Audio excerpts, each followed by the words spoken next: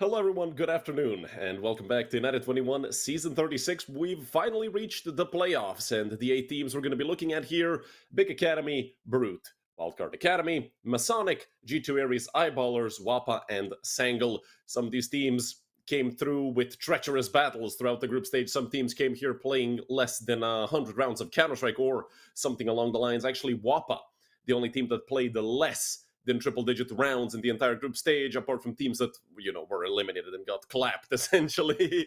Wappa played 93 rounds of Counter-Strike throughout the entire group stage, and they're one of the teams that we're going to be looking at today.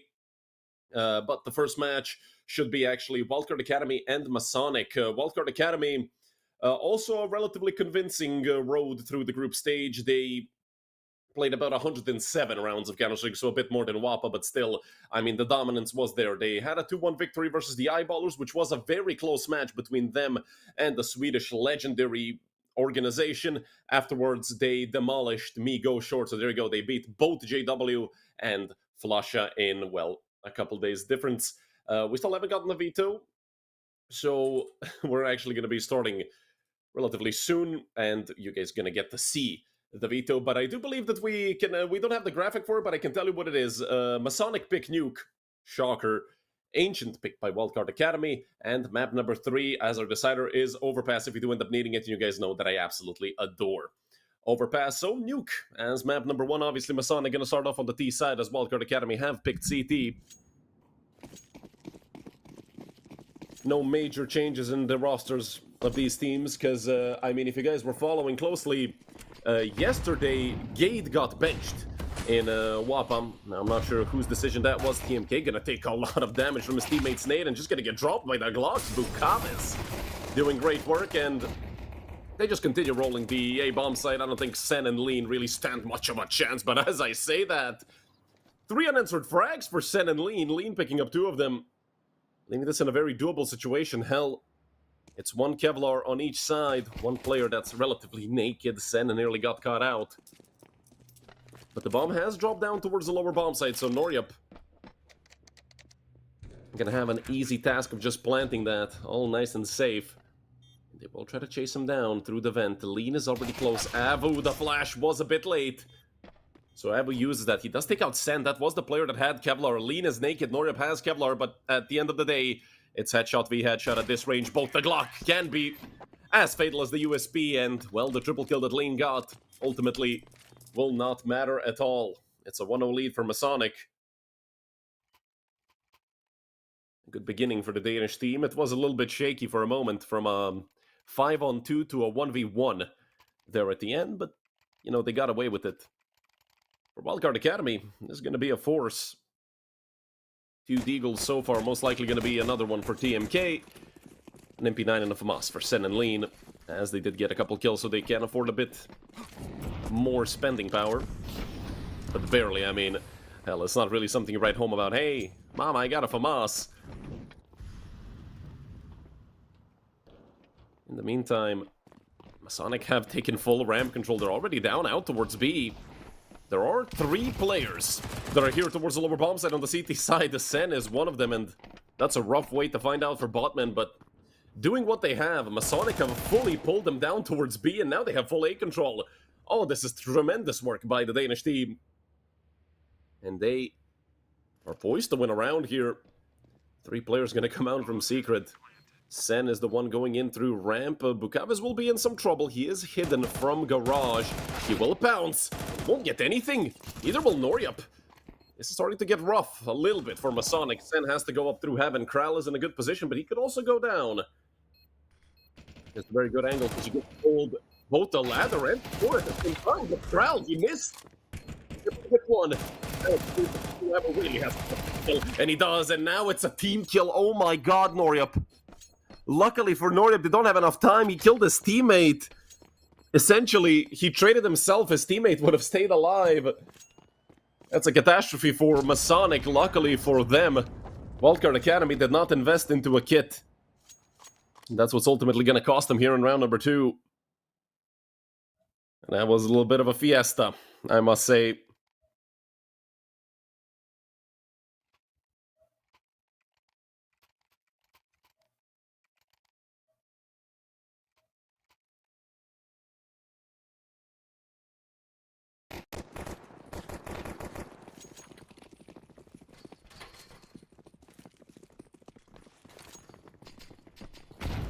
Once again, it's a force for Wildcard Academy. They know how much damage they did to the economy of Masonic, killing all 5 of them. And look at the utility for the Danish team. Danish teams, especially on Nuke, widely recognized for their utility usage. And right now, they've been chopped down to 2 flashes in the smoke. They do have 3 AKs and 2 Galils, but who cares about the weaponry? Although, I mean, speaking of utility, Wildcard Academy is not that much better. They have 4 nades remaining, as opposed to the 3 that Masonic have. Although that utility has bought him almost a minute worth of time, as there's a less than minute 10 left on the clock. Wildcard Academy, just waiting for that overstep, waiting for that mistake to happen. It will be a smoke for Mini, and that will call MHL over back to come in through Heaven and hold off outside, but so far, doesn't seem like Masonic are going to commit to crossing into Secret for the time being. They've actually sent 3 players back towards Lobby, and we might be looking at a split in through Mini, which could be fatal for this defensive setup that Wildcard Academy have going on, though with 3 players on the A-bomb site and a 4th one on Heaven, this could be actually bad for Masonic. They do go 2 for 2. The trades are here. 1 player towards CT Vent, 1 coming in from Heaven, but they do finally take down Lean. Great nade thrown onto both Botman and Bukavas, and what a shot from MHL. That's the full HP player gone. Hell, they've killed everyone. All they have to do is take down Botman. And Wildcard Academy's 2nd force in a row, but this time, it's going to be a lot more successful than the previous one. First round on the board for Wildcard Academy.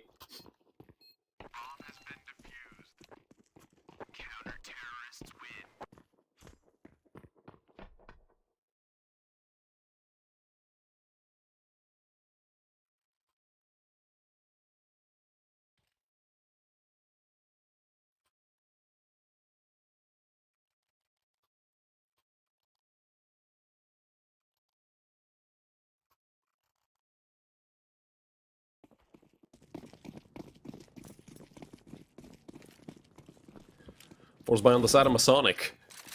But it's not looking as good as the ones that Wildcard Academy had. Just a single Mac 10, 3 Tech 9s and a Deagle.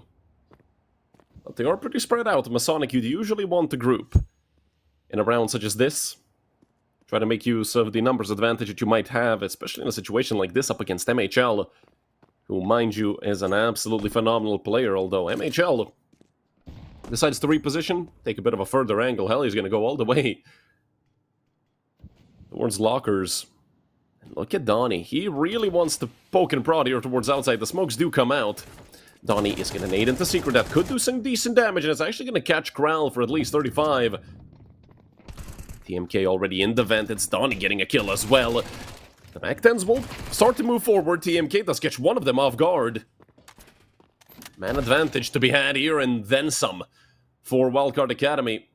A little bit of a sacrifice towards that lower bomb site. I'm not sure what Bukavas and Botman have been doing. 2 Vestagar twins. Should be a routine cleanup now for Lean, essentially. He gets 1 dig. It was close, but 2 kills for Lean to close it out. This man has been causing a lot of trouble so far. 7-2 is his scoreline.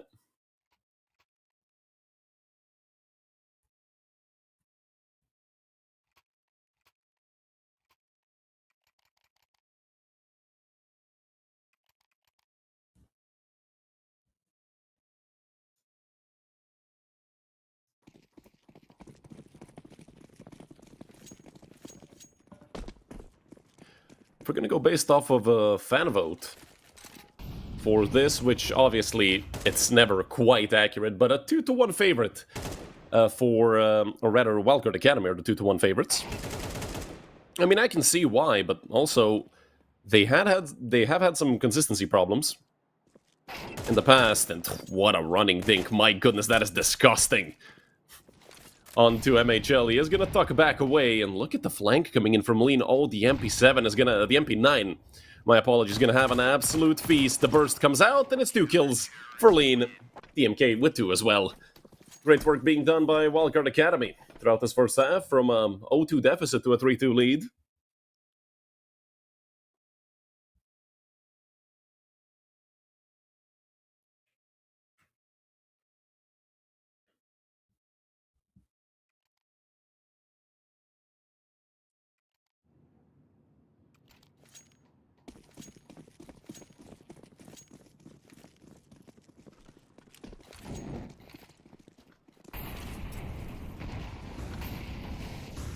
Util coming out towards the upper bomb site, but it is mostly the defensive one coming from Wildcard Academy. This is just routine stuff right now, and if there's a team that is going to give you a default map of Nuke, it's definitely going to be Masonic. But the way they work around those defaults is actually what brings them so much success. Obviously, you ask anyone, what's the best map for Masonic? 99% of the time you're going to get the answer, Nuke. Which I'd fully agree with. And Masonic had issues in the past where they would open up a best of 3 with their map pick being Nuke and then winning it. And they would simply fizzle out and just fade away across the other 2 maps. Now this could get caught here. Oh, the crouch peek.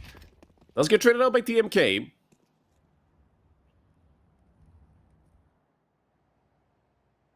So this round will continue as a 4v4, about 45 seconds left. Still not a big reason for Masonic to rush, and look at the check from Sen. MHL does not get the trade. Kral has been left with 20 HP. MHL will eventually connect the headshot. What would be being open, of course. Masonic gonna use it to their advantage. The bomb gonna get planted. Avu up close over towards Shadow.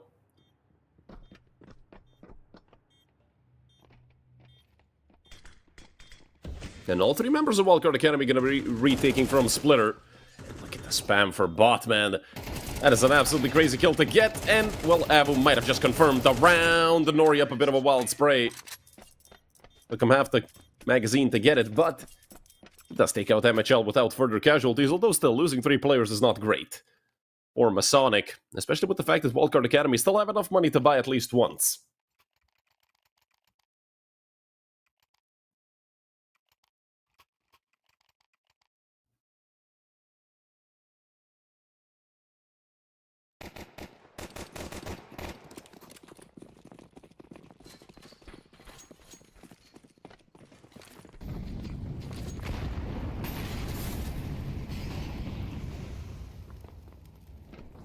Cav is waiting behind the molly. It does seem like Masonic want to hit A bit quicker than usual, but Cav is very low. They just all line up here, and TMK turning back around. Incredible work from Wildcard Academy's defense, holding up essentially perfectly. TMK did take some damage, but I do believe that was utility. Noriup is left all alone in a 1v5. It is just not something that is ever doable. It would take a massive blunder for multiple players on the side of Wildcard Academy to even give Noriup a chance. He is tucked away still towards Hut, perfectly safe for now, but as soon as he goes forward, TMK, or maybe not. Anyways, he should finally get cleaned up. It's gonna be Lean to take another double kill, up to 11-3. Lean doing a great job in these first 7 rounds.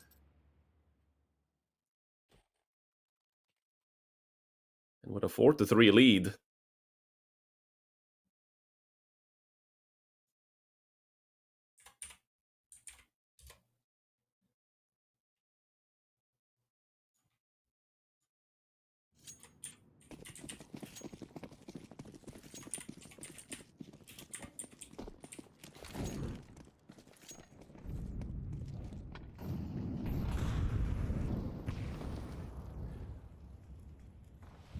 'Just Glocks with a single deal and a single P250 for Masonic.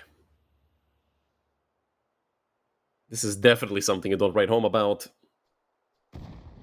This is a round where you don't really stand much of a chance anyway. It would take for the stars to align perfectly and all the planets to align here for Masonic to win this round.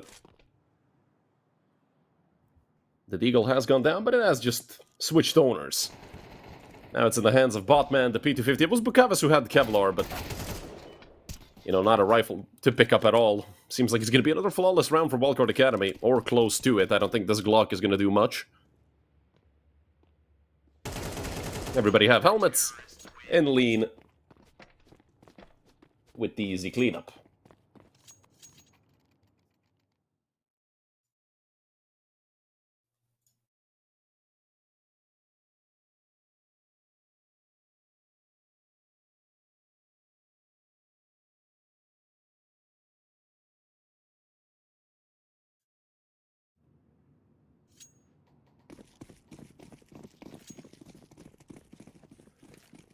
Five AKs on the side of Masonic. There is an open play for Wildcard Academy. Donnie's looking to be hella aggressive over towards outside. He's already out. Oh, this is great work from Donnie. I don't think at this point you go to check, especially seeing TMK in that position. The Portuguese player did everything he could to bait for Donnie, and Donnie is about to line them all up from behind, or maybe not. Botman, he's aware of it, but not fully. Was looking towards the smoke, expecting somebody to maybe be sitting over towards Useless. And now Bukavis is deciding to flank. So who's really flanking who? Luckily for Donnie, he's long gone. He's already out. Almost into credit card, essentially. He is still relatively open, but does have a lot of angles to work with from that position, if anything. And if they do drop some util, could look to spam it. A 3v5 for Masonic. It's not looking great.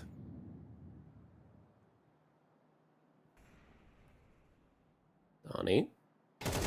Oh, what a pre-him from Bukavis. Incredible shot. B left open again by Wildcard Academy. It is the site you play to retake. And look at Noryup. What is his plan? Will he get flashed through? I don't think the answer is yes. Noryup is just going to sit in that smoke.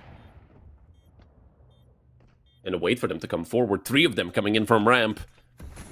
Utility coming out Molly as well. Noryup will not even be touched in the smoke. They're still looking at it, and they were ready for Noryup, leaving just Bukavis all alone in a 4v1. He has been flanked by TMK, although he does turn around in time. Still full HP of 1v3. Time is slowly running out.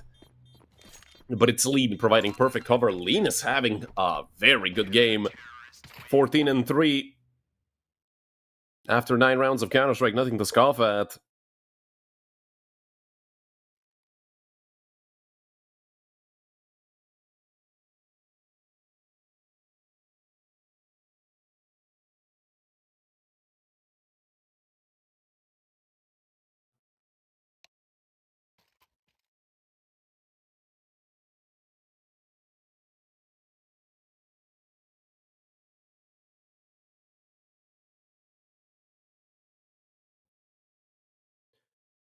Tech ball's called by Masonic, I'd say for good reason.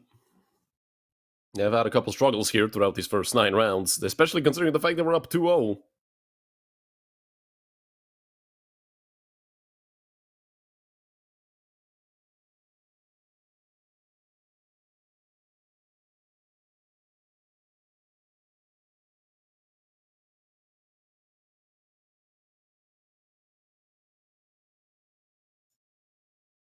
So let's see if that timeout is going to change something.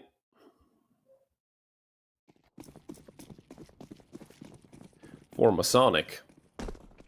Might see a bit of a quicker round played that has become the trend in modern Counter-Strike. Once your opponents call for that timeout, or if you call it, you just go and run out A, and that's exactly what's happening. Lean can't see a thing. And he gets taken down. Molly out for default. That will do some decent damage. Especially with the nade coming through as well, but the Molotov in Heaven is going to stop the retake for now.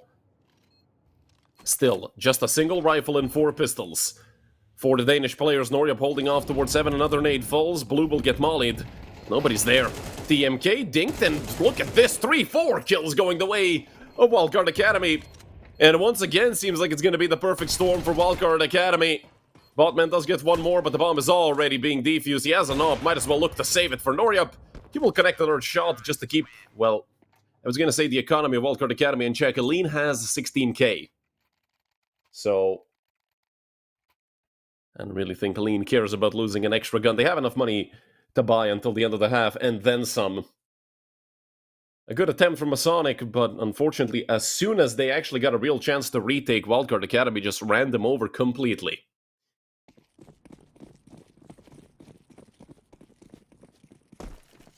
This time they do have a full by Masonic. They would need at least 4 rounds, I'd say, on the T side of a nuke. It's not as CT-sided as back in the day, where you could go, you know, when it was MR15, you could lose 13-2 at the half, and then win the game 16-13. That was NIP won that game. I think it was against LDLC, or anyways, I think it was a French team. I'm not 100% sure about which, but it might have been LDLC.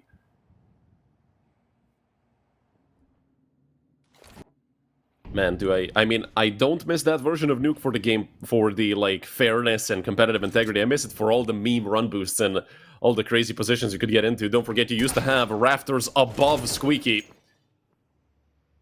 2-for-1 trade in the favor of Wildcard Academy has been gotten back by Krell. Sent a bit of a wild spray that does finally connect. It's Noriup and Botman.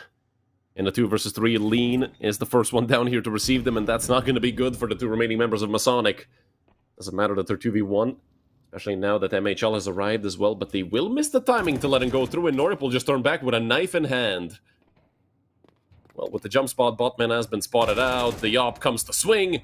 Botman, not a chance. It's MHL to go up into the double digits as well, joining TMK and Lean as the only 3 players to do so, I believe. I don't think anybody on the side of Masonic really has been fragging. Really, Masonic have gone fully stagnant. Not even that, they've completely fallen apart on this T side of Nuke. Obviously, this being their map pick and this being Nuke, Masonic always have a chance, even with 3 rounds, even on a 9-3 half, potentially. I'd still give him a decent shot at coming back, but they would need everybody to wake up. I mean, usually, you see Nuke, it's either Botman or Bukaves wreaking havoc. And right now, not a single player on that entire team is doing anything at all. But Noriup, hey, he connects a shot. This is the first time we see a man advantage early for Masonic, that it isn't some crazy rush. And Krell, incredible shot that connects. He is looking for more, but he's just looking. Not gonna pick up that extra frag. Donnie now forced to go into a passive angle, does drop to an extremely defensive nade. He's going to immediately go towards Catwalk. Masonic have shifted all the way up to single door, but they're second-guessing themselves as well.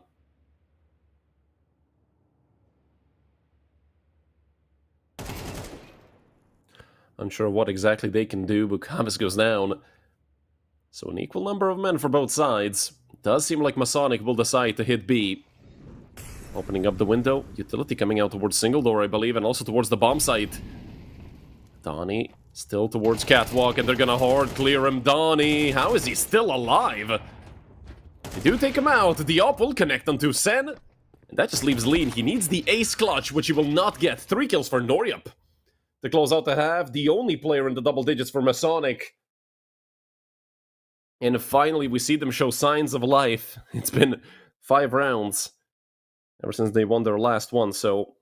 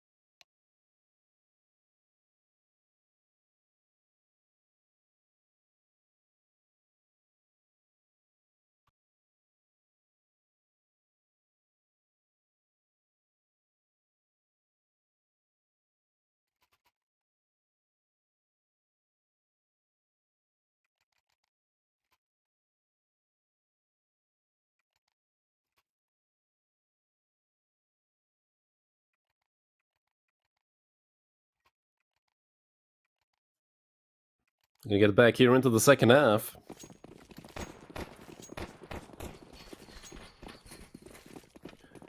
To start off, a either potential comeback for Masonic or essentially the end of the map, depending on whoever wins Pistol and obviously gets the second round as well. So far, a 1-for-1. Bukov is doing great work. 3 kills on the dualies, and it's a complete shutout from Masonic. Bukaves, he was quiet. Well, the entire team of Masonic was essentially quiet for the entire first half. Now we finally see them kick back a little bit. Or rather, fight back. And get that round away from Wildcard Academy.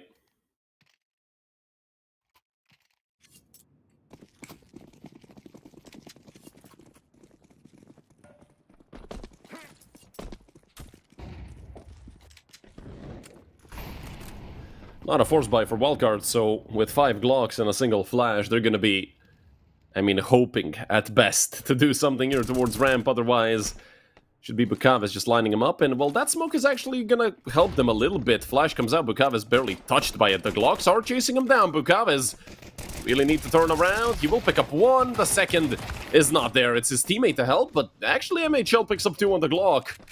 Might even have enough time to plant the bomb. Avu just has dual Berettas of all things. Sen gets a kill. The dualies will come out to play.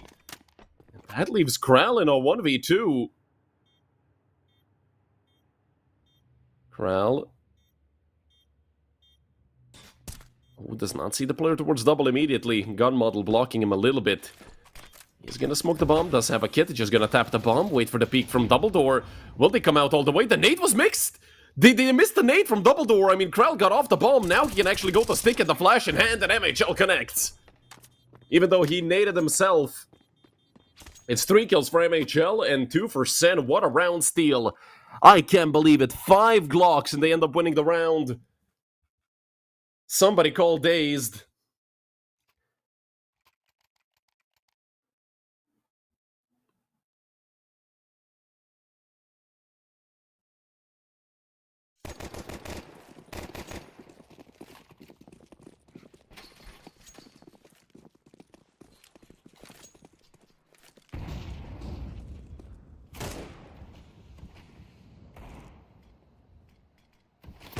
Nori up. Great shot. Down goes TMK.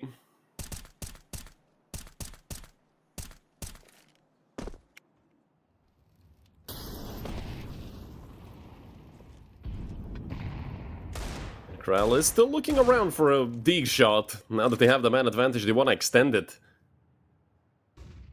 I mean, going off of such a round steal, the best thing here for Masonic is obviously the fact that I think it was Abu who played dualies, dropping a gun over to Norib so he could have enough money for an op now. The only problem is, well, they lost that round. I'm not gonna say because of it, but it was a factor. Definitely Abu, if he had an MP9 from Doubledore, could have done so much more. I mean, still losing a round to 5 Glocks, there's no excuses. I could fish for them all day long. Masonic royally fucked up doing that, and I mean, you can tell. If they get reset now, oh, that's gonna be treacherous for the Danish team. Although they do have good positions with these pistols to counter an offense towards the A-bomb site. Sen will look to swing out. Shaky aim, but it does connect into the head of Avu, and a 3-for-1 trade. Ever since losing that first player, Wildcard Academy, they've been seeking revenge, and does seem like it's going to be a 10-5 lead for Wildcard. No questions asked. Rip is towards lobby. Oh, the timing couldn't have been worse, but Donnie jumped into the roof and got stuck. Ay, Donnie. That's a big misplay. Luckily for Wildcard Academy, still, I mean, unless it was a 2v1, which it's not, I don't think Norip and Bukavis would ever commit to this. Although Norip does have a kit, so if they did want to, they could have.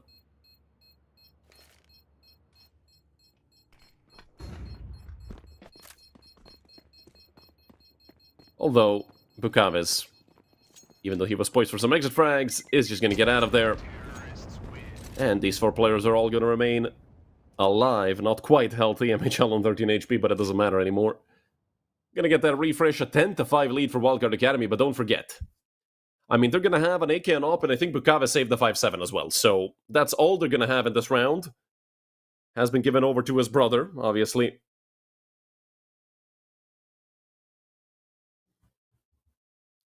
At a 10-5 lead.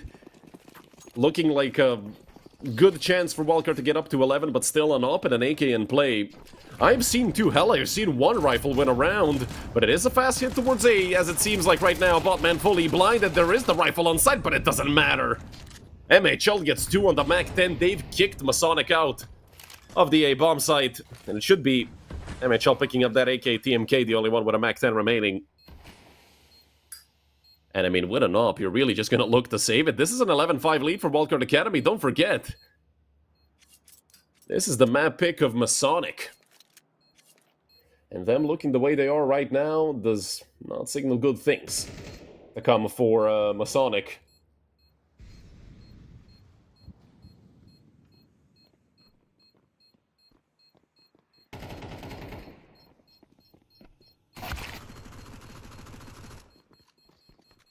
Krell. Maybe something with the USP, but no. If anything, Noryup will stay alive, which is great. For Wildcard Academy, their economy has blossomed very nicely. Losing only a single player here is going to be very detrimental. Hell, MHL is almost on 10k. He's missing 50 bucks to be on 10k, 99.50. Noryup has been slanging that op around the entire time. He has had impact with it, unfortunately. Those rounds were him being surrounded by pistols. So at 11-5, Masonic face reset again. They have to win this round. This is a do-or-die situation for Masonic, even though the score isn't a do-or-die situation, but being at 11-5 is not that much worse than on being on 12-5. Obviously, we still have some room for error at 11 rounds, but that's why Masonic need to win this one, and then if they make a mistake further down the road, it's not going to lead to them instantly losing the map, but still. Wildcard Academy, they've had such a good map so far. It's only Donnie who's really on, like, a bad score, 6-13. But even he has had his impact. And also, Donnie does the dirty work. A lot of the time, him, you know, running around and playing those aggressive angles, positions, whatever. And, I mean, look at this. I mean, as I'm talking about it, Donnie, he flies out from the roof of Mini. He has so much space right now. They know where Kral is. That might lead to his death, and it's actually just Kral getting traded. Abu did push up all the way into Squeaky. 3 players towards the A-bomb site for Masonic, just Bukaves down towards B. And right now, Abu is looking to go towards ramp. Nobody's here, though, for Wildcard Academy. I feel like Masonic are aware of it. Abu just wants to take a deeper angle, maybe here if they want to.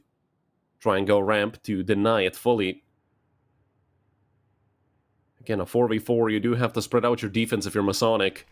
They have opted to put more of them towards the A-bomb site, which right now is the correct call. A molly for heaven will lead to Donnie, maybe even checking Forbidden, or maybe not. Evo gets a kill, and Botman gets one as well. A 2 versus 3, the bomb is in the back of Lean, but will they decide to go down towards B? They will go straight into Bukaves, who picks up 2 to close it out. Great work from Masonic. I was talking all about how they have to win this round, and they do win it. Just a couple more to bring it in close. And Wildcard are going to start feeling the pressure.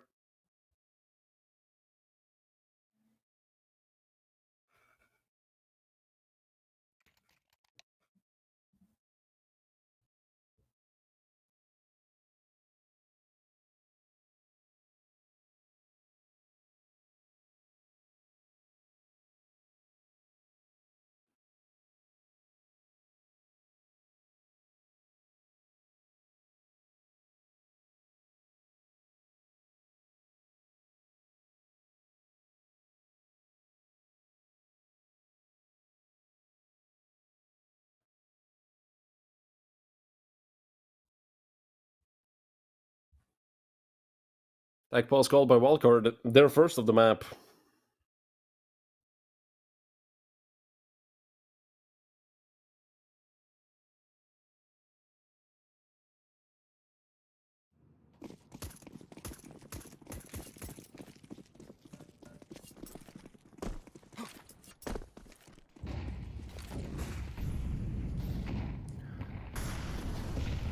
Full buy for Wildcard, although now they're the ones that could get reset if they lose this round. Still though, Masonic don't have money even after winning the round, so for them, this is another very important round to win. Obviously, mounting a comeback at 11-5 is very difficult. They got that first step down, though. Now being at 6 rounds, getting blocked is crazy. But it happens, you know, from time to time. Hell, tier 1 teams sometimes get glocked. Obviously not for the same reasons, though, that it happened here. For here, it was just, you know, unfortunate positioning for Masonic's members. But, you know, that's in the past. I'm sure they've already forgotten about it. Oh, and Abu catching Sen off. So a 3 versus 3 retake. Again, the B-bomb site being left unattended by the CT side. Donnie has a very good angle towards the right side of Splitter. They will molly down towards default. The bomb gets tapped. 2 players burning up. Abo gets the first. He finally does get traded, but it's his Molotov post-mortem to take another kill for Abu. Mind you, this man was like 3 and 13 at one point. So him stepping up does mean a lot for Masonic. Especially with Botman on the flank. Once again, it's 3 kills between the 2 twins. 2 for Bukavis, 1 for Botman. And Masonic are really making a push for it. I mean, imagine if they didn't get Glocked. They would have had a relatively easy path to a comeback. I mean, score-wise, obviously.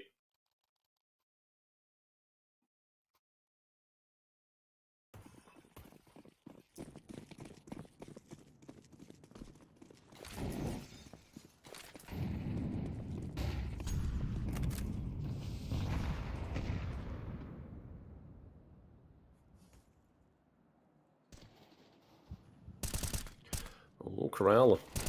A bit of a gap here in the smoke, and Corral lines 2 up. Great work for Corral. Somehow, I don't know why, but Corral is always like -10. My goodness, this man has such good aim. But for some reason, he does die quite a lot. I mean, he's died in every single round so far, but this one, I mean, hell, it's gonna be exception. You can't die if you ace them. That's for sure, and I mean, at this point, just give him the ace. Just bait for... Eesh. Eesh. The saga continues for Corral. My god, what a shot. And it's the bottom fragger. Of course it's Donnie to nail him in the face. It was Donnie, I believe, right? I'm not going crazy, but I mean, it doesn't matter. Corral is going to be happy with the 4 kills.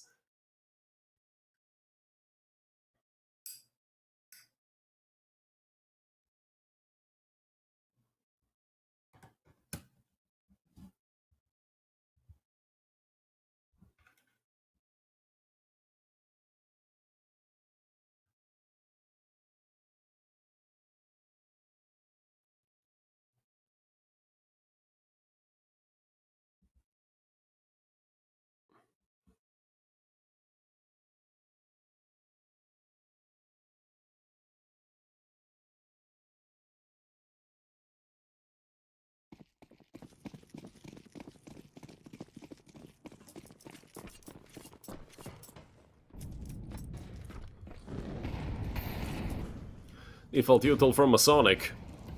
It is a full buy for Wildcard. They are missing some util, but not that much. Ooh, nearly a connection, and it's TMK. Take the hat off of Krell. Luckily, a quick trade doesn't sue. A little bit of damage taken by Norib, nothing too scary. Still 57 HP, more than enough. As an offer to get into a duel with an AK and get out alive. And victorious. TMK has great timing. Already crossed into garage. Nobody's actually holding outside for Masonic, which is a little bit weird to me. They've had 2 players turn around back towards ramp.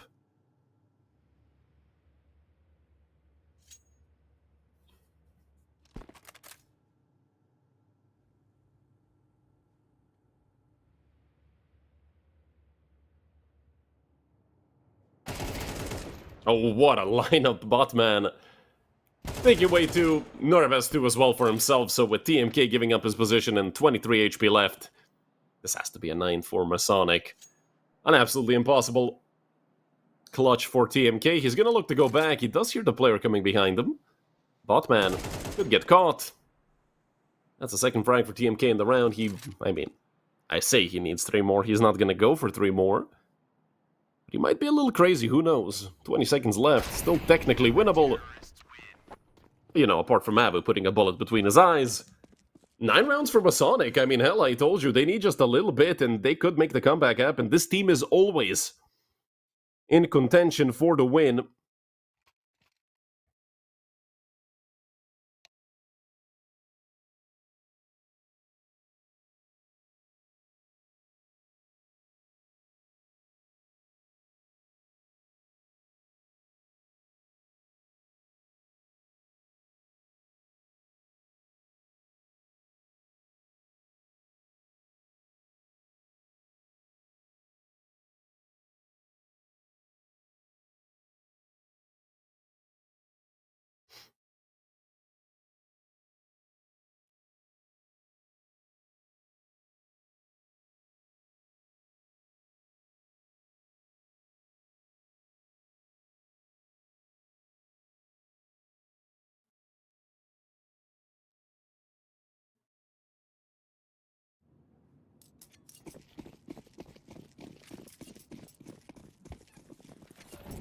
One more pause going through.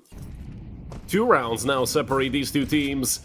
And it might all come down to one. Because with pistols, Wildcard Academy shouldn't be looking like the favorites here. My goodness, Kral. He's been on fire these last few rounds and, well, getting his revenge against those pistols just a little bit. Still, though, I feel like Donnie has a marker on his back that Kral would like to pick up.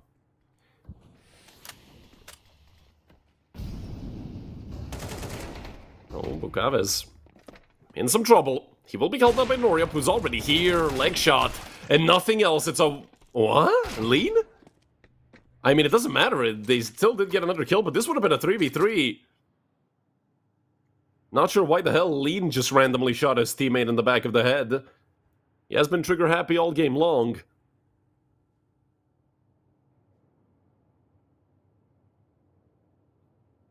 Second team kill of the map for Wildcard Academy.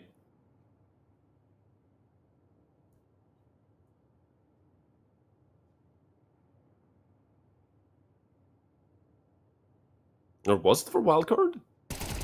Might have actually been a Masonic that got a team kill, but it's the second team kill of the map. Although I don't think it really matters when Botman cleans them all up. And I love the resurgence of Masonic here in the second half, going from 11-5 to 11-10. Is not an easy feat by any means.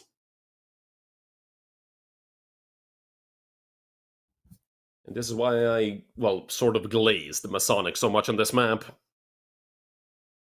They are a team that can make the comebacks happen. Although I'd much prefer to see them just be dominant from the start and not have to make a comeback. Spoken like a true coach.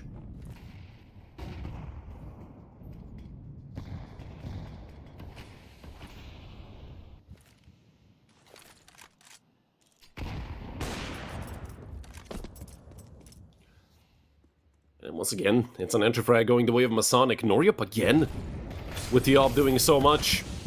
Potman will just smoke himself off, but the hit will not be coming through. This is just some utility to look to shift around Masonic, as Wildcard Academy sent 2 players down towards Secret.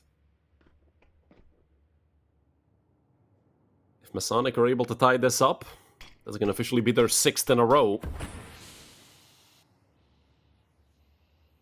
But I mean, this comeback is already impressive as is. Just 1 more to tie it up. Just 4 more kills to tie it up. They got that entry a long time ago. Courtesy of Noryup.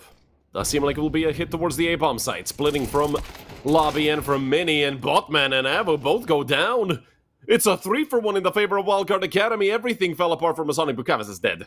No chance. He turns back around. The Galil will be more than enough. And now Kral left in a 1v3. He's able to get 1, but it doesn't matter. MHL up to 20 kills, and so is Lean. A 12-10 lead, and just like that, all talks of a comeback come to a halt. 2 map rounds in a row for Wildcard Academy. It looked so good for Masonic. Hell, it felt like they were about to have a 4th player on the A-bomb side. They read it perfectly.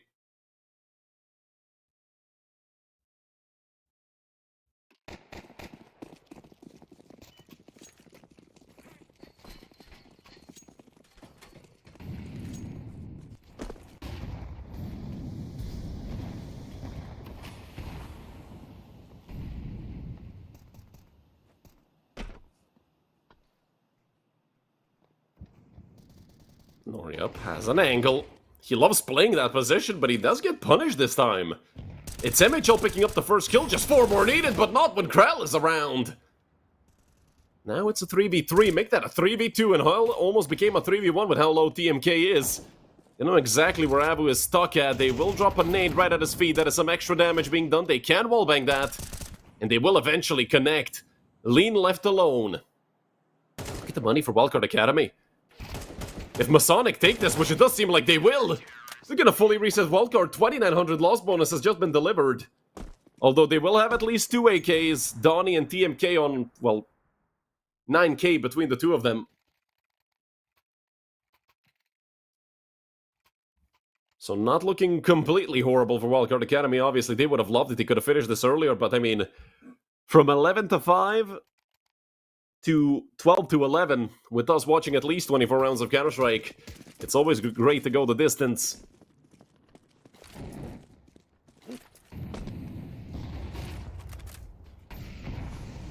Krell does look towards outside. Maybe expecting somebody to get caught off guard again. There's that gap in the smoke that could be fatal. But this time, luckily for Wildcard Academy, Krell is not going to have too much success spamming the smoke. Somehow TMK took about 36 damage, so obviously something connected, but I think it was actually a grenade at the start of the round and nothing else. You know, 30-something HP seems like prime nade damage. Just a random single nade falling somewhere. But you can tell how different Wildcard Academy look now as opposed to when they were 6 rounds up. They've given a lot of new earned respect to Masonic. Look at TMK. If he connects the headshot, that could be the final nail in the coffin for Masonic. He does nail Krell, but Botman's quick on the trade. Good molly thrown towards single door TMK. He knows he can't really go through it with that smoke. It's gonna allow him to go forward. Botman's still fighting, and it's 2 unanswered kills for Wildcard Academy. This might be all she wrote for Nuke Masonic. They gave it such a good effort. It's a shame we don't at least get to see overtime. But hold on, it's not over yet. Noryap has had a very good map. He's the best one on the side of Masonic, certainly if we just look at stats, but fully blinded off the angle. Nearly losing his head. TMK still around, does not connect. It's a chance over to Noryap. 25 seconds left on the bomb. The molly will come out. Perfectly placed, but TMK, the Portuguese player, wants to go to map number 2, and it's a shutout towards the end. 4 alive for Wildcard Academy. It took him quite a bit of time. 13-11. They couldn't have possibly stretched it more. DHL, my goodness, that's a great profile picture. They couldn't have possibly stretched it more without going to overtime, but hey. Props to Wildcard Academy for stealing away the opponent's map pick. Map number 2 is Ancient. Probably the best map for Wildcard Academy. Masonic are pretty good there as well. So it's definitely going to be a fight to the end. Don't forget, this is a double elimination bracket. So even if Masonic do lose today, they're still going to have a chance in the lower bracket. But obviously, you don't want to be in that lower bracket where you know one lose is going to cost you your spot here at United21 Season 36. We're going to go on a short break. You guys follow the timer, and we're going to be right back in about 12 to 13 minutes.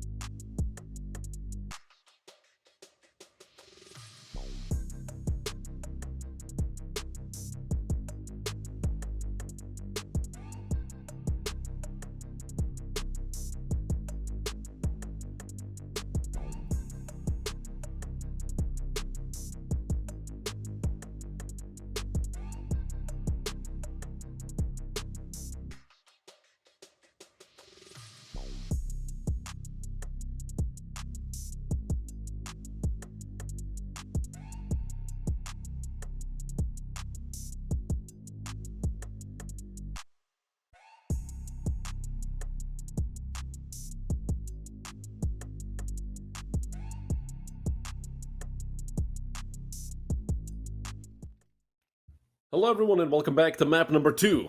Here in the first match of the playoffs, Wildcard Academy took away map number 1, and even though the scoreline suggests that it was an incredibly close game, which at the end of the day it was, throughout the entire map, it was domination on the side of Wildcard Academy. At one point they had an 11-5 lead, so obviously Masonic gave it a hell of a shot at trying to come back. Unfortunately, we fell a single round too short. Kral was a player that, went essentially -10 the entire game, but he had such important rounds and such good shots hit. And it's Kral and Noryup just opening it up very nicely. A 3-for-0. And make that a 4-for-0. Only Lean left, and hell, we might be looking at a round for Masonic without a single player lost. Lean will slowly make his way forward, but with a Glock in hand.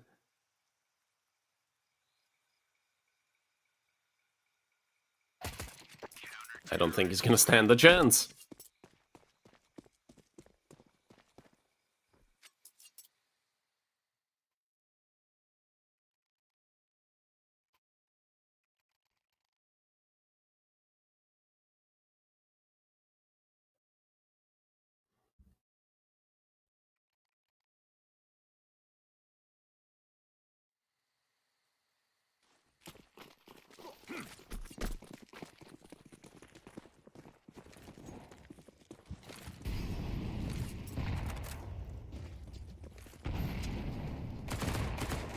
Hit towards B for Wildcard. It's not a force, so hell, Buttman even has a chance to get an A. Oh, whoever gets the first kill, essentially, but they're all gonna split him between each other. Buttman with the Glock looking to finish it off. 3 for him, 2 for Avu.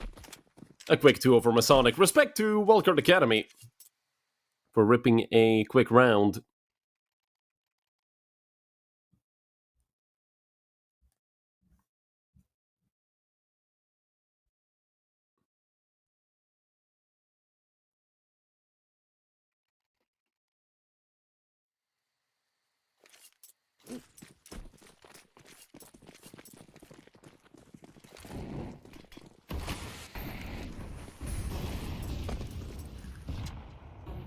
Oh, and look at the aggression from Botman. Oh, I thought he was gonna get closer.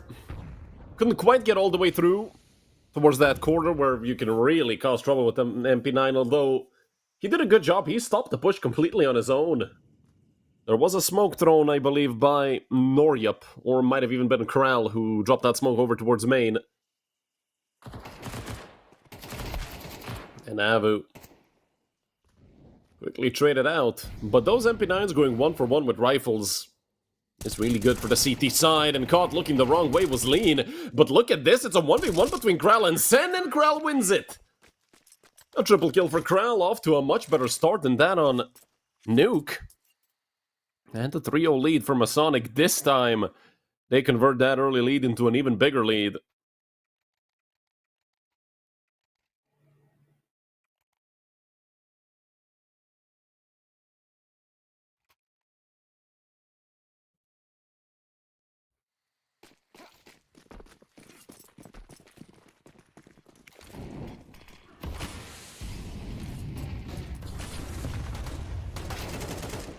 And the push through mid.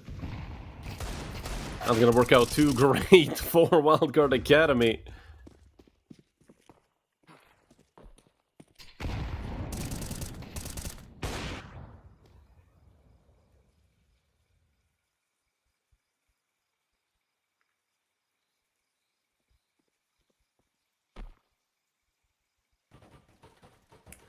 Auto shot in the hands of Avu.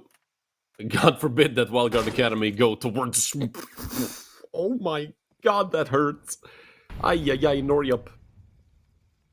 I mean, that's literally the term getting blasted. What? First of all, how did half of those shots miss? Second of all, how the hell is Avu alive, let alone with 90 HP?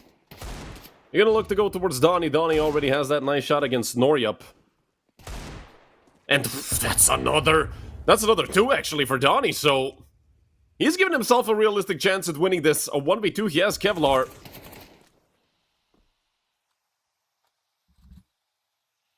Donnie slowly but surely moving forward. As the auto shotty ringing off a couple of shots, 30 seconds left. The bomb is not in his possession. The bomb is here in Cave, and he's going to have to go and fight for it, but oh boy, I mean, even if Donnie goes down without getting another extra kill, he has done so much to ruin the economy of Masonic. Still going with that shotty. He will spot out one more player, but it's finally Krell.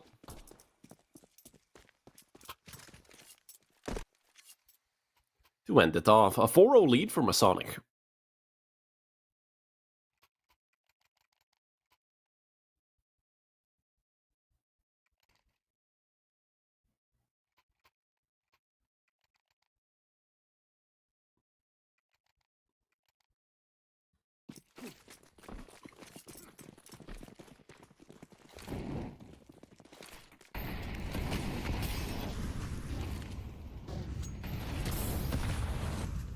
With control taken by Masonic, but not for long, or maybe they just retake it, because TMK going 1 for 1. It's not enough here for Wildcard, and Lean actually a very important kill to get.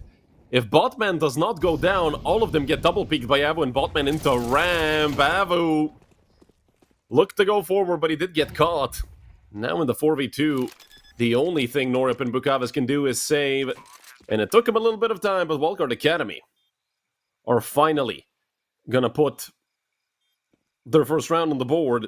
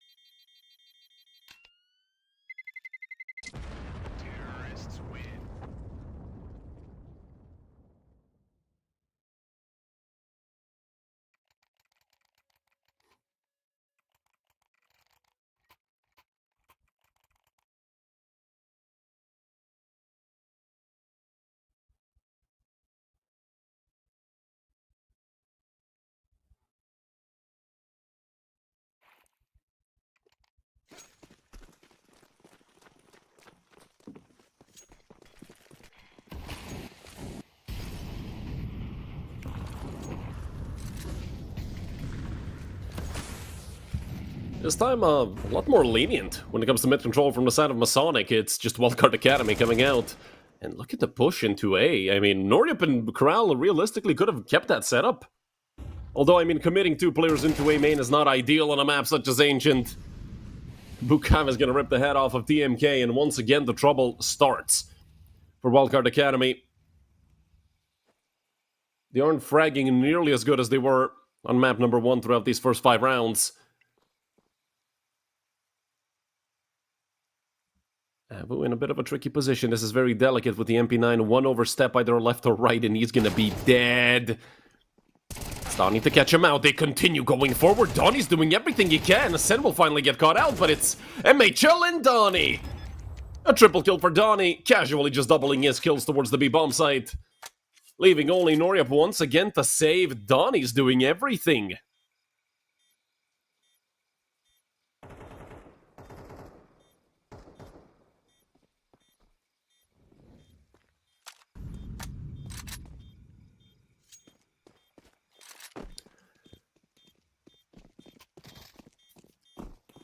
With only Noryup left, it's going to be an easy second for Wildcard Academy, although courtesy of Donnie's phenomenal aim. Donnie and Krell, to me, feel like very similar players. They are the 2 guys that are going to do the dirty work. They're the ones that are going to be, you know, 5 and 15 at one point. But don't give them an inch, because they're going to take, like, 5 miles, not just 1.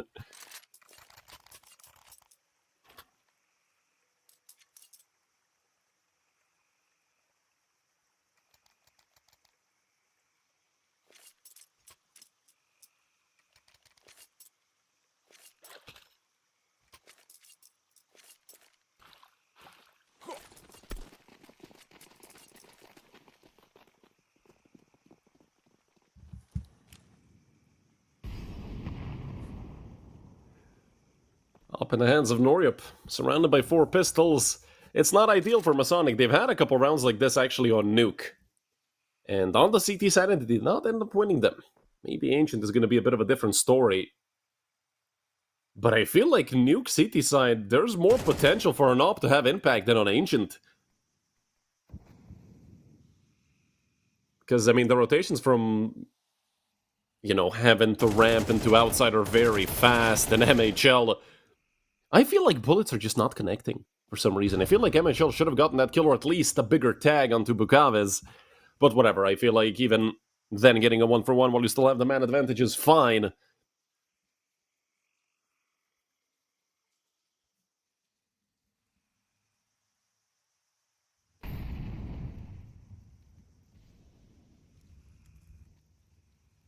Ooh, San. For a sec, I thought Kral was going to look down. It does get one, but immediately traded by Donnie. Great work and great spacing by Wildcard Academy.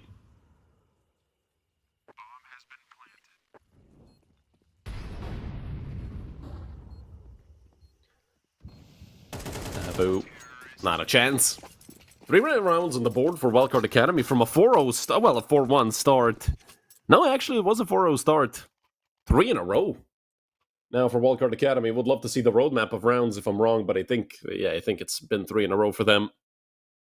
Not looking great so far. For Masonic throughout these last 3 rounds, obviously getting off to a 4-0 start is great. And again, if they get reset now, oh, it's going to be horrific for the Danish team. But obviously, Wildcard Academy have to win a full by V, full by round first. Good nade gonna fall over towards lane. 3 on B to start off for Masonic. That is... I'm not sure if I can call it the default on Ancient, but it's, you know, a variation of the default. Where you, instead of fighting for mid, do decide to, you know, drop some extra utility over towards B. Look for some early damage and...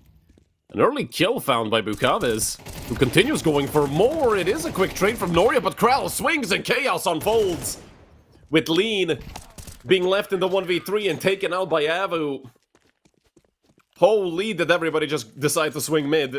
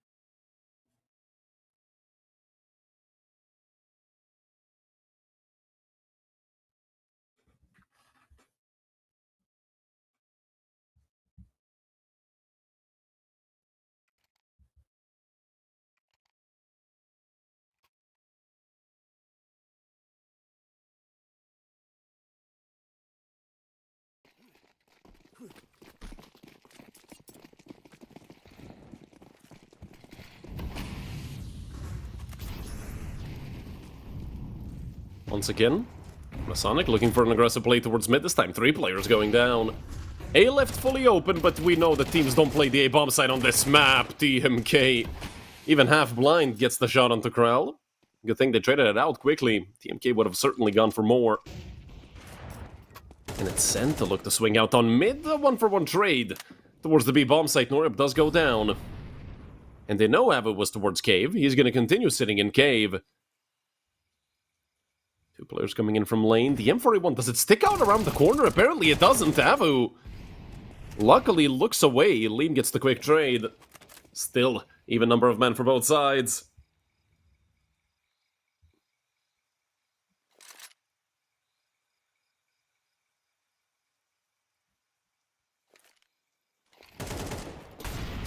What a shot hit by Lean. Again, Lean is causing trouble. A bit of a slower start for him than on Nuke, but he is just gonna make up for it in this round alone. 4 kills for Lean. All of them quick headshots. Lean doing great work. Or at least the last few were quick headshots. 4 rounds on the board for Wildcard Academy, especially with the fact that they've ruined the economy of Masonic.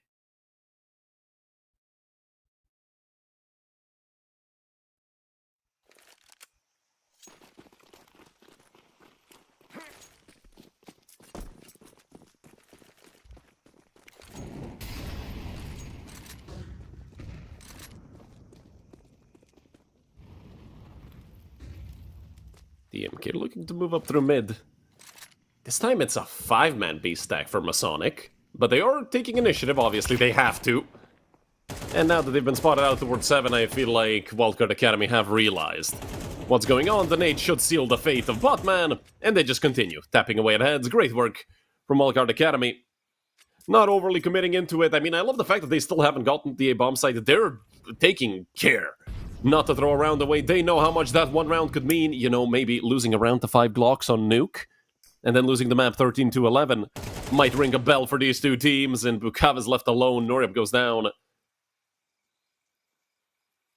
There's really no chance here for Bukaviz, so all he's going to be doing here essentially is looking to get an exit frag, maybe pick up a gun somewhere, but I don't think either one of those is going to be happening here for Bukaviz.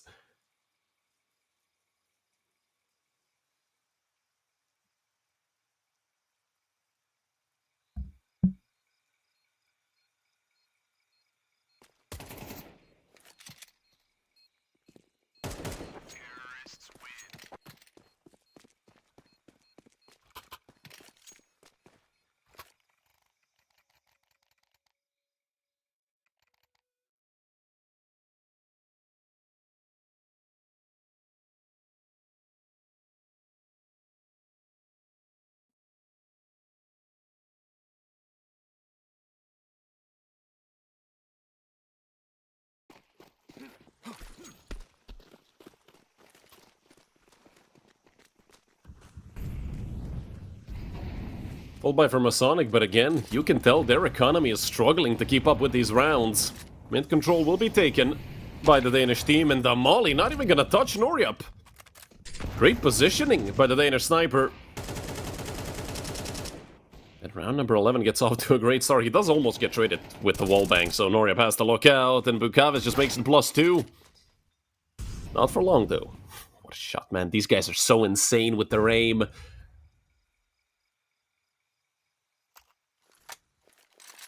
You can tell why Wildcard went through 2-0 through the group stage. Wildcard will continue into the B-bomb site. 3 players already towards Speedway. And oh, MHL. That's another one for Wildcard Academy. It's a 3v3 and MHL is relatively low, but so is Noryap, and he doesn't have even any Kevlar.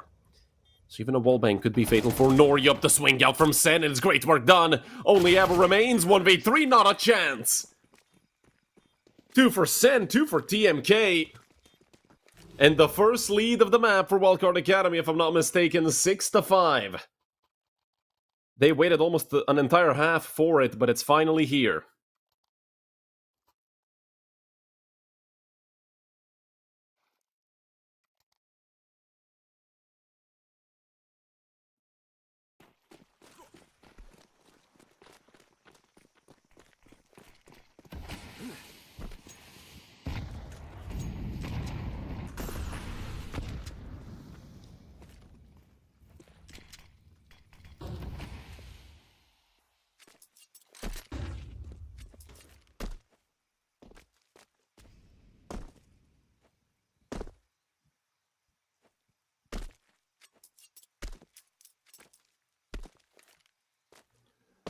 Three towards B again for Masonic, and there's another flank happening. Don't forget, last round they also got flanked. This time it's Noryap with an MP9 already in T-spawn, and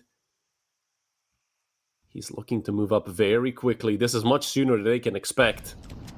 There's still over a minute left on the clock, and Noryap is already hot on their heels. Noryap gonna cause trouble with this SMG for sure, just has to get close enough. The bomb should get dropped. Noryap, one and only one. With all these crazy trades happening, the entire kill feed gets filled up. But it's Wildcard who get, well, the longer end of the stick. Being in a 2v1. It's Krell who has to clutch up against 2 players, and Sen is not gonna give him a chance after all the chaos. It's Wildcard Academy winning 7 out of the last 8 rounds. I mean, hell, they were close to winning 8 in a row. You have to give it up for both of these teams and their mental resilience. But how good they are in making these comebacks happen.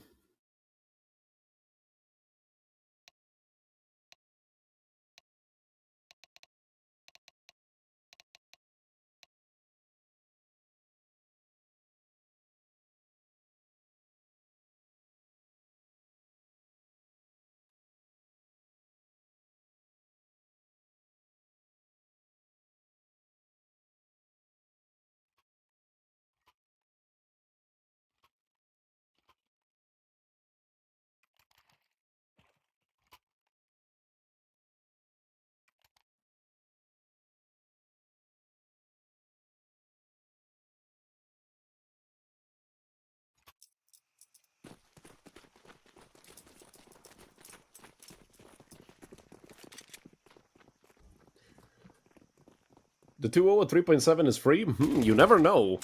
I mean, hell, Masonic can be a very tough nut to crack. I mean, you saw map number 1, even down 11-5, they still made it close.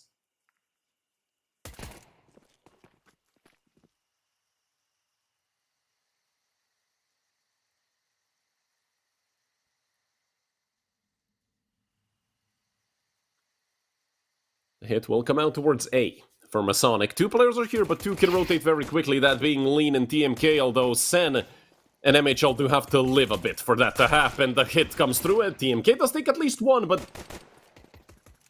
a 2-for-1 trade in the post plant. This is going to be one hell of a difficult retake. TMK did come through, and he just gets jump shot by Botman.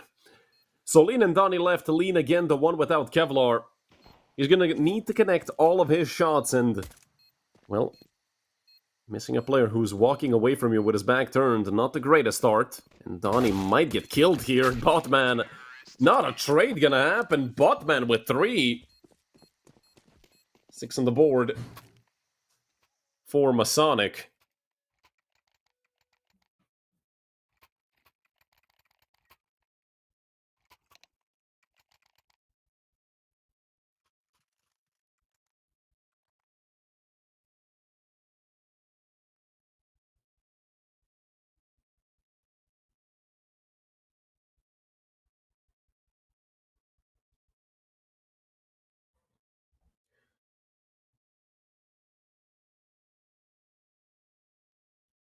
This Masonic team weak on Ancient. I mean, yeah. They're, you know, they're not good by any means. They did lose quite a lot of maps just in the last couple of months. I think they lost all their games on Ancient, actually. Let me go check real quick. No, they've lost 7 out of 8 games played in the last couple of months on HLTV.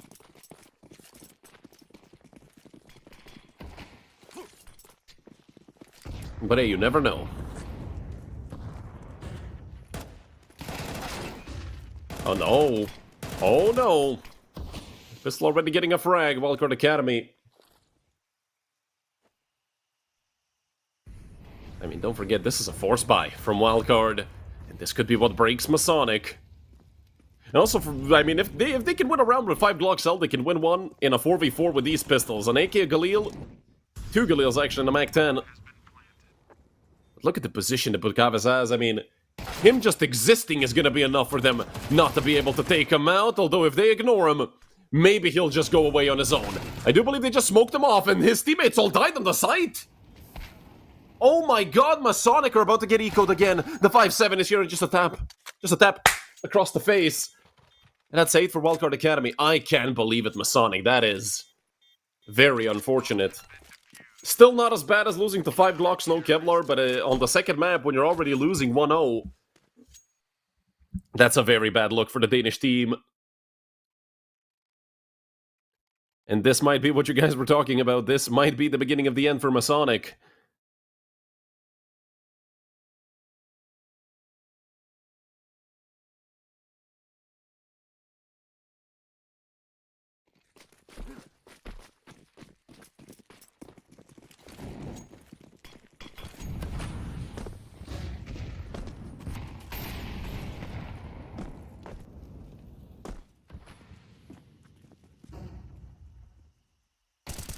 TMK, aggressive position and a horrendous spray, unfortunately, and now they've given up 2 kills.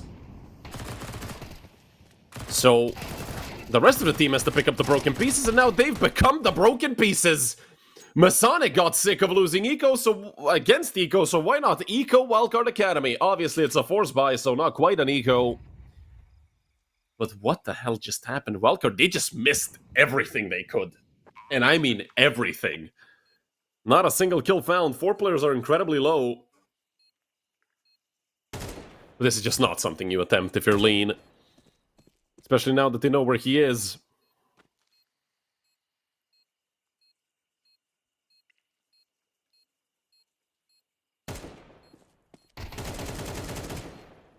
And still, nobody is going down on the side of Masonic. I mean, this is just a round. They have a Guardian Angel sitting over top of them.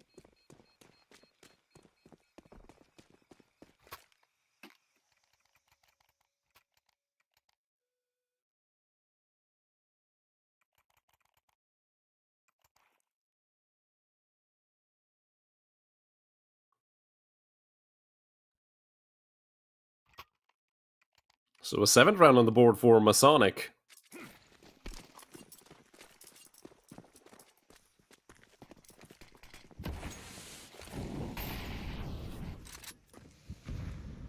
Oh, it's Wildcard, the ones that don't have money, and are these guys really just gonna keep winning these rounds? I mean, no way. No way, right? This has to be just, you know, a couple random rounds, but let's see. I mean, a 5v4 for Wildcard Academy, yeah, they still have 4 pistols.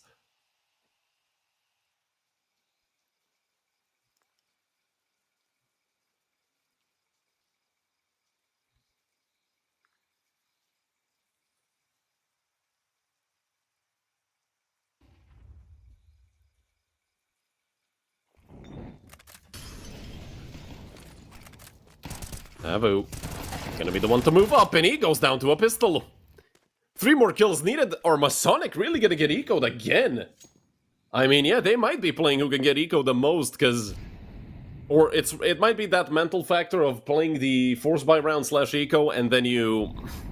Well, it's not an eco. By definition, it's not an eco. So it's who can get force bought against more times. We just call it ecoed to, you know, save a little bit of time in some words. And, well, it might be pistols over rifles, but right now, it's Botman looking to keep things under control. Lean has an M4. They know he was over towards the bomb site. Are they gonna hard clear? The answer is yes, but both players are gonna go down! Lean with 3 in total, and that might be the nail in the coffin of Masonic here in round number 16. He swings out and leaves Kral with 11. With 11 HP, no chance, right? I mean, if they both run with knives at him, they're gonna kill him. They go forward, it's sent to take the kill. Should be an M4 over here in Donut, and again... It's been 3 rounds in a row where force buys have been victorious. At this point, if you're Masonic, you have the force, especially with the fact that they can buy 3 AKs. An incredible round from Lean.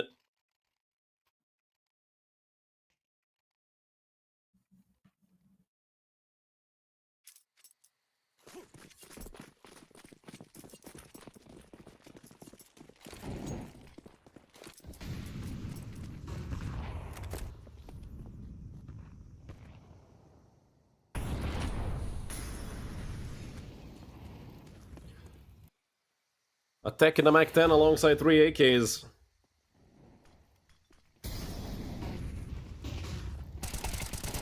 And the lineup almost materializes for Sen. It is the MK here to get 2, looking for more. Just ran out of bullets. And that, ladies and gentlemen, is why I use the M4A4 instead of the A1S. But obviously there's that question, would he have gotten those previous kills if he used the A4? You never know when that gun is going to decide to go 98 in X, because it could be 4, 5, 6, 7.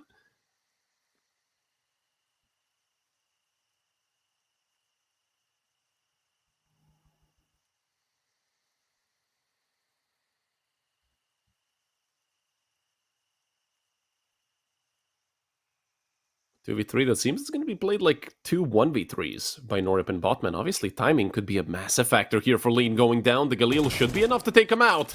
Rather, that's an AK action in the hands of Norip. My peripheral vision is horrible. And now Botman can strike. He did get the dink onto MHL, but he was fully expected by the Polish player. It's Noriap looking to push forward. He has no idea where the other player is, and he's about to probably get shot in the back while planting. The denial is there. Wildcard Academy go up 10-7. They don't even allow for the plant to happen. That just means Masonic have to go full eco. And boy, would they love for that full eco to happen again for the T side with mostly Glocks.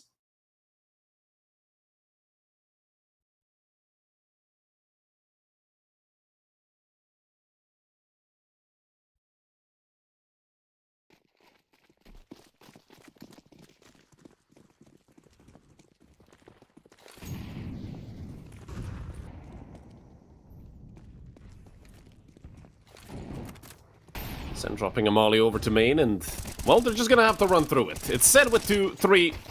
Would have been nice to see 4 with the M4, unfortunate. But it's MHL to clean up what's left. An 11-5 lead for Wildcard Academy. Again, Wildcard getting up to 11 relatively easily.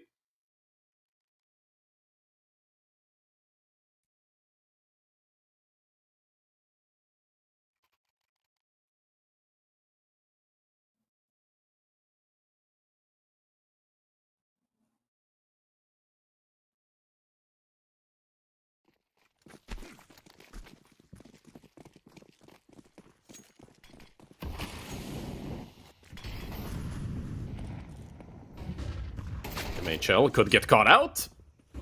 Unless Sen covers for him. And now they're just gonna continue going aggressive. It's 3 kills towards A, make that 4. For Sen and MHL, with Sen picking up most. Well, most of the pie, let's call it, with 3 kills. It's a flawless round for Wildcard Academy. 5 match rounds in a row. Ever since you guys said that Masonic are done on this map, they won a single round, and they won a force buy. So hey, positions for analysts are open, hit me up. We might get you guys employed here real quick, if we had analysts, which is kind of sad we don't, but again, I'm here to do the analytics. And next time I'll listen to you guys, because I said Masonic could maybe make a comeback, because, you know, they're that team that randomly wins 5 rounds in a row towards the end of the map, which could still happen. They have a force buy, guys. Don't underestimate these force buys.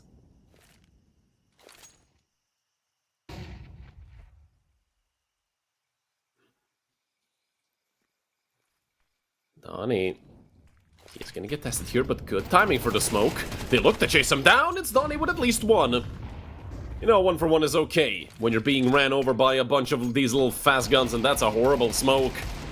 But it does still provide good cover and also defense from the Molotov, and damage through the smoke done. TMK should go down. The no-scope does not connect. The TMK is alive.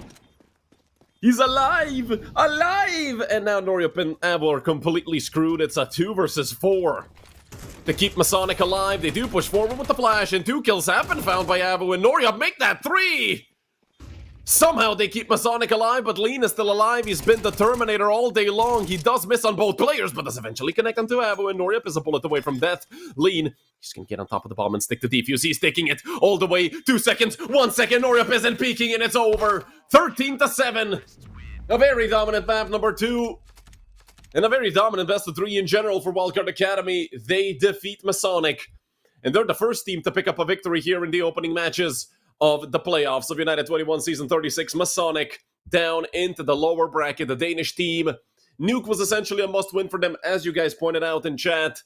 Ancient is a horrible map for this roster of Masonic. Unfortunately, you can't ban more than 1 map in that first cycle of bans in a best of 3, so they had to play it. They had to win Nuke. They didn't. Props to Wildcard Academy. Our next match is going to be Wappa versus Sangle, so you guys stick around, because in about 50 minutes at 3 p.m. CEST, we're going to be back with some more great Counter-Strike.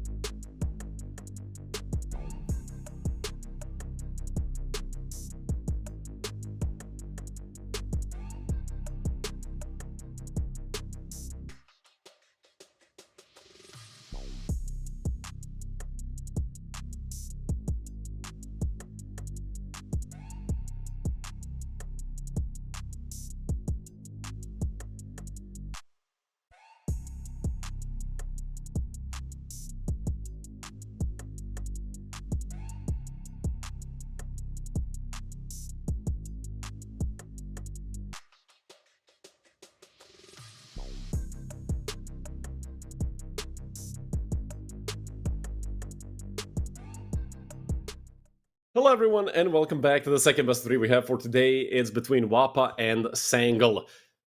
Or rather, Sangal Academy, technically, here in this situation, or Sangal Alters, as they've officially named themselves. This is a team that showed a lot of promise in the group stage. They had their hiccups.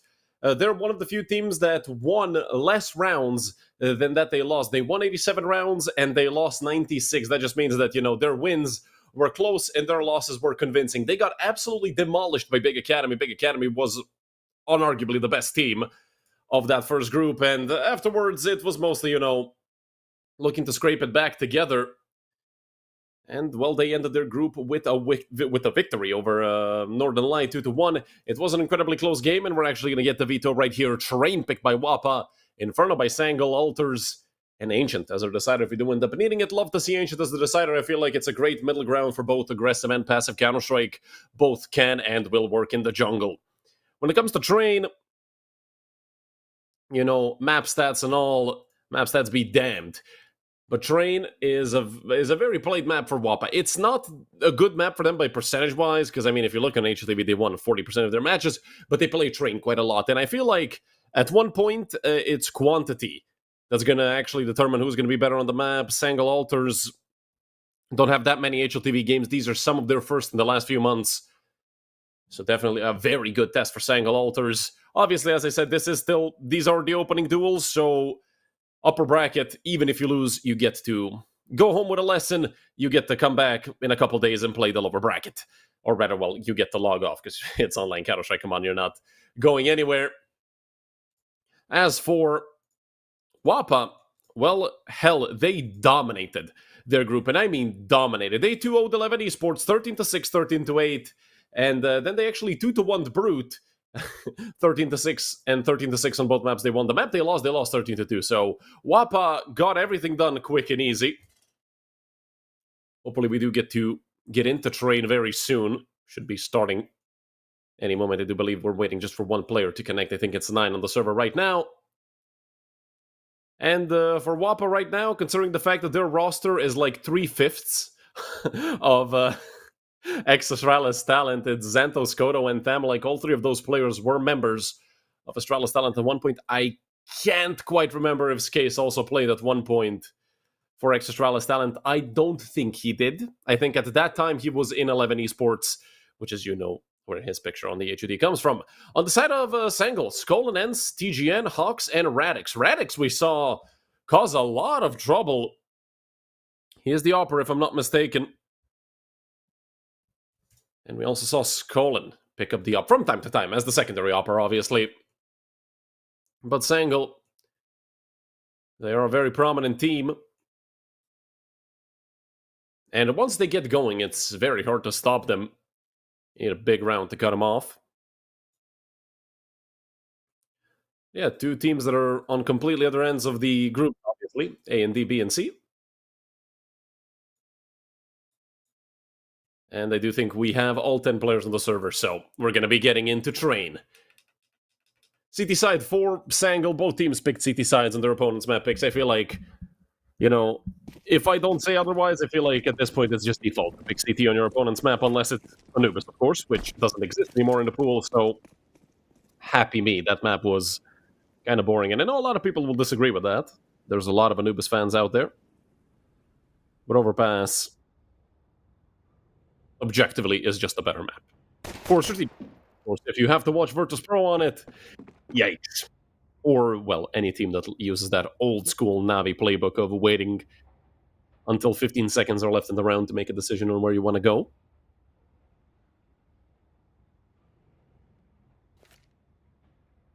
Or NIP and Amcal. Those two teams also, played like 45 rounds of Counter-Strike on it, and it was like one of the worst maps ever. Anytime those two teams go up against each other, it's the worst map ever. But in the meantime, throughout this first minute, just a single frag found by Xanto. And Ents is completely alone over towards the B bomb site, so he's going to have to look and try to slow them down. And this box will help him out quite a lot. But still, they're just going to run them over. They're pushing forward all the way. Ents pushed further back. He is going to stay safe. Still, the man advantage sticks around for Wappa. Skolan Just looking for a frag, a great connection to start off this retake. The kills are just rolling in for Sangle, 4 of them. And Patty was also able to just get 1, but that doesn't matter. Sangle, what a retake. Great job on covering each other.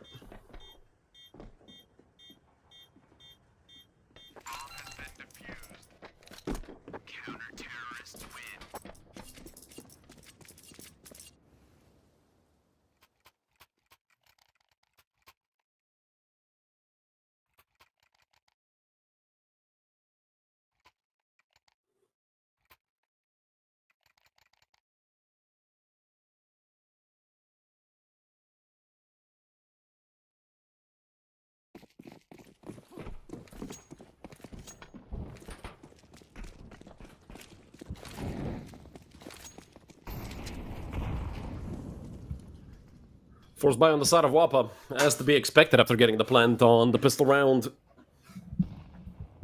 They have opted for an AK Galil, Scout and 2 Deagles. Could be a good buy, you never know. Couple headshots connect and you have the man advantage plus some weapons you could pick up. 4 M4s on the side of Sangle, they were fully ready for Wappa to force. Obviously do sacrifice a lot of utility doing that. But neither side really has util. I mean, worst case scenario, you buy an M4 without much utility. Against pistols, you should really even clean them out without a single nade. And if the enemy team forces, well, you have an M4 and the enemy team won't have utility either. Which is the case here. Both teams are around 4 or 5 nades combined. Well, I mean, with all 5 of their players combined per side. And another very slow round by Wappa.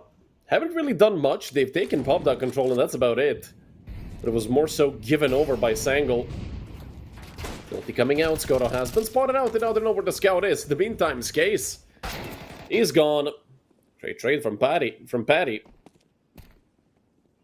Slowly but surely, Wappa have moved up towards the A-bomb site. TGN has been peeked into and, well, that is an AK up against him. Somehow Skoto not ready for the con smoke to fade.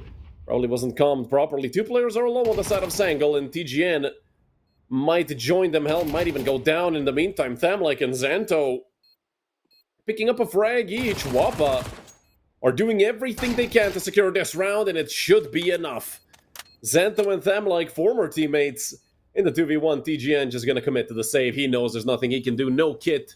Save the AK. Hope for the best. Hope you guys are counting. That's the 3rd time in 3 maps, obviously this is the first map of Sangle and Wappa, that the team that wins the pistol round cannot defend against that second round force at all. Well, not even just a second round force, maybe even a full eco.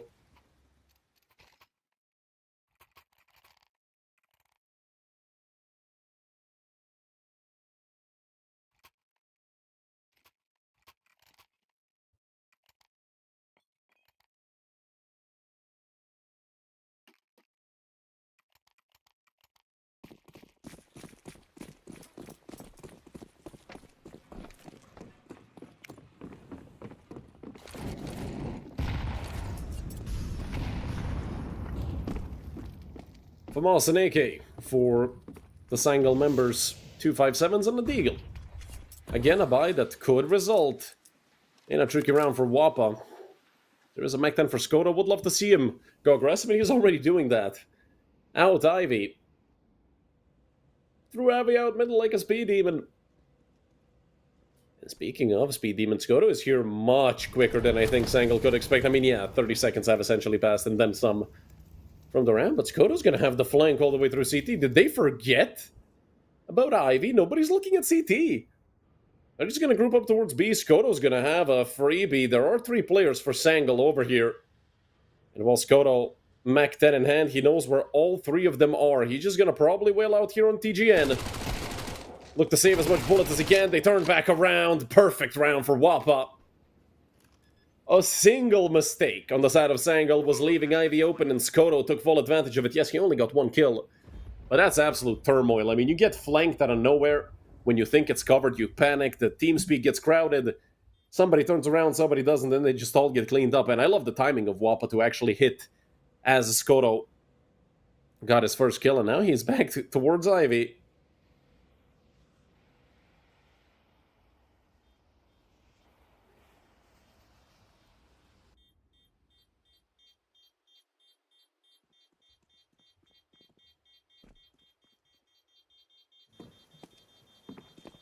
Should be a safe round here for Hawks and Radix to save in. I don't think anybody's really going to be chasing him down.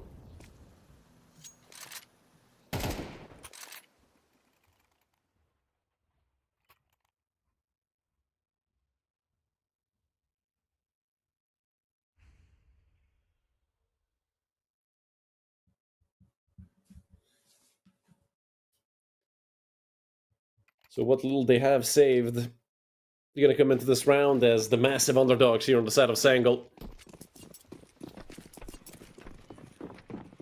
But who knows, the Turkish team might have something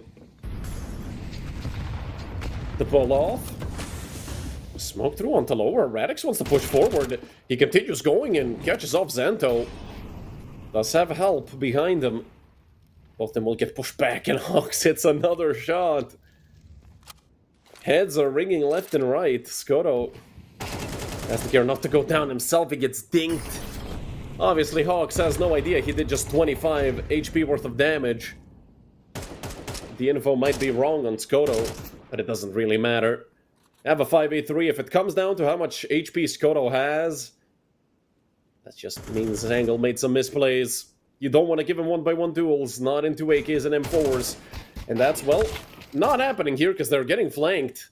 Perfect work from Sangle and Patty. Well, that smoke. Oh, well, that flash certainly isn't going to do much. Molly right in front of him. Patty might want to blow on it to make it go away. He's going to peek into 3 players. Well, technically 1 at a time if they want to give him the duels. Patty getting tagged up. Now, he's certainly dead. He knows what's going to happen. He's just looking to bait out 1v1 duels, but Skolin is not giving him too much. Just playing the safe angles, and now he goes forward. Patty should get flanked. They know exactly where he is. He knows there's 2 angles to worry about. And if anything, that's 1 rifle less for Sangle to save. But a round 1 with many pistols. I mean, I told you. They can always be dangerous on the CT side, even if they're just USPs.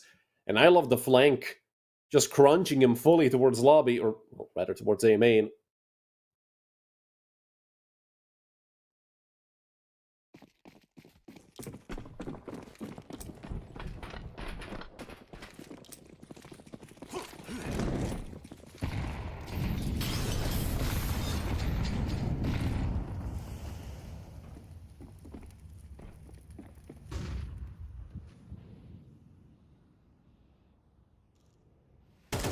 Full buy for both sides. Some early damage taken by Radix. Oh, the time.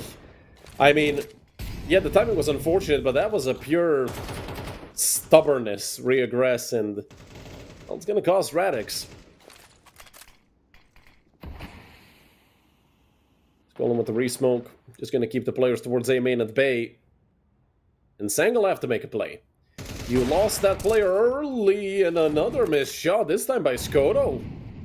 It's rare seeing Skoto mess like that, and I feel like Sangle got away with a lucky one towards Halls. Even got a kill in the meantime on Patty. But that is quite unfortunate. Great 1-for-1 trade.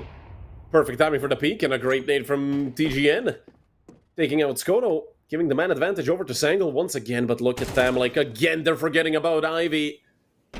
Sangle have to call a timeout and see what they're going to do about this Ivy part of the map, because they are struggling, but ends with the swing. Only catching Xanto off guard. It will be a flash into con. 20-something seconds left. Tamlike is going to commit to the plant. He places it right in front of a connector. Keep your friends close. And plant even closer to your enemies. Tamlike taking the head off of TGN. It's a 1v1. He does spot out Ends. Has a Molotov as well. That's going to buy like 6 or 7 seconds more. And he's just toying with Ends. Tamlike is playing this to perfection. Ents knows he has to push this. If there's a molly in hand for Tamlike, he's not going to have a chance at winning this. He's going around the other way, and Tamlike is reading him like a book. The molly comes out, and round win goes the way of Wappa. Doesn't matter that Ents is gonna kill him. He doesn't have enough time to get to the bomb. He's gonna try to, but he knows he doesn't have enough time, and Tham-like wins it. Perfectly played by the Dane. 3 on the board for Wappa. I absolutely love the way Tham-like played that. That is like the most 100% you can be. The way he played it. As safe as possible. Obviously for Ents, that is... I mean... I'm not gonna say tilting, because at that point you just say well played and move on. But you have to respect Tham-like for being so patient.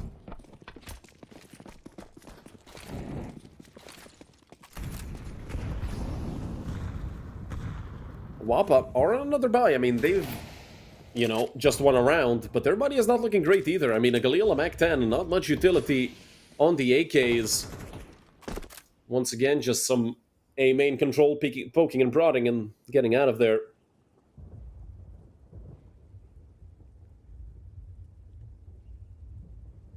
Wappa, I'd like to see a change of tempo. Maybe in the next couple of rounds that they just once decide to hit A very quickly through main with a bombardment of utility. Or hell, even 3 main, 2 Ivy. Because they have been really playing this default Counter-Strike, although it has been working, they're up 3-2.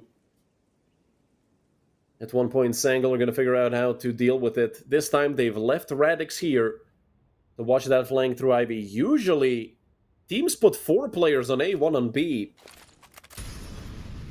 Just due to the fact that, well, you have to cover so many angles. Zento, what a swing before the smoke. I mean, Hawks had no chance, really. They have to make an aggressive play defense. Another player, Scoling gets caught out as well. This has to be another round for Wappa. There's not a chance that Ents and Radix can win this. A 2 versus 5 for the 2 remaining Turkish players, and it's going to be one hell of a round. Ents caught, and, well, they're about to finish him off. If anything, Radix got at least 1, but that's nothing to be happy about when it's 4-2 for Wappa. And Xanto even gets an AK upgrade, so 4 AK is going to get carried over.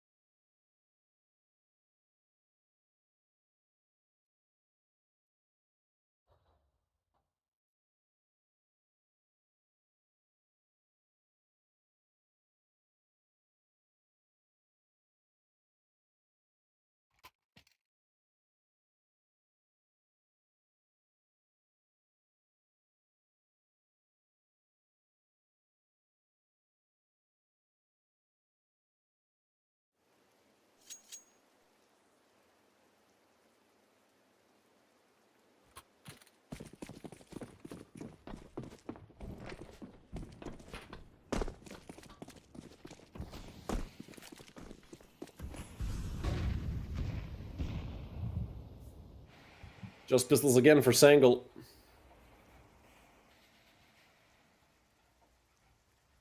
Like the poke and prod, and especially with Skolin taking Ivy control so early.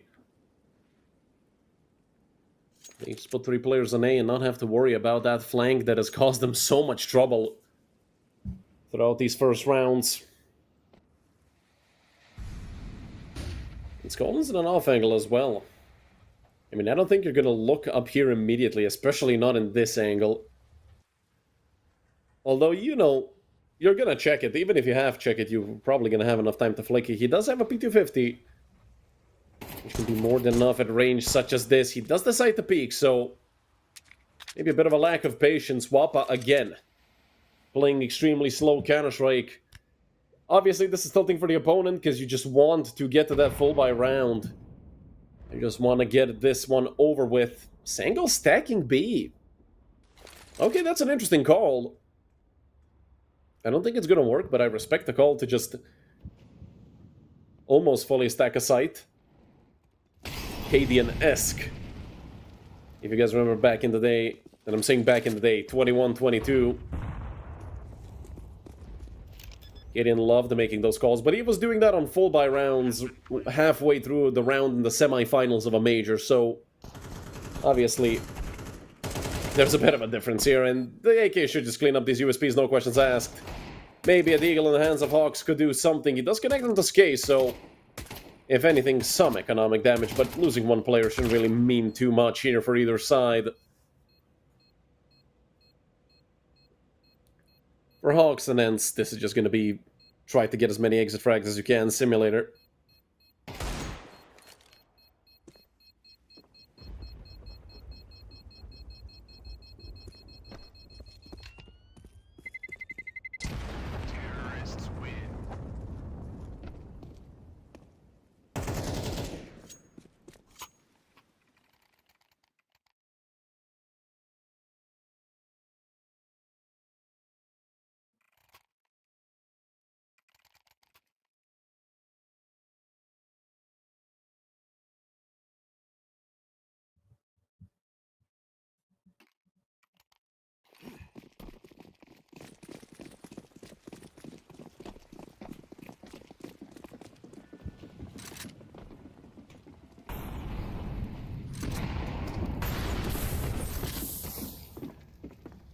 Fast push towards Pop Dog for Wappa. It's Patty and Xanto. They did take a bit of damage from that early utility, and Hawks get pushed back straight into the crosshair of Xanto, who picks up a double kill. You love to see it, Wappa. Perfect coordination, the op shot not gonna connect. Aim punch from the nade really saving the life of that player over towards Z-Box, but Skoto did go down in the meantime. With Thamlike being on just 2 HP, Sangle might even be the ones that have the advantage, and nobody full health on either side apart from TGN. He's still a non-factor here. He has been spotted out by Skaze, and Skaze is going to get finished off. Patty's the only one remaining. Wappa, they started off with a 5v3. And now it's a 3v1 for Sangle. If anything, Patty's going to have more than enough time to get this bomb planted, but that's about it. That's all he's most likely going to get. Of course, Patty is going to have a chance at winning this. He has a smoke. I wonder where he's going to decide to throw it. He does tuck away back towards Halls. Nobody's going to be flanking him, which is pretty good. And no kit on the side of Sangle. Just a single flash. No smokes, no nades. No mollies.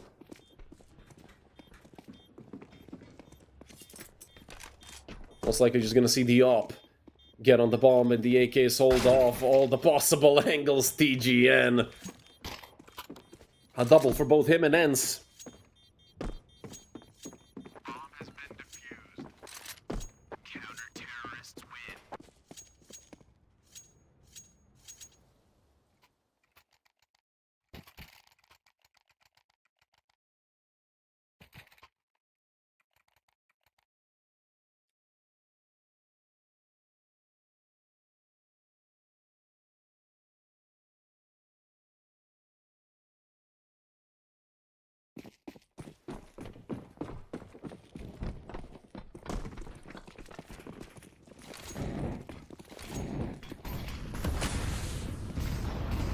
This time Wappa looking to line up the wallbang, but TGN already pushing deep into Pop Dog. It is Xanto on the other side, and look at the money for Wappa.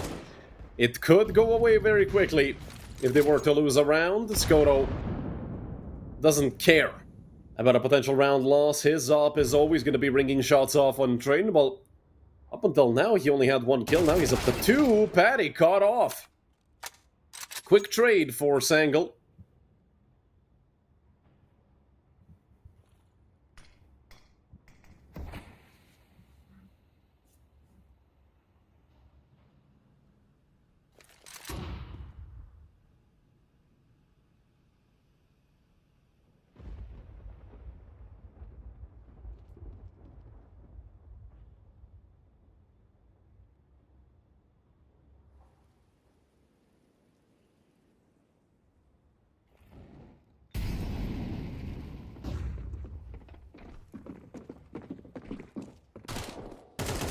Hit into B. Wappa. Pestered a little bit by Ents, but he does get traded out after just getting 1. And the smoke for Khan is there. They will push through it. Xanto's waiting on the other side. In the meantime, Radix has made his way all around. And with this bait coming through, oh, that might have given Radix enough space to do something. There is a player right next to him, though. Radix, great reaction. The no one's over towards CT. Good molly. That's going to stop Xanto in his tracks if he wants to come back. Hawks and Radix have to hurry up. Radix is the one with the kit. He has an AK as well. Xanto's most likely going to be a non-factor. As long as they can take out Skoto, and Skoto has an op. He wants to swing this, and in the meantime, Xanto actually got the kill. Oh, the plant was perfect then if Xanto could see it. 6 rounds for Wappa, and they survive, well, the would-be blast. The bomb does not go off. A gorgeous round, especially towards the end for Skoto and Xanto.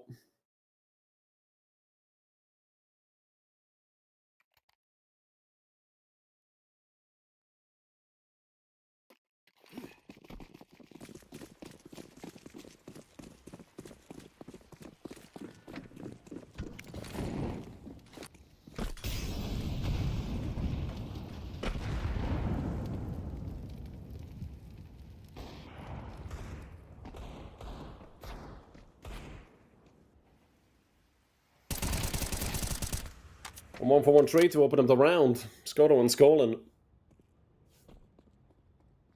And Skolan has taken quite a lot of damage while getting that kill onto Thamlike. Switches the M4 over to Hawks' hands. Hawks has been having a good map so far. Only second to Ents. And with TGN picking up this info. Seeing the bomb as well. That is going to be huge for Sangle.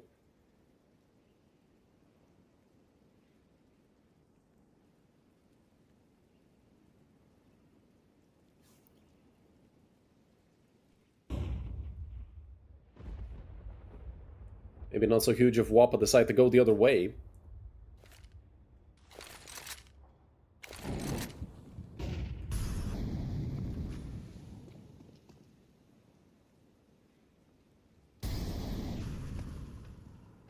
Ents. Oof, what a shot with the deagle. Ents looking for more. Finally, they trade him out. 2 players are towards Conan. Look at the flank. Skolan is here with 15 HP. Him getting at least one is perfect. Hawks with another. Hawks dropping from the boost, and they know exactly where Skase is. He doesn't have the bomb. Time is running out. 15 seconds left. Skase has to decide whether he wants to fake or stick it immediately. He is going to go for the stick, but they just bait it out. Oh, this is perfect work from Sangle. TGN will get killed, but that's it. No time left. Skase can look to plant the bomb all the way. He does not do so. And Skolan with the op is going to nail him. Wappa have been fully reset. And 1900 loss bonus. That's not going to be enough for a proper full buy. We might see Wappa force.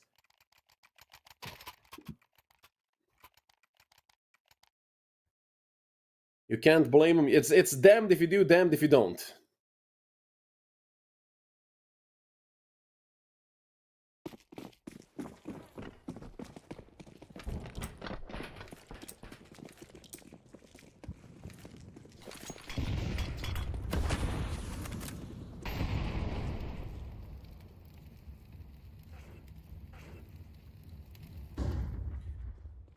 Going to get a double dink somewhere on the batty. Through a smoke. That's unfortunate. For, I do believe, the IGL of Wappa and Skoto caught out as well. Off the force buy, Wappa are gonna get nada. They've yet to do damage to anyone on the side of Sangle, and they think it's gonna stay that way, or maybe it won't. Xanto gets at least one smoke in front of him, but TGN doesn't respect it. 5 rounds for Sangle. We might see a 6-6 half.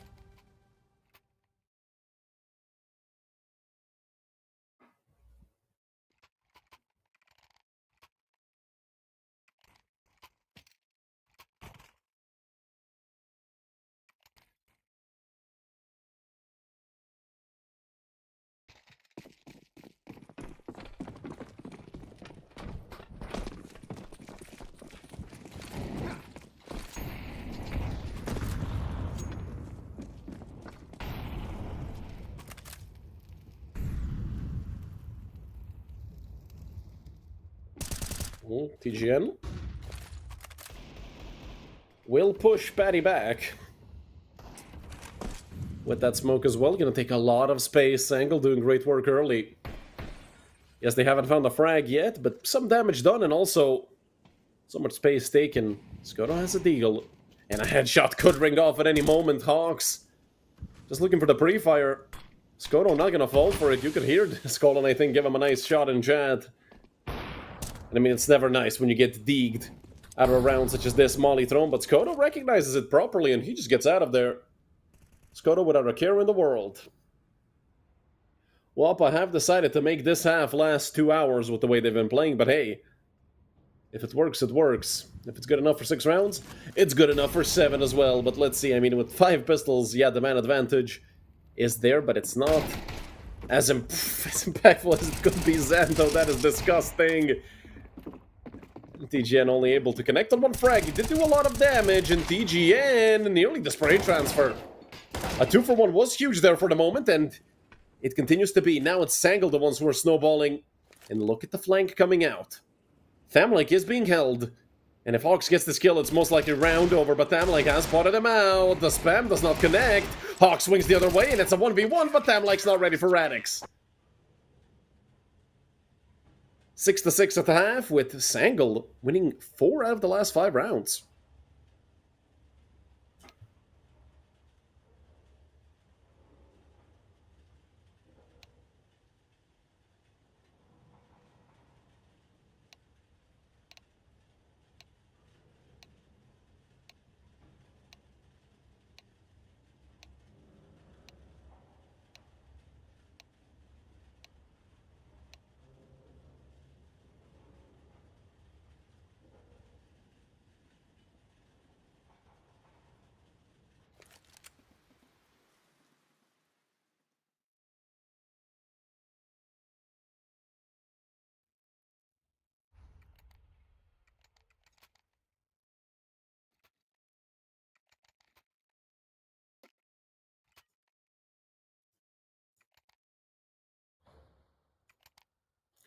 Second half going to get underway.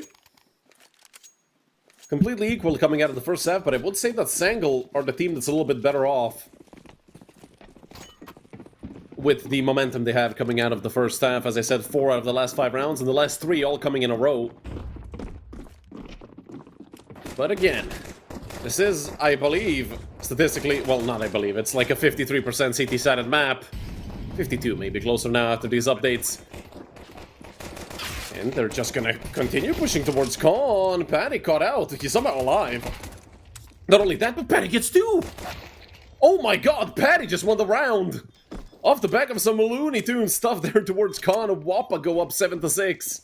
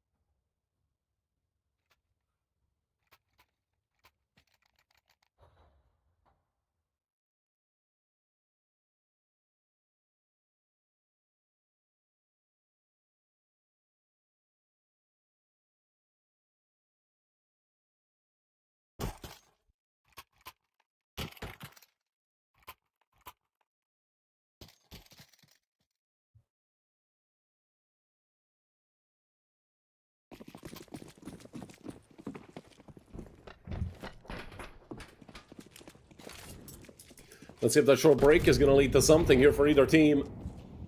Up in the hands of Skoto already. Second round of the CT side. I mean, hell, if you're going to get it somewhere that early, it might as well be the CT side of Train. Not gonna talk bad about it at all. Smoke exchange over towards Ivy. Patty has spotted out at least 2 players.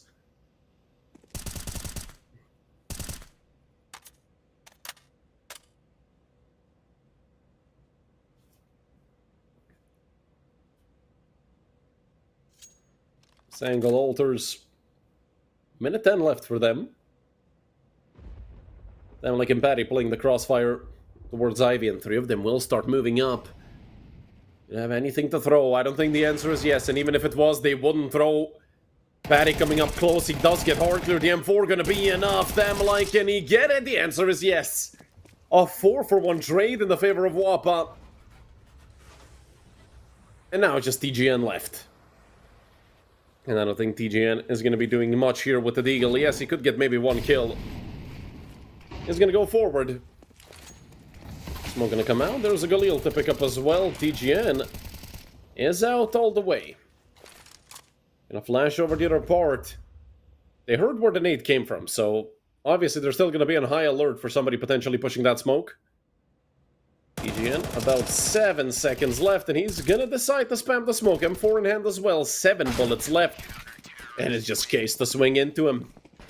Double kill for them. Like him and Patty did a great job towards Ivy. A 1 for 3 out of a setup like that is almost perfect.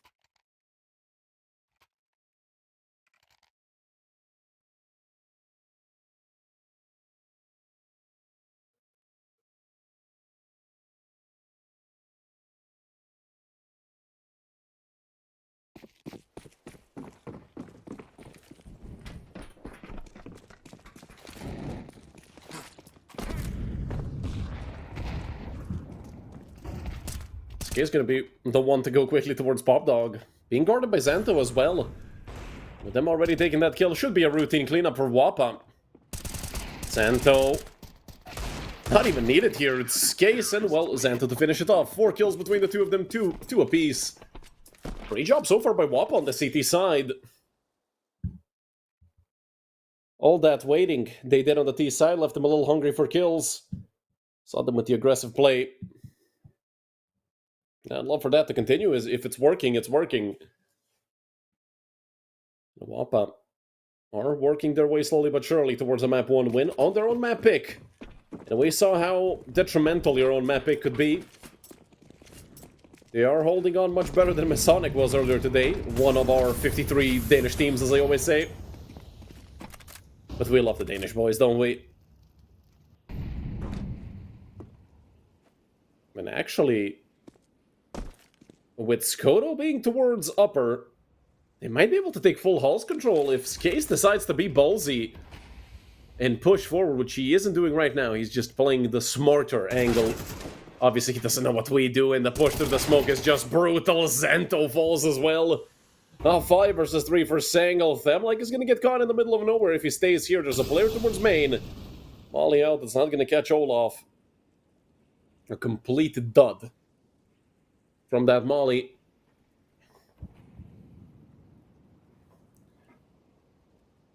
And Sangel go quiet. Obviously, they haven't moved an inch after getting Ivy control. Still a player towards Halls and still a player towards A main. Themlike, oh, he might be catching the perfect timing. He's out towards barrels. Does have Skoto to guard him as well with the op, and Skoto does connect, but in the meantime, they've lost Case. And Themlike has to watch both Pop Dog and main. He's still tucked away behind the barrels. Skoto continuing forward. He needs to take space with the op. 2v4, and they're not ready for this position. 25 seconds left. He does take out one, still on the edge of the smoke. He built to clear him out. They're spamming the smoke from 2 different sides. Themlike still sitting around. Skoto gets caught. And Themlike, with all this fighting, will it be enough? Will it be for nothing, or will it be for something? It's a 1v1. Themlike got himself an op. 10 seconds left. The bomb has to get planted. Skolin has to look to stick this plant. And Themlike is going to drop an 8 at his feet. It will catch Skolin. 57 damage done! And Themlike gets 4 to win the round. I can't believe it. Timeout has to be called after this. Both, either by Wappa or by Sangel. Doesn't matter by who. Whoever gets to call it first. What a round for Themlike. I'm at a complete loss for words. And again, Ivy is the problem for Sangel.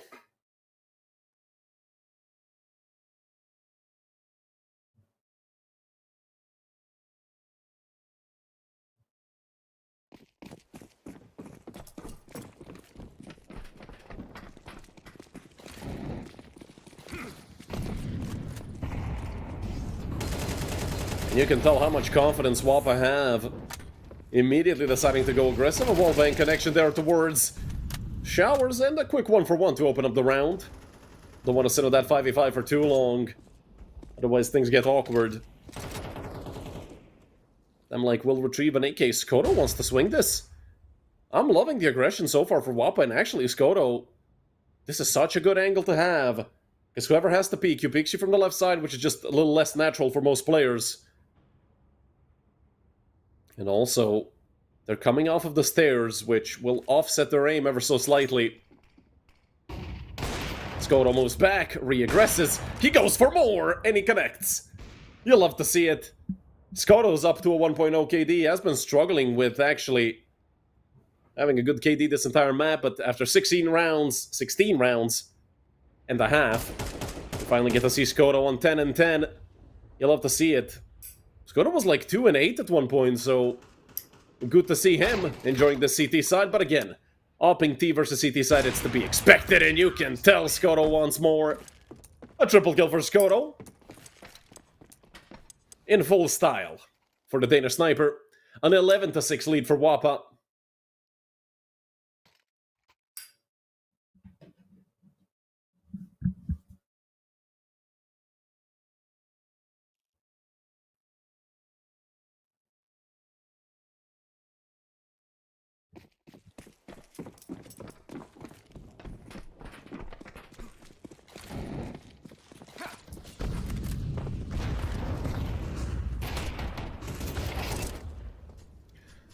Once again, an entry frag going the way of Wappa. Damage taken by both Skoto and Skates, but that first frag is so important, especially on a player such as Hawks. Hawks has been doing great work for Sangle, but they've been stuck.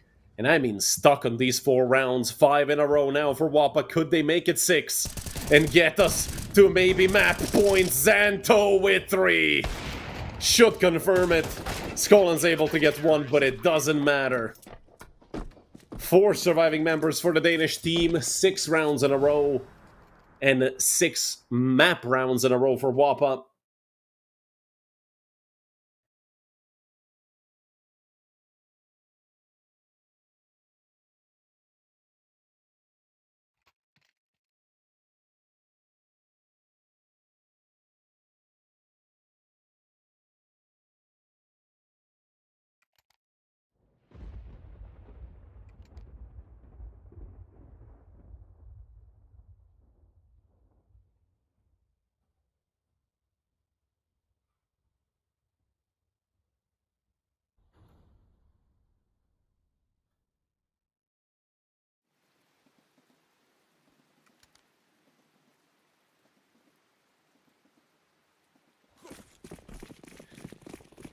Six chances for Wappa.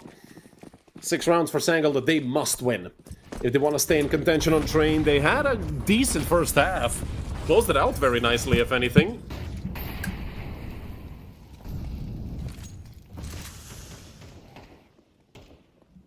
And they've already sent the player out towards Olaf. Sangle, they came here towards A with intention. This position is so strong for them, like... Skaze wants to move forward through the smoke, but they were ready for it. So with Skaze going down, they have to get treed. Stab like Patty. Doing so much. It's a 3 versus 2 for Wappa. But DJ and Radix do get 2 back. And look at the position that Xanto is in. Skoto finishes off with the USP what he started with the AWP. Leaving just TGN, and they know he was towards Ivy. They heard where that smoke came from. TGN, if he makes a noise, he's dead. And even if he shifts, he's dead anyway. 2 kills for Skoto to close it out. Who else but Skoto? A 13-6 victory here on map number 1, and, well, Sangle couldn't take a single round on the T side. It looks like they were just CT side merchants here on Train. Did not look good coming into that second half. Hopefully they're going to look better on map number 2, which is their own map pick, Inferno. So in about 12 to 13 minutes, you guys, we're going to be back.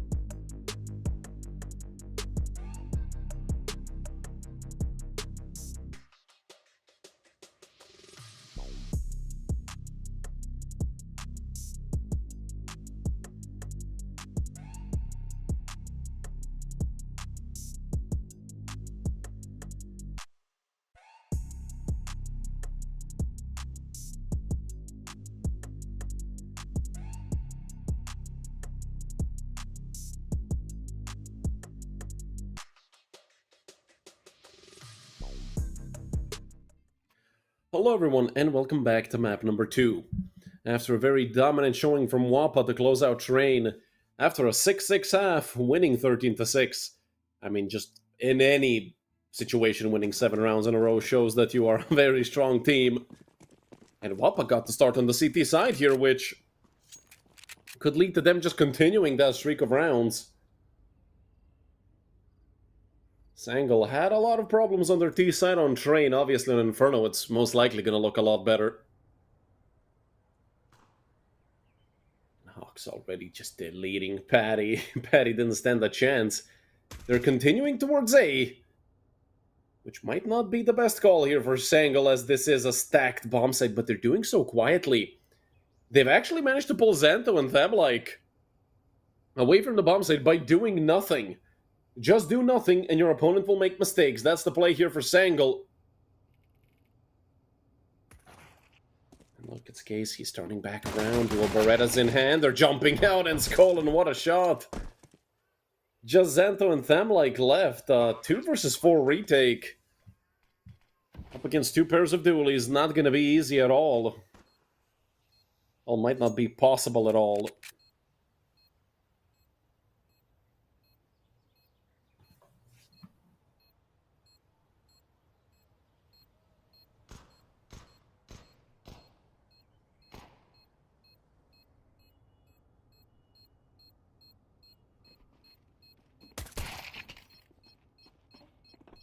Anything, Xanto's gonna get some extra money. Thamlike is here to help him out. Yeah, they're not ready for these 2 positions. So it should realistically be them. Yeah, picking up 3 in total lands just went the other way. So if anything, they got some extra money. That's not bad at all.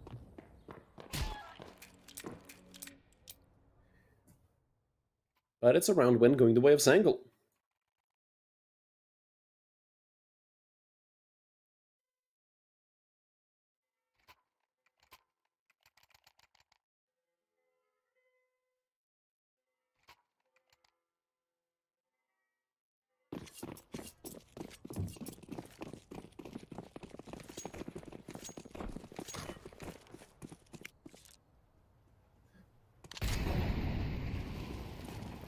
A force buy from the side of Wappa, that's interesting. Snade could do some good damage, thrown deep, but but the one that came as an answer to it is even better. TGN left with 47 and Radix also tagged up. 2 players on below half HP to start off the round here for Sangle. Obviously, still not gonna toss him into turmoil. That's a blocked smoke, I believe. Patty has a deep angle towards Banana.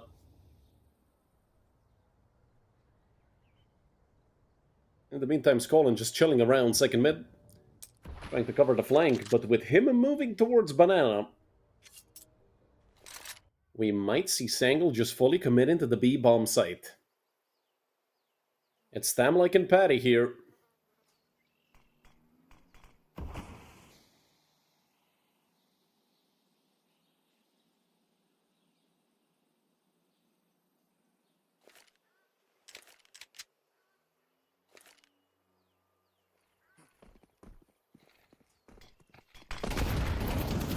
Oh, Patty. A lot of damage taken. Defensive Molly will come out, but it hits the smoke. It doesn't matter. They're running through it. 2 kills go the way of Wappa. And with Radix already being low, they've been stopped in their tracks. 20 seconds left. Xanto is already in this angle. He can hear them coming back. He wants to swing this P250. Not going to be enough, but I think Sangle's just going to save. Yeah, they know what's happening. 2 Wakies and a Galil. Yeah, the utility is going to be hideous coming into the next round, but if anything, the weaponry is going to be there. 3 players more than enough. Wappa aware of what's happening.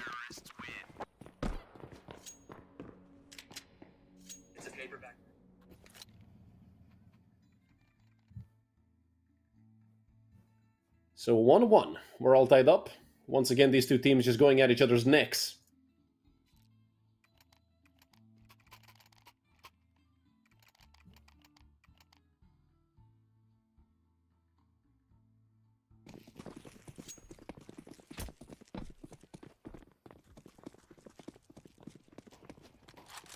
Mac 10 and a Tech 9. Ferenc and TGN and Skoto.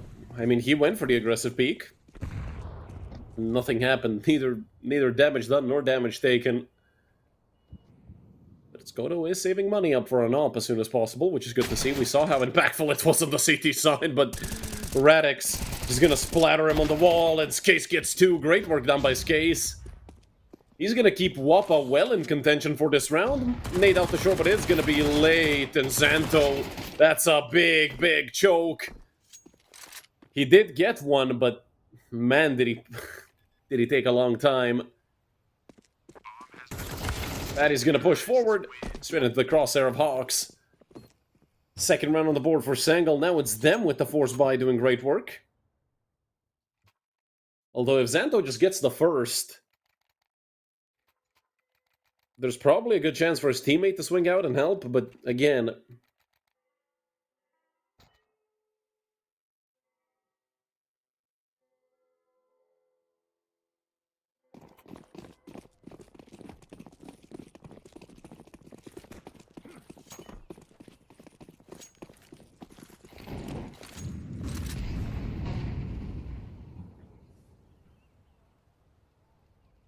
Oh, look at the banana stack from Wappa. I mean, the Danish players will be Danish players. I mean, come on, this is Denmark trademark. What they're doing right now towards banana. The Astralis style totem. But will it work? 3 on top, 2 on the bottom. Oh, the boost is going to be fatal, isn't it? Oh, TGN. Well, it's a shooting squad. Let's see how many they can get. I mean, that's 2 more that they could potentially take here, but Hawks lines them up. Well, 3 kills in total is not bad at all. Skoto decides to walk on fire for no reason. They have mollied them off again, and I do believe they're just going to look to take away that rifle, or maybe not. They're actually going to go towards A. Without spending any extra time, Skoto gets a smoke as well.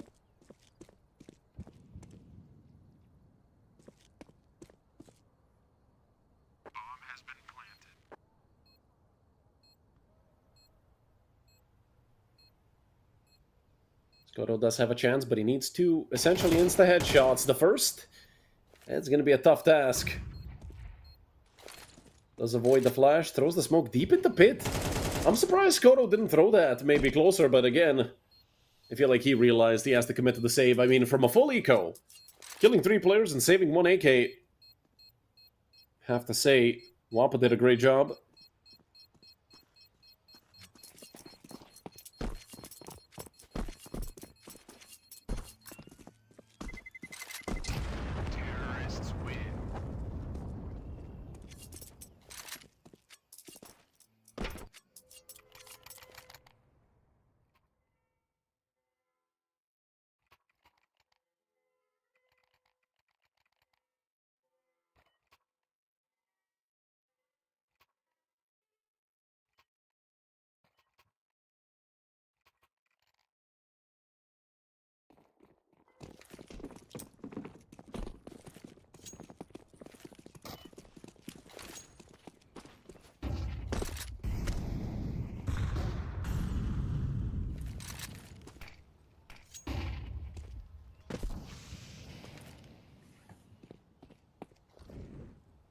So far, seeming like Sangal just opting for a default round. It's good to mix it up from time to time, especially for Sangal, who are a round away from resetting Wappa again. If they are able to pull it off, we might see them get a big, big lead going here in the first half. And that is great because they are on the T side. Yes, it's their own map pick, but the T side of Inferno can be incredibly difficult. If you're constantly getting bombarded with utility. Obviously, in a round such as this angle, there really wasn't even a chance for them to get naded. They played it so safe. Speaking of nades, some will connect, and there is some damage done. Not more than 20 on any one of these players in Skolan. What a shot onto Xanto. I do believe that Thamlik and Patty just realized that it's going to be a full commit into A. But look at the wraparound. Sangal aren't rushing this, and I love what they're doing. They one player CT, and it's TGN again. I mean, for Skoto to come out here unnoticed. And the problem is there is a player, and that's at least one. Holy hell, it was almost 2. With Skase being on 17 HP, only Thamlik what's left.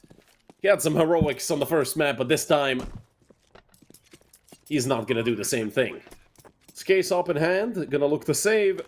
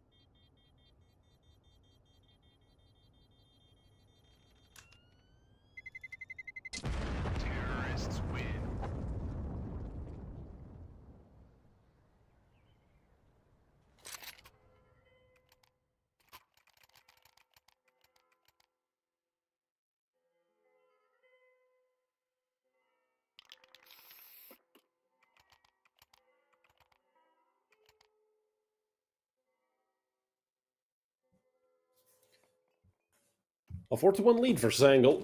Looking very good so far on their own map pick. Don't forget, map 3 is the jungle, so we're gonna go to Ancient in case Sangle win this map. Which, by the way things are right now, seems like it's gonna be likely. Unless Wappa can kick back somehow and, well, fight back more so.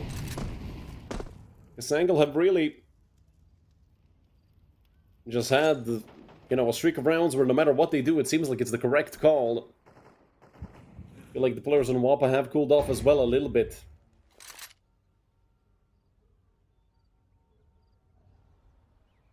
They definitely need the fraggers from the previous map to step up. Skolin and Hawks doing most of the heavy lifting so far for Sangle. That was the case on map number 1 as well. Hawks and Skolin were very often in the kill feed on the side of Sangle, and my god, Skoto. A very fast shot onto ends.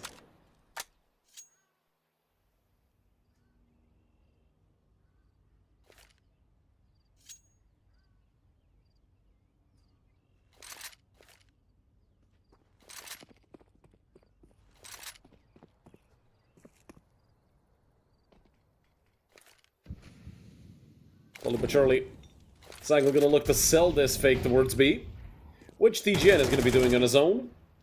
And hell, I mean, it's working. It's keeping them like towards CT. The other 3 players really don't have a choice other than sitting on the side itself. Zento, if he could get at least 1, then that would mean a lot to the potential retake of Wappa here of the A bomb site. Zento swinging out backwards, and both him and Thamlai go down. The man advantage shifted over in the favor of Sangle, and really now Skoto and Skase. They have to save, although Paddy's saving also wouldn't be too bad. He does have Kevlar. Essentially going into the next round.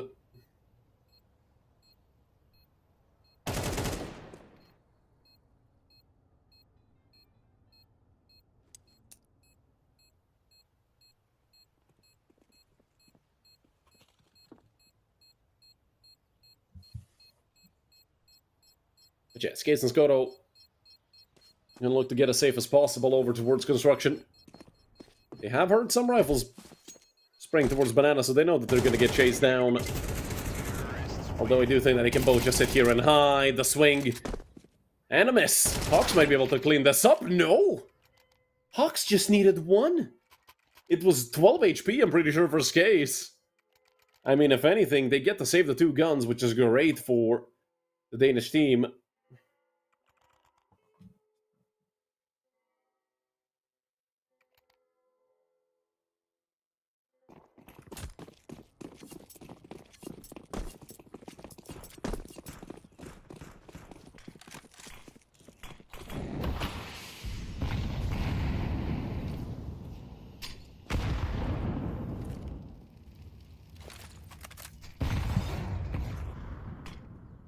Some early util dumped from both sides, and most of the damage taken by Radix. The Vance has been picked up a little bit as well. Sangle, not around that they're going to play a bit more, you know, passive than anything. And look at Skull, and oh, he heard those steps over towards Long. Then look at the double smokes. Oh, this is genius work from Sangle. That has to be a set piece. I absolutely love it. Smoke off the smoke top mid. You throw this smoke so you can cross. That is That is insane. If that's actually planned, which it felt like it, I absolutely love it, and I'm definitely gonna steal that for my own games when I do decide to queue up Face It again. Yeah, Patty with some spam. It's not gonna connect onto anything, and look at the position Skolan is in. We already knew it, but Wappa didn't. Missed top shot. And oh, the turnaround, it's not gonna connect. It's actually TGN to get the kill. A 5v3 for Sangle. Skoto blinded fully off the angle, caught out in the middle of nowhere, and that's it. Skoto was the last line of defense. Now they get to turn back around. If anything, Patty is going to make saving a little bit easier by taking out Skolan. And again, Sangle, even with being up essentially 6-1, the main problem here is they don't have that much money.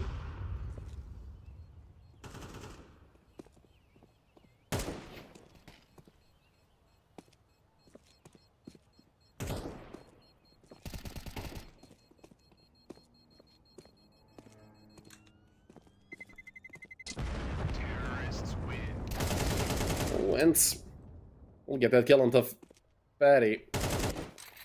So leaving only Thamlake. That still leaves Wappa with enough cash, I believe, to fully buy Hell. Patty could even drop an op if he wanted to, and I do believe that's going to be the case. Skoto already dropped him an M4.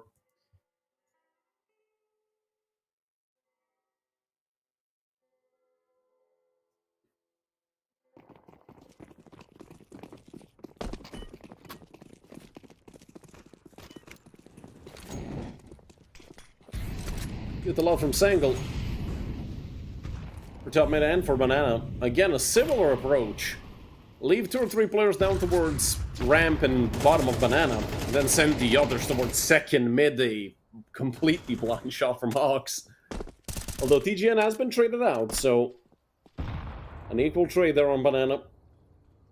That'll send Sangle towards the A-bomb site, at least for now. Molotov as well, that's not really going to do much. It did actually catch them, like... In the meantime, Skoda went down as well. They really need Skase to step up here for March. Skolan not ready for it. A bit of an off angle there by the Danish player. 2 of them going to be moving up through short. 1 is coming from Abs. Skase has been double smoked up. Decides to push it. And he just eats 762, and so does Zanto. Hawks opens up this round completely. 3 kills for Hawks. We saw on map number 1. He was the one mostly getting kills for Sangle. That trend just continues.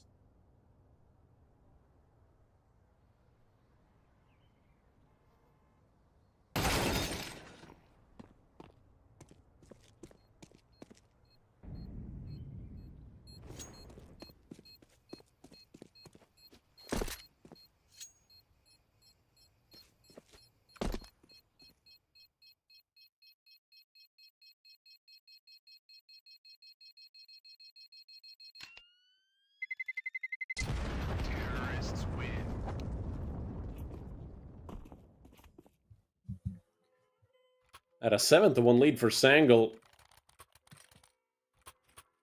Seems like this map might already be decided, although there is still a chance for Wappa to break this in their own favor.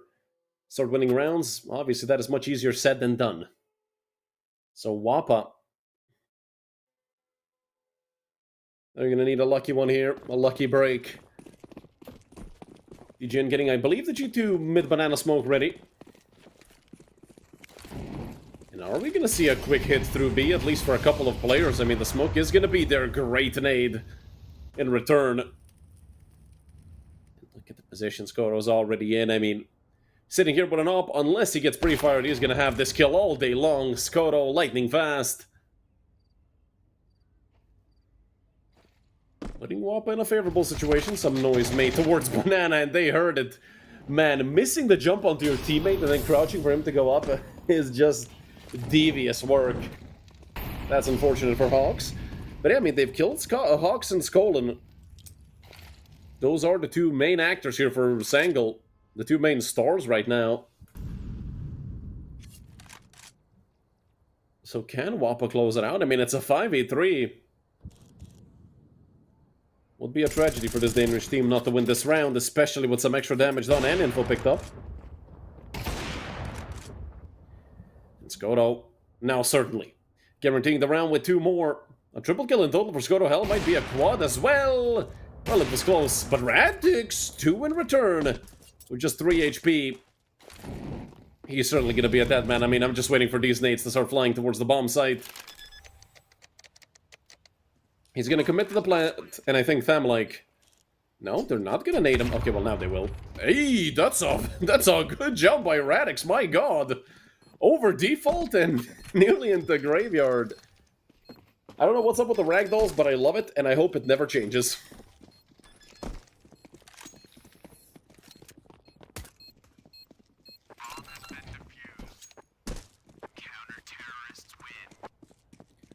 Second round on the board for Wappa, finally. After a 6-0 streak for Sangle.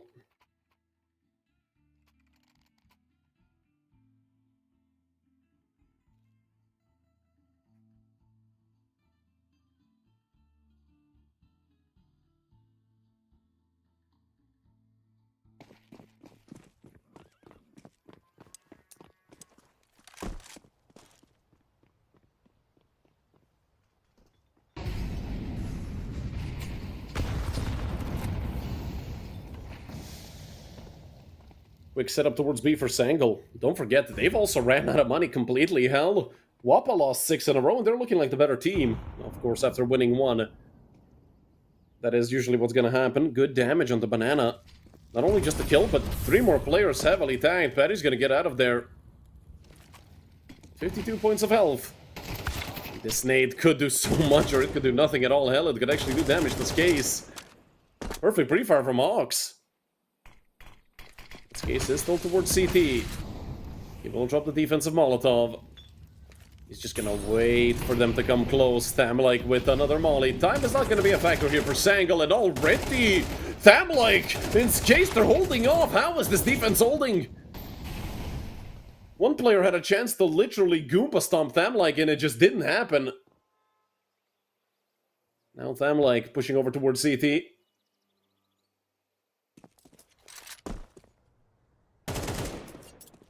Shot found by Stolen.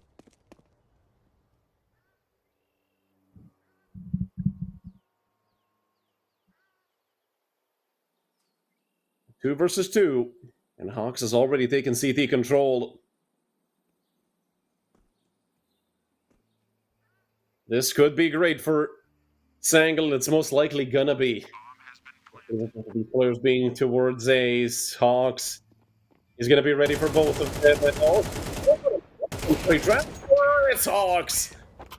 Another multi-kill, another triple for Hawks, and another round for Sangle.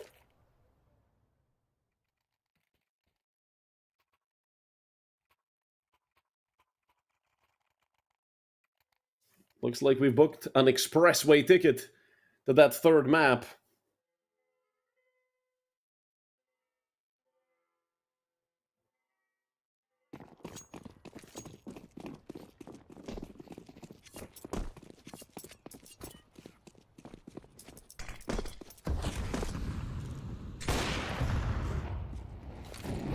First shot missed by Radix.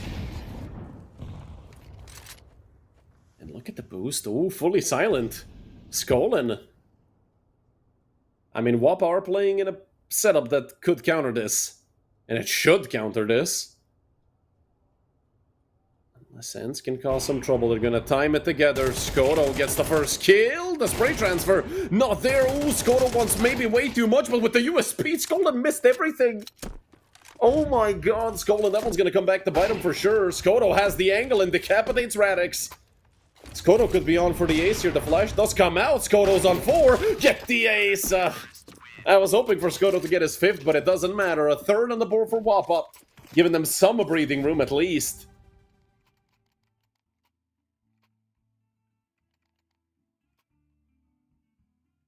Last round of the half. And we're going to get to see if it's going to be a 9-3, well, curse if you're superstitious for Sangle, or 4 on the board for Wappa. Wappa have shown themselves to be a very, very strong opponent. Not only winning map 1 in dominant fashion, they are holding on somewhat here. A 4th round would be Well, I'm not gonna say a blessing for Wappa, but look at the buy that Sangle have. I mean, 3 Tech 9s and 2 Mech 10s. If it wasn't Inferno, you wouldn't really be able to give him too much of a chance, but exactly because of the map that this is, with all these tight angles and closed corridors, you might see Wappa fumble. I mean, hell, it's been a trend today for teams to be unable to defend against force buys, and even full ecos. If anything, Zento's in a very good position. His case is here, Zento avoiding most of the flashes. His vision has returned, and his aim has been there the whole time. Zento not gonna get 3. It's Radix actually picking up 2. What them like from the edge of the smoke to make it 8-4 at the half.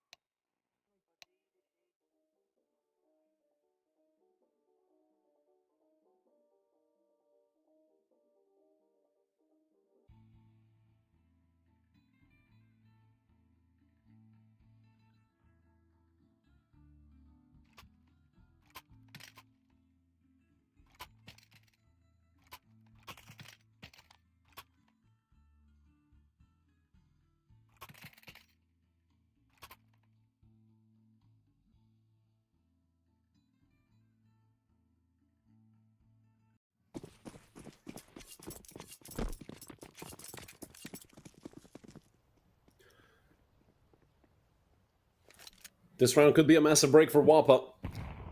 And a potential comeback, and Sangle with 3 towards A, 2 towards B.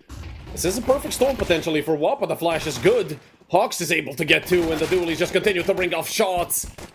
He only got a 3rd and some spam through the smoke. Skoto probably would have been smarter for him not to shoot back at all. Zanto, he falls to the dualies as well. Speaking of the dual Beretta, Stamlike has just reloaded his, but he has made a lot of noise, and Radix is just gonna wait for him. And a little bit of BM there from Sangle. You'll love to see it, you'll love to see it. A 9-4 lead for Sangle, but don't forget, today has been the day of the force buys.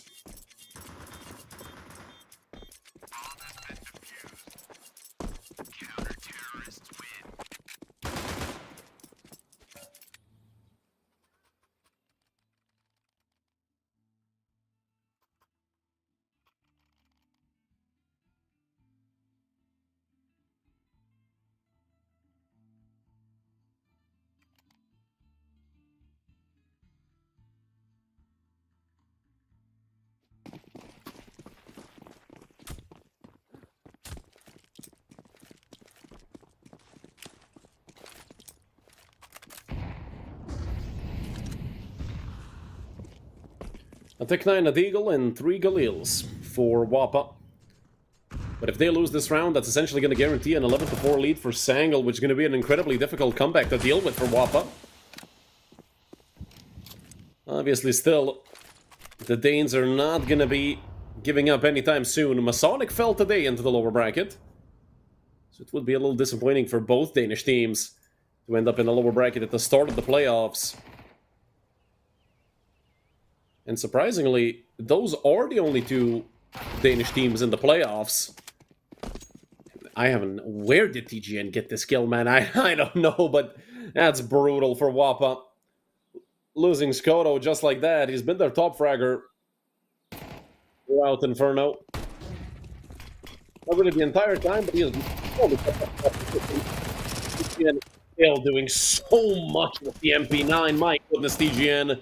That is absolutely disgusting work in hell. He's on for the 4K if he wants it. He did swing, but he's going to leave it to Hawks. A full house for Hawks and TGN, with TGN picking up 3, and the 10-4 lead for Sangle, not even allowing a bomb plant. Wappa, obviously, a full eco, maybe. An upgraded pistol or 2, but that should be it.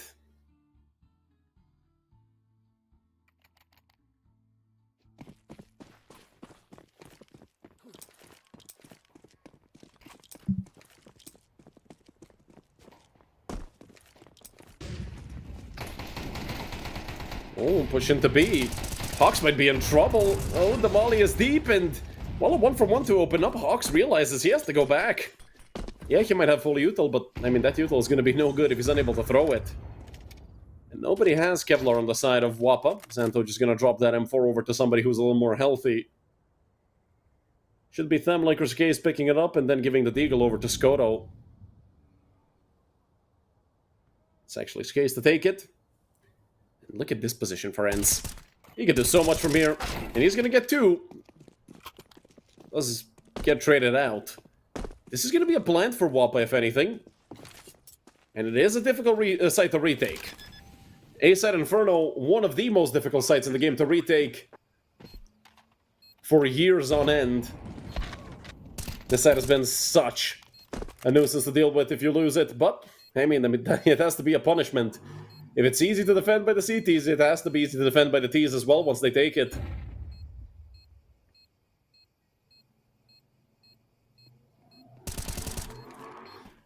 First kill found by Tamlike. Molly towards the side, he is taking some damage. He's gonna get pushed. The Molly, I'm not sure what it was really for. But it doesn't even matter. The smoke there comes as a form of precaution. If anything, Wappa, this is a good round to have. 3 kills found. Bomb plant as well.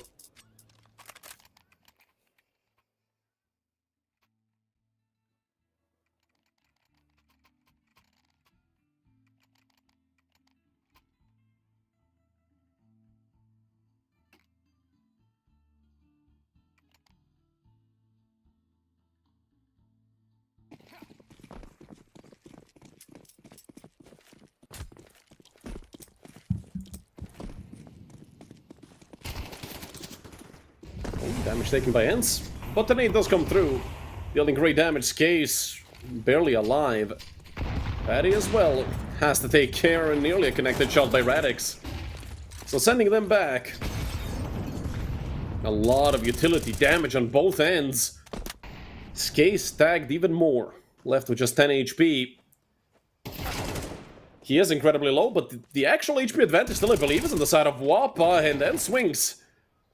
Immediately repositions. The rest of his team is towards B, so he's going to have to fight tooth and nail to stay alive, and he pushes up into short. They're not going to be ready for this, but Skoto, I mean, playing the AK like it's a MAC-10. Fully running around the corner. This should be a save for Sangle. I don't really think there's a reason for them to commit into this. You have an 11-4 lead, about to be 11-5. No reason at burning money for no good reason.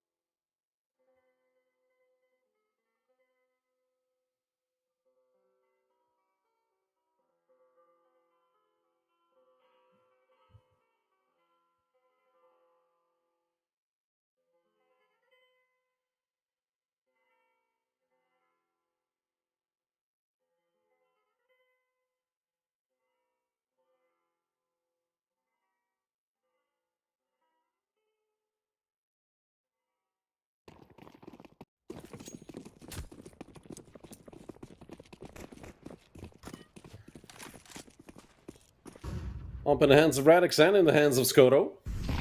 Coming into round number 17. Wappa have built up some money, so that's going to be at least some form of a cushion in case everything goes to shite for Wappa, so they can at least buy coming into the last round as long as they have at least 3k, even with 1400, which they don't have. They have 2400. Still going to be fine, but if they continue winning rounds, that loss bonus is going to be gone.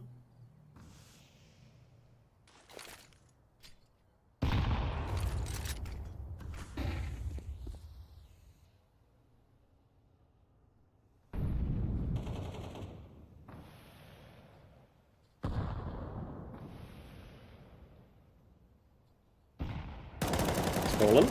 Well, good check. Gets Zento off guard and, well, immediately picks up info for mid. That op nearly took him out of the round, but it was such a fast peak that Skolan really wasn't that much risk of going down. Apart from a wallbang headshot, then I'm not sure if he'd go down. That corner can be tricky. You could take 10 damage, you could take 110. Wappa seems to have chosen the B site as their final point of attack. The Molly will dismantle this tower over toward triple. TGN taking quite a bit of damage. The smoke has been thrown on the backside, and the flash is coming out. A lot of damage done to Wappa members, but not a kill found apart from in the favor of the Danish team. And Hawks, he nearly goes down to the off. 25 HP left. They finally catch him out. This may be another round for Wappa now. It certainly is. Just Colin and Radix left. Nothing they can do. You have to save in this situation. Although, if they had lined up here for Skolan, that would have been a different thing.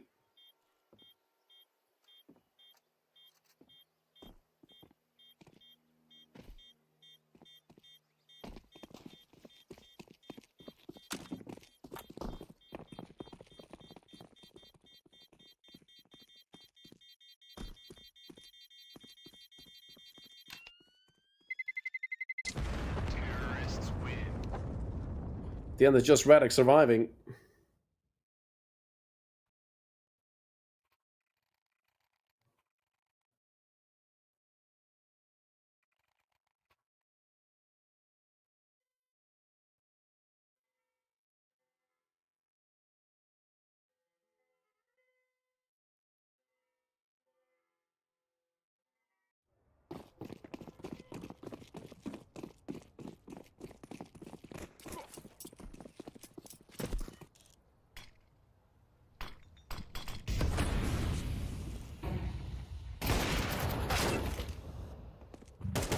Entry frag found by Patty.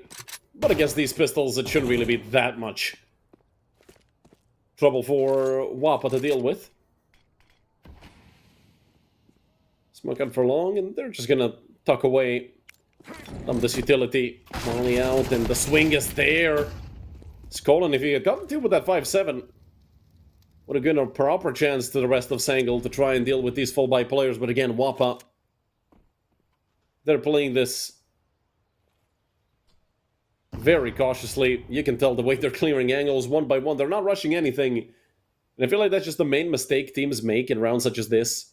If you go and play a round where you just clear everything, trade each other, play around each other, unless the pistols stack up and you maybe get full blind or 5-man pushed, you're playing it like this, in default positions, you won't really stand a chance. The nade will come out. Hell, it will do great damage on this case, and Thamlike, unfortunately, the damage will not ultimately matter, most likely. But an op picked up by Ens. I mean, that's something that's worth saving. There is a player that's about to push him down. Zento is looking to potentially hunt. And he will go forward. Zento could catch Ens off, or maybe not. I don't even think Zento saw him, actually. Towards the, well, from Zento's POV, left side of second mid. So, that essentially might guarantee a save here for Ents. I did hear some messages exchanged in chat. Might be just a call for a tactical pause.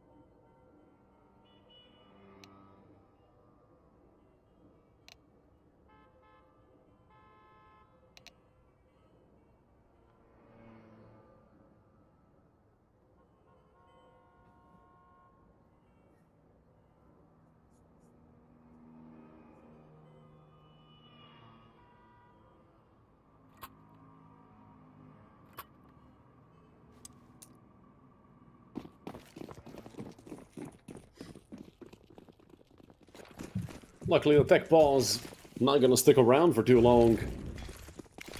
Wappa get the chance of continuing their win streak of rounds, and already so much damage done with these nades. Hawks can't see a thing. Not only have they gotten the kill onto Radix, Hawks down to 51, TGN tagged up as well, and Wappa, I mean, with all the damage done, they have taken some themselves. Case and Patty, both of them on around half HP.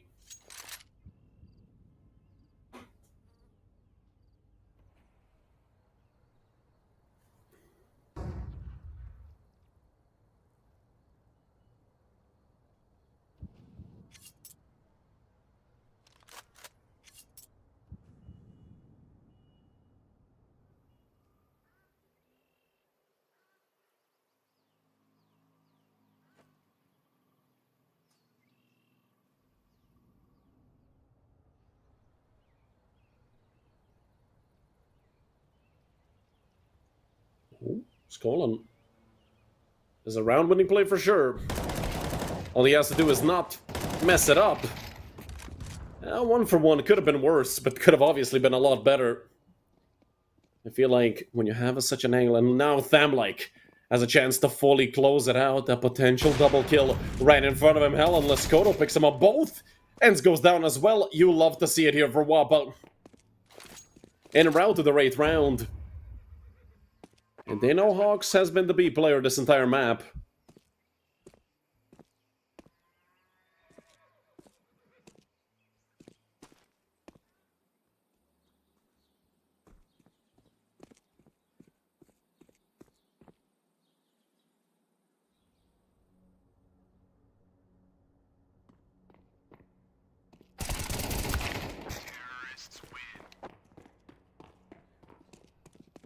And with Hogs going down as well, that's going to reduce Sangle to just pistols. Maybe SMGs for this half-buy.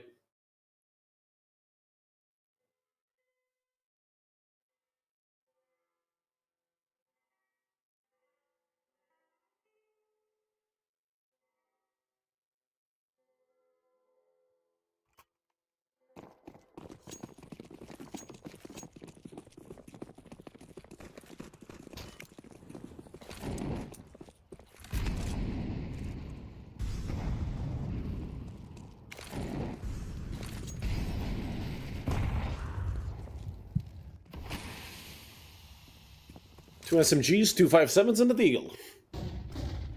Sangle have a chance at stealing this round away. Unfortunately, it's only Radix here, but hell, he was fighting. Did some damage to Thamlike as well. But Wappa realistically should close this out and make it 9. Seems like we're going to have a much closer finish than on map number 1. Sangle did run away with the scoreline, but Wappa have been tough to beat all day long.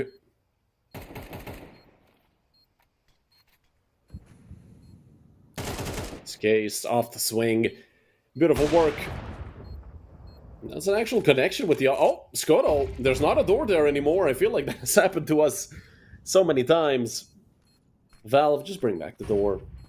I mean, there's no reason to make Inferno even more CT-sided, so I understand why it's not there, because that's a very powerful, well, tool to have. Being able to flash nade, smoke molly, but actually having to expose...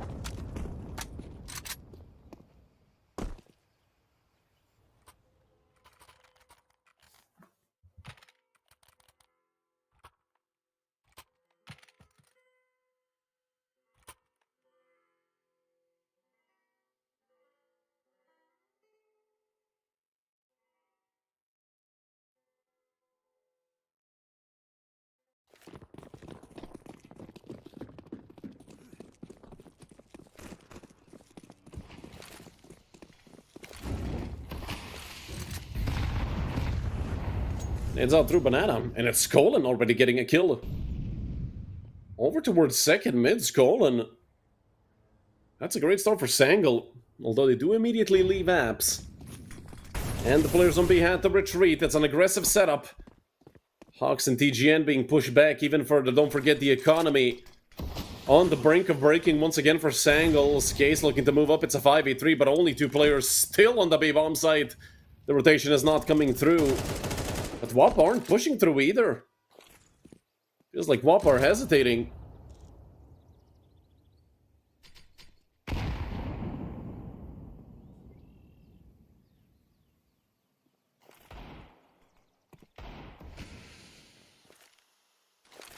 Nade's gonna go deep over towards triple, or actually it's gonna be missed. Oh, that could have essentially killed Hawks if it landed on top of him, and now in the 3v3 on the side, they should get cleaned up. They know where TGN is, so that's a good thing they do, and, well, a 2 versus 2. Coming into the retake of the B-bomb side, it's Case and Skoto to try and defend it from Skolan and Ents. Skolan having a great day today, only second to Hawks. And speaking of Skolan, up to 18 frags, a potential triple kill if he is the one to take out Skase, but first they have to get to him at all. Skase, aggressive swing, ooh, they almost lined up. But it will be 12 for Sangle. 12 to 9, 3 chances to take us to map number 3.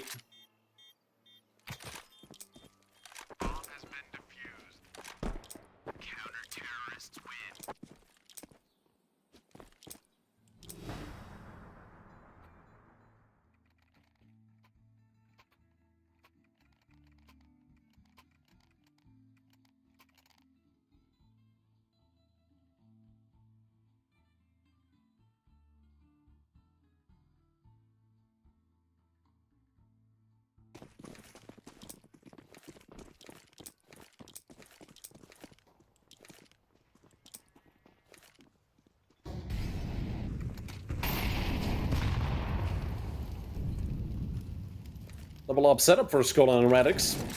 Obviously, Skolan taking that secondary sniper. Wapa are one mistake away from going to Ancient. They're gonna need OT if they want to win on this map, but they need 3 rounds first. And all 3 of them have to come in a series of rounds, otherwise Sangle are gonna walk away victorious. Look at the setup TGN and Skolan have, covering either side, and Zento and Thamlike are gonna fully drill them. Over towards the abs, the nade will do good damage onto Zento. The swing immediately comes out from Ents, but in the 5v3, Wapa just decide to hit the brakes a little bit. Zento knows he's not going to get pushed.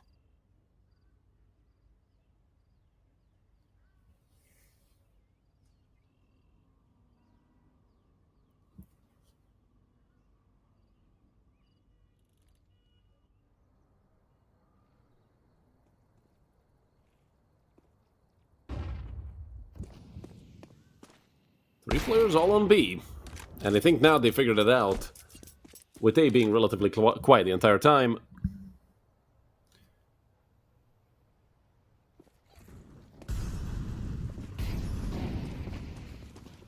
Should see Wapa going up to 10, and yeah, I mean, there's not a chance that Sangle will try to retake this 3v4. Let's be honest, that would be just insanity.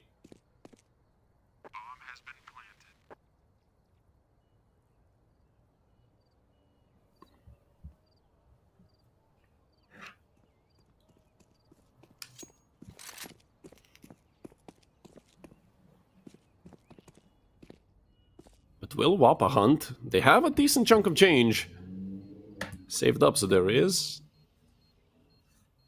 a good chance they will commit at least a little bit towards taking these guns away from the saving Sangle players. Need to break open the smoke, and it's Radix to ring off a shot first. Still 3 remaining on the side of Sangle. Skoto has a Molotov, but he's on the other side of the universe. With it, and Patty moving forward. Well, he cleared all the angles, but didn't clear them fully. Hell, they're all gonna go down except for Skoto. But again, Sangle just want to save their guns, and they did. On the side of Wapa, they don't care that they've lost that many.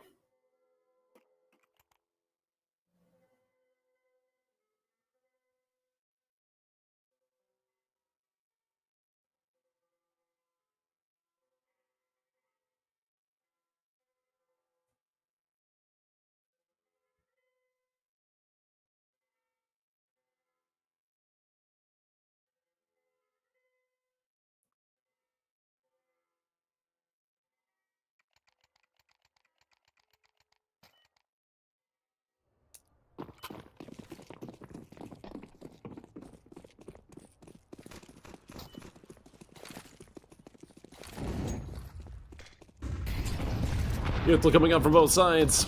But it's actually Wappa to take, the aggression through Banana. Taking it almost all the way, fully taking car control, and with only Hawks being the one on B, he will have a second smoke to throw, but you do see TGN unsure on whether or not he should leave his teammate alone. Let's come back to the B bomb site.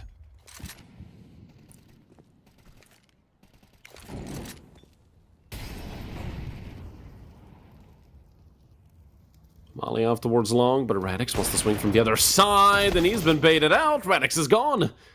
Wappa have an opening towards the A-bomb site. Let's see if they're going to go all the way with it. Spotting out a player over towards pit/balcony, and Ents. Now they know where both of them are. Nades can come through. Ents taking quite a bit of damage, and the wallbang finishes him off. It's only Skolan left. They're peeking into him, and Skolan's gone. So with 4 of them being on the side, this is certainly going to be another save for Sangle.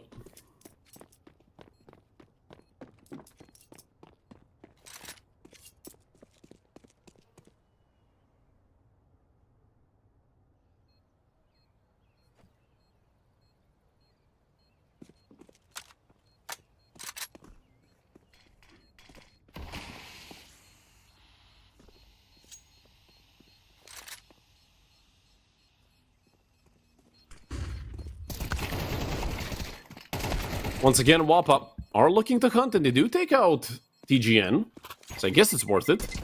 Considering they're coming into the last round of regulation, doesn't really matter how many guns they lose, just matters that they can take some away from Sangle. I don't think it's going to have that much of an impact, though. I think all 5 of them are going to have rifles with essentially max utility. Hell, Radix got an op. And Hawks is still on that AK, so 12-11. If it goes the way of Sangle, we're going to Ancient. If it goes the way of Wappa, we're going to overtime.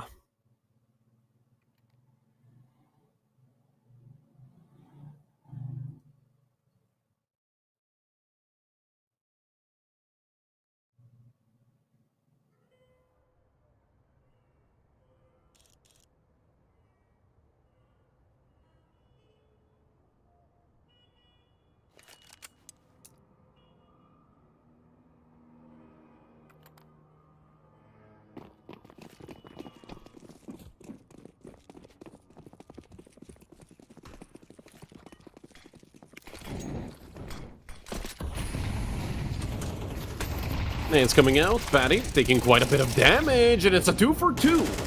Over towards Banana. Hawks is still there. And oh, look at the bush.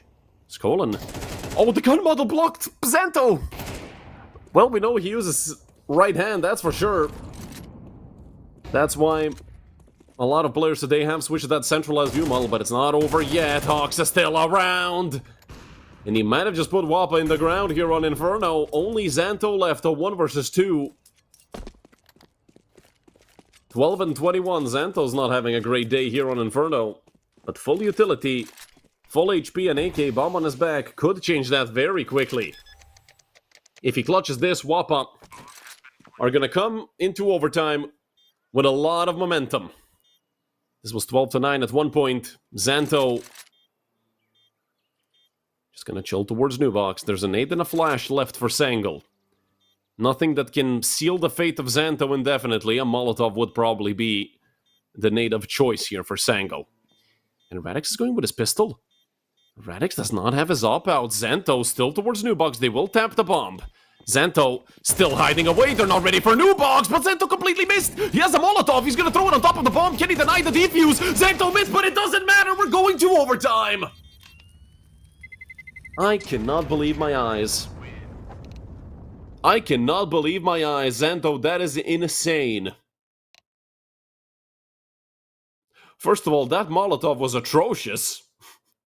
Second of all, they couldn't kill him. Who was watching that? I don't remember. I literally can't remember in this moment.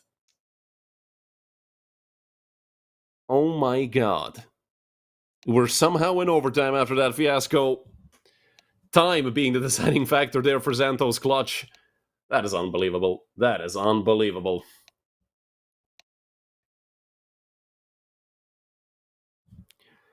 Not to mention Xanto completely choked away that first peak.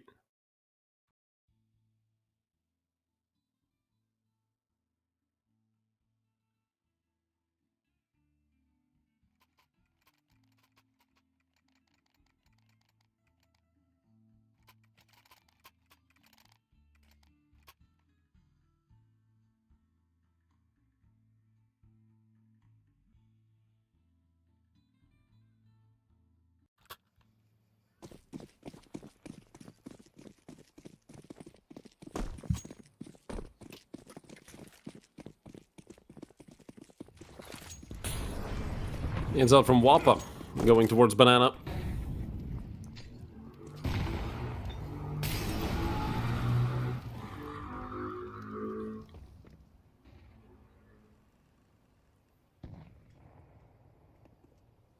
Three-man short setup here for Sangle. An interesting one for sure. They didn't run it before, so all the strats are coming out here in overtime. But it could work out. I mean, it's not bad at all. Obviously, they know best. And especially when you do the boost, unless Ends gets wallbanged randomly, which Wappa haven't wallbanged that all game long, so I assume Ends is still going to be safe up there. This could ruin Wappa. The flash does take Radix fully off the angle. A Molotov falls as well. They're slowly but surely looking to take space, but look at this. They're losing 3 players as well. Ends gets another. And after all the trades happen, once again, it's Zento in a 1 versus 2. He's going to have the bomb to himself, a nearly full utility, a nade, a flash, in the smoke. He needs a 4K here to close it out. Zento was the hero towards the end of regulation. Now he's going to need to be a hero again. The nade is going to do decent damage there towards the smoke. The flash fully blinding Hawks. But Zento wasn't ready for TGN. He had no idea that TGN was coming from long as well. That entire time, Zento could only spot 1 player at a time towards long.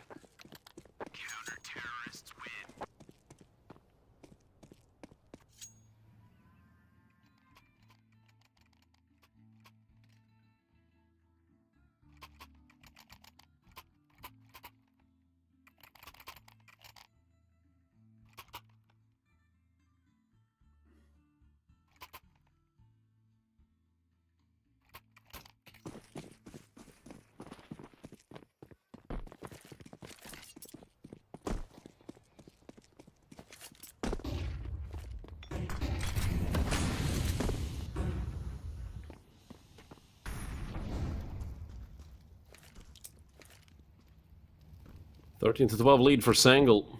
Sends Wappa into an early commit for B. They've already taken full banana control. The retake utility coming out, but they're just not going to respect it. They're going to go forward. 1 player caught out. The molly is there, and it's going to split him up, but they know where Hawks is. They've already tagged him up. 40 HP left for Hawks. He's still fighting, still looking for more Hawks. Somehow he gets 2. The deep angle taken immediately by Skoto, and down goes Ends towards CT. Now they have to actually get the bomb down. Re-smoke for CT. The molly will come out. Patty, this is a must-get kill. And he's not going to get hard cleared. Skolin had no idea. That leaves just Radix. 1v3. This would be, I mean, a completely impossible round to win. There's no chance. There's no chance. Radix. He has found the first. 15 seconds left of the bomb. The smoke does come out, but I'm not sure if the bomb was planted there. I think it's actually planted on back of Fountain, and Radix, well, spending a lot of time clearing this, he gets flanked. 2 for Thamlike, 2 for Patty. Thamlike's been doing a great job all day long. 13-13, we're all tied up once again.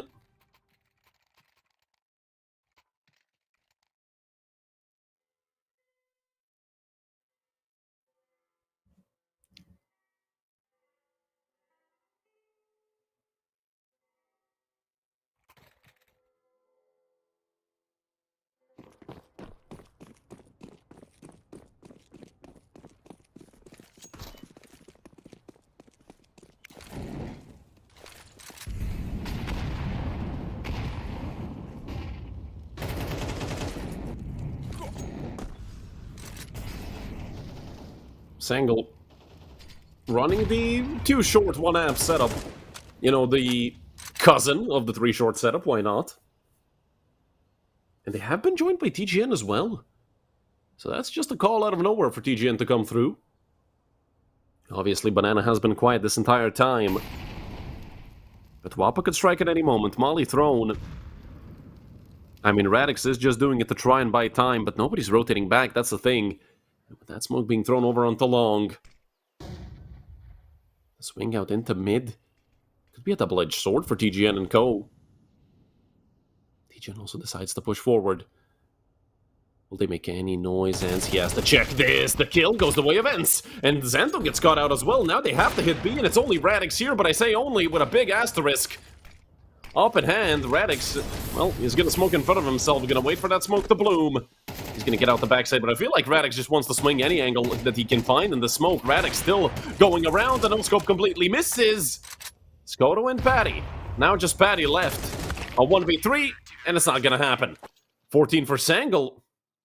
Closing it out with a 2-1 lead after the first OT.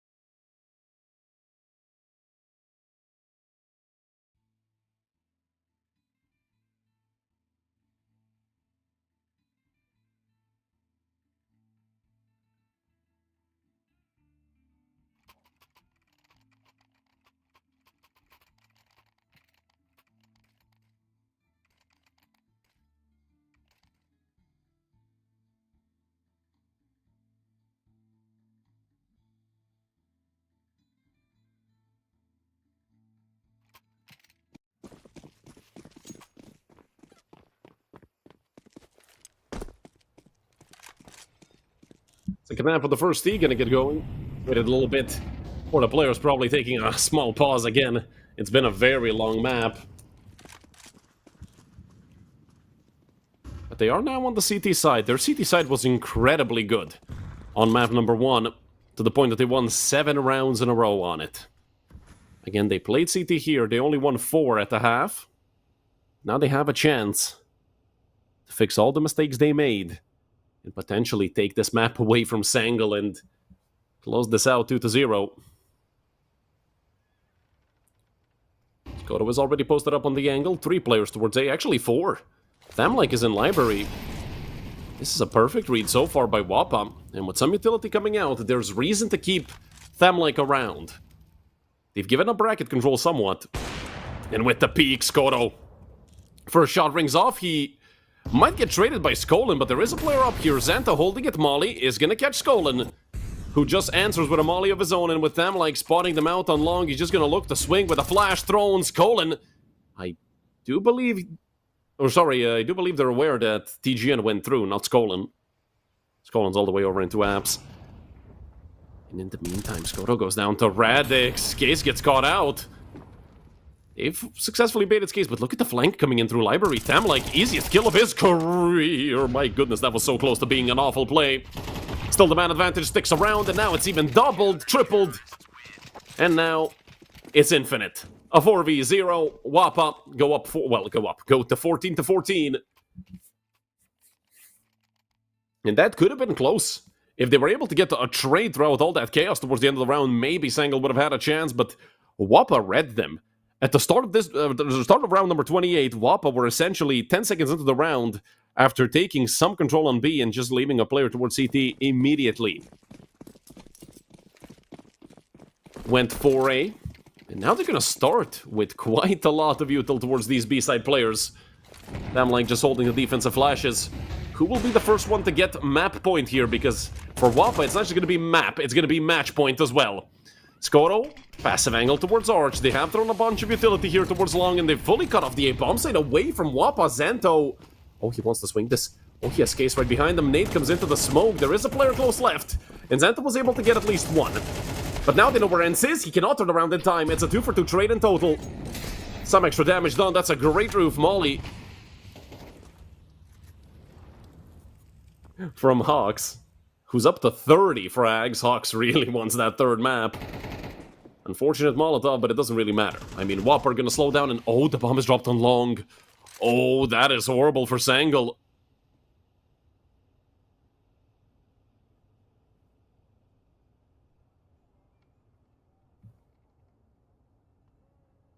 A 3v3 mission to get the bomb. Another smoke thrown, and they're actually gonna drop a flash towards Bracket. I'm like, will he do it?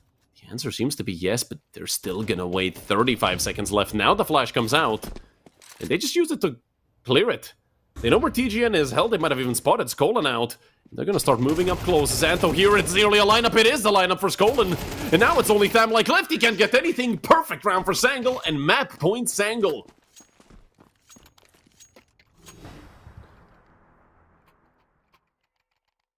Can the Turkish team get away with a 16-4 victory?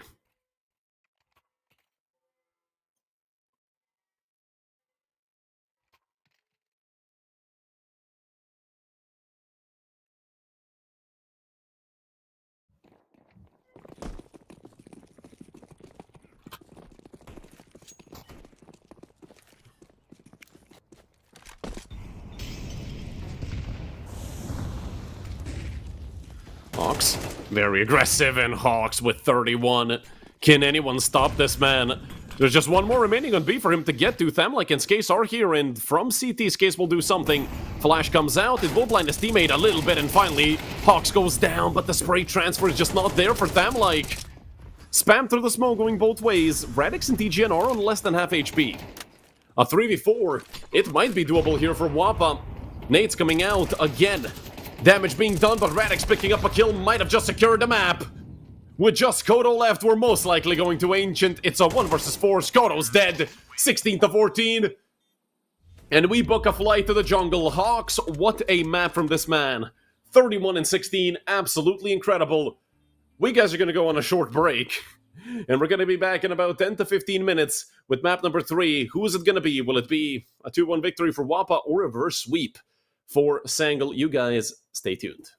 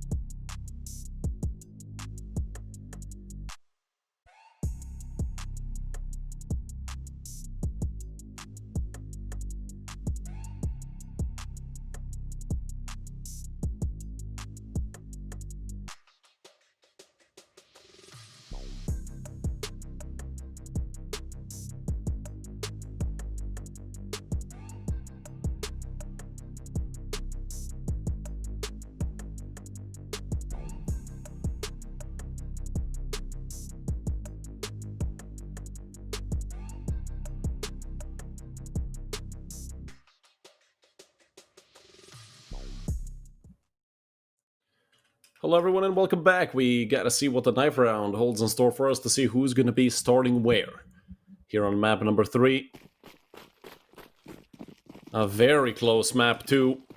Saw Sangle win 16-14.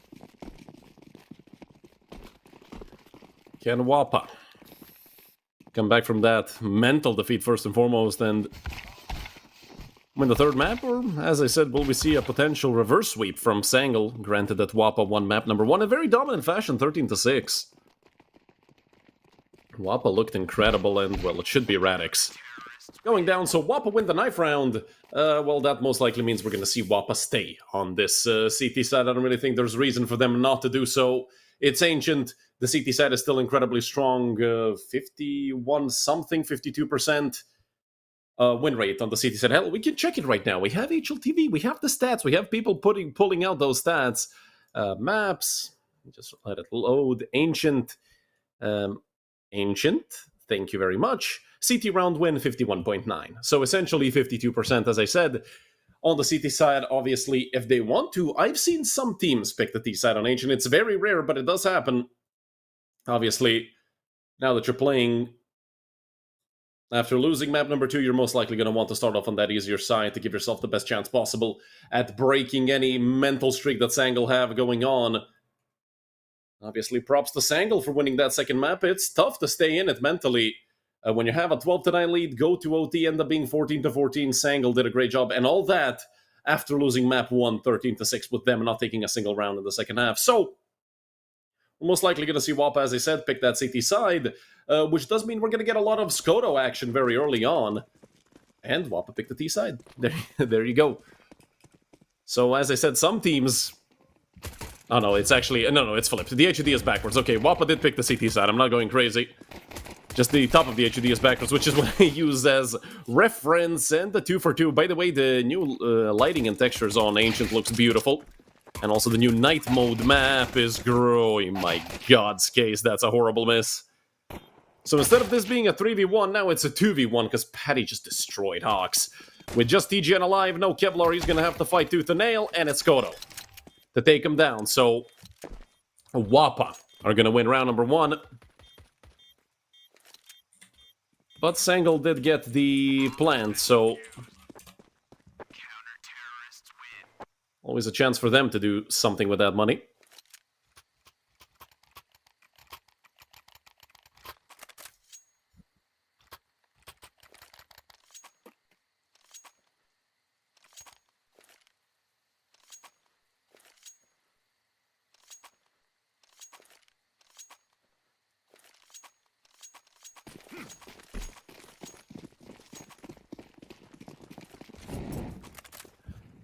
Three M4's an auto shot and an MP9. You'll love to see the XM get pulled out in situations like this. Some phenomenal damage to open up the round. Skola and Hawks, 30 HP between the two of them. 16 and 14 if you want to be precise. So essentially a bullet away from death no matter which weapon goes up against them, with only a single smoke and 2 flashes left. It's going to be a tough one for Sangle. It would take some massive misstep, and well, it could have been Xanto to get caught on A and give up the entire bomb site on his own, but he does manage to survive that duel. Walks away victorious. The hit now gonna come out into B, and they line up for Radix. This is not good for Wapa. Thamlike is gonna have to do everything he can, and he's only gonna take 1. Xanto is on 25. He did pick up the Galil off of TGN's body. That's Case gets caught as well. Skolan with the aggression. He knows he has to be aggressive when you have 16 HP. No point in playing it passive. And we're most likely just going to see the save for Xanto and Sangle taking their first round here on Ancient. And again, today it's been a trend for these teams. Lose pistol, win force buy, because why the hell not?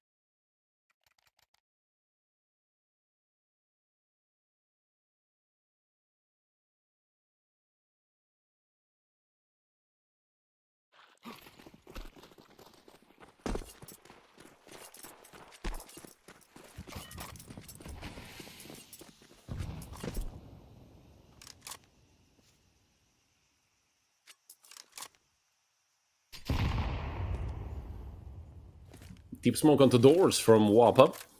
And I mean, Sangle, they kind of have to respect it.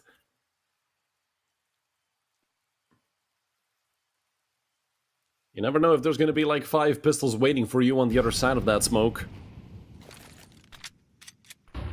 Skoto.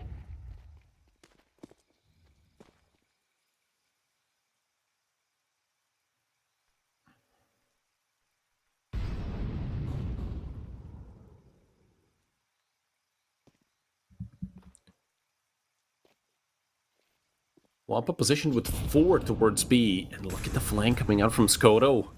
He's gonna go out through elbow. Obviously the rotation is still there for Sangle. They could go back if needed, but Skoto connects on 1 dig.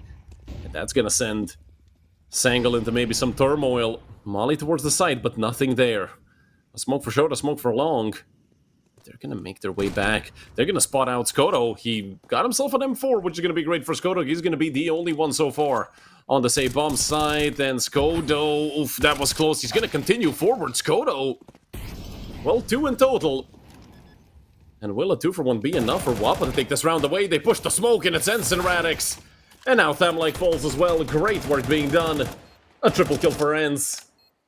With just Xanto alive, they know exactly where he is. There's no chance here for Xanto.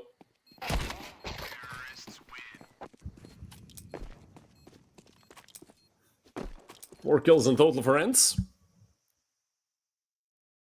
And the 2-1 lead for Sangle.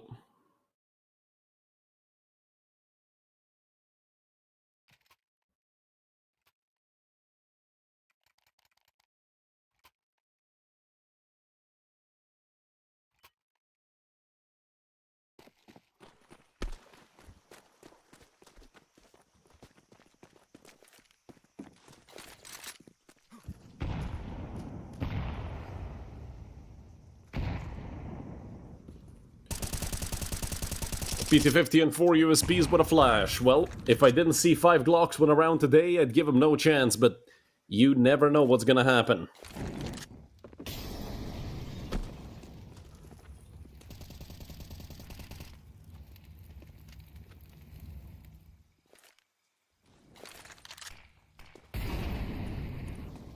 And they are looking towards this B-bomb site. I'm not gonna say they're fully committing.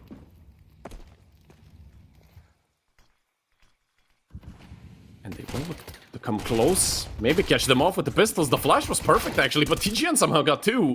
M4 is here. Enz gets 2 himself. With Hogs being nearby, they deny even a chance at saving that rifle. So Sangle are up 3-1. I mean, losing 2 players, it's nothing.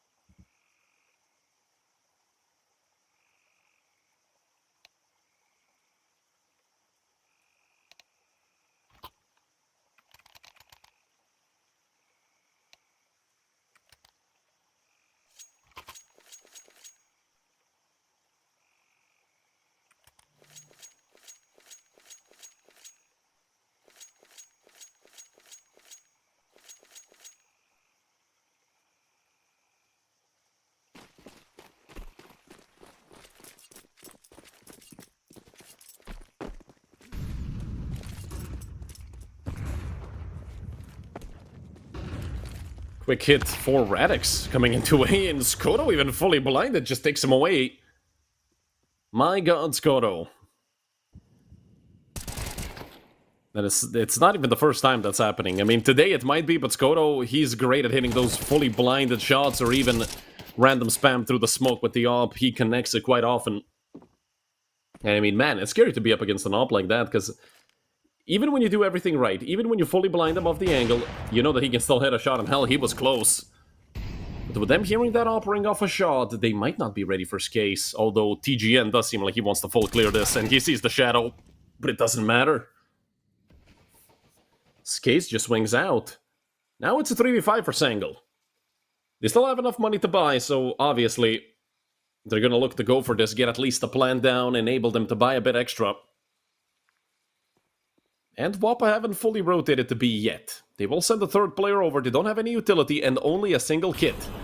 It's not impossible for Sangle to steal this one away, although I do believe that one of these Molotovs might have even been their own. The nade will come through over towards Long, that will do decent damage. The spam now through the smokes, and Hawks burns out them like Patty on the edge of the smoke gets caught by Hawks as well. Skase wants to swing, he's gonna get two! And it's Hawks left who needs to get the ace. There's a player coming quick on the flank. Hawk just taps the bomb, but he has no idea that Skoto is lurking around. 3 kills for Sangle. If anything, that's really gonna damage the economy of Wappa. But oh man, was it close.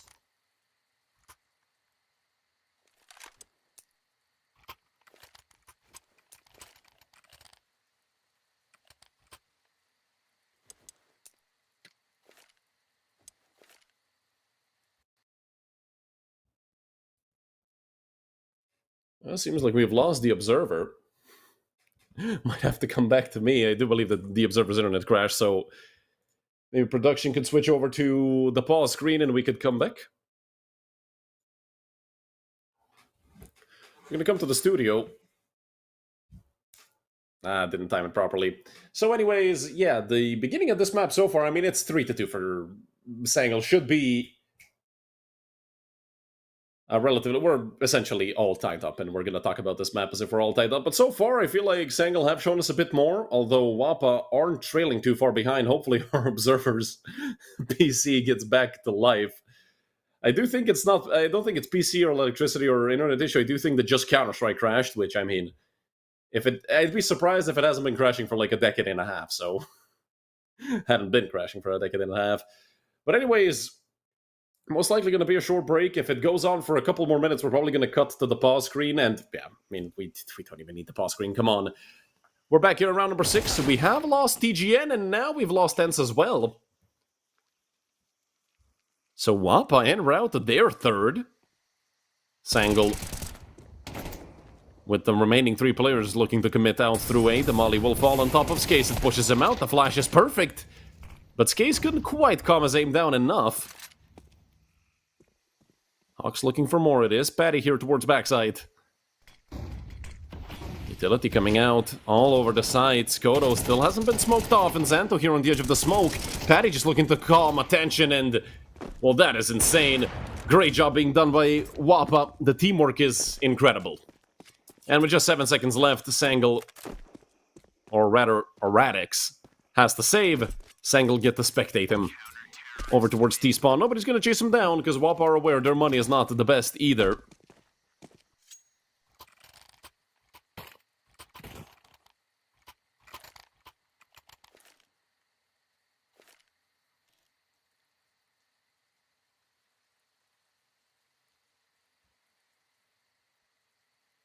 Attack pause called by Wappa.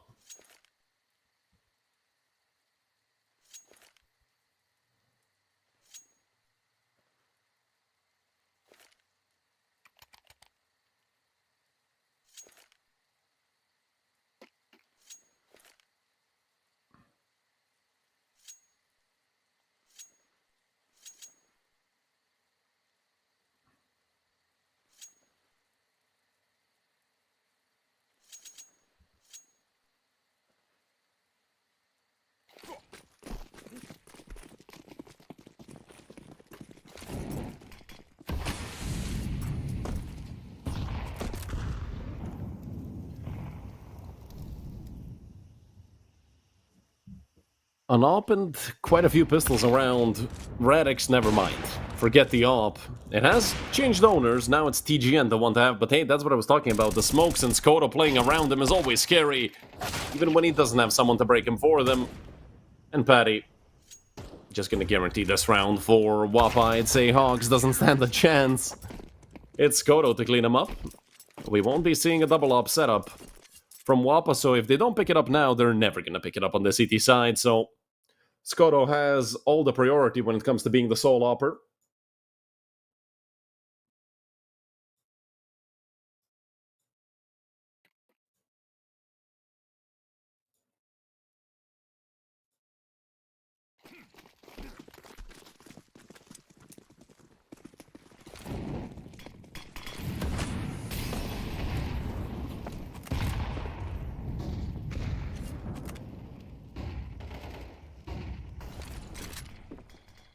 Patty will be kept around. Actually, Patty goes for more and he catches out ends. My god. The smokes have been so good to Wappa so far. And hell, if they continue being so, that might be that small advantage Wappa need on a map where they're even with Sangle. Because obviously, I mean, they were the better team on map number 1, no questions asked. Train was such a stomp. Ever since the first half ended, Sangle didn't stand a chance. But they were in map 3 for a reason. And these two teams might be more closely matched than we thought. Only Thamlike on B. But Wappa have taken initiative, and with the smoke falling, I don't really think they're gonna run through it. Like, they're insane. They nearly catch Thamlike. And it's actually Radix to push forward. Has spotted a player out deep towards long. But they're already getting flanked. I mean, there's two players coming in through cave. Hawks is still holding utility for long. My god, Zanto. That is one of the worst sprays we've seen all day long.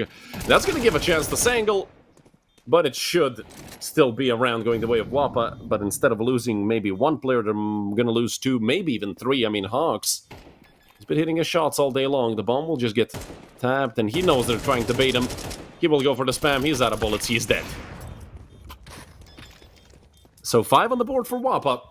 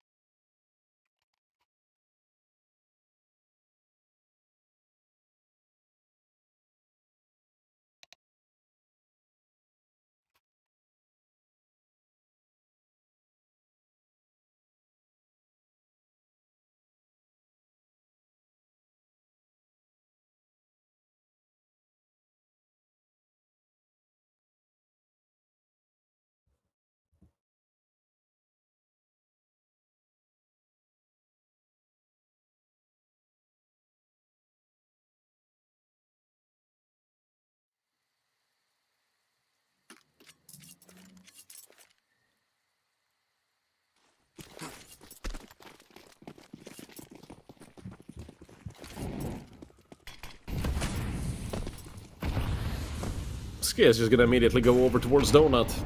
He is holding a flash to pop himself out mid, and, well, Skolin was not blinded by anything. Addy, oh, he's gonna look to swing, but Radix is gonna nail him.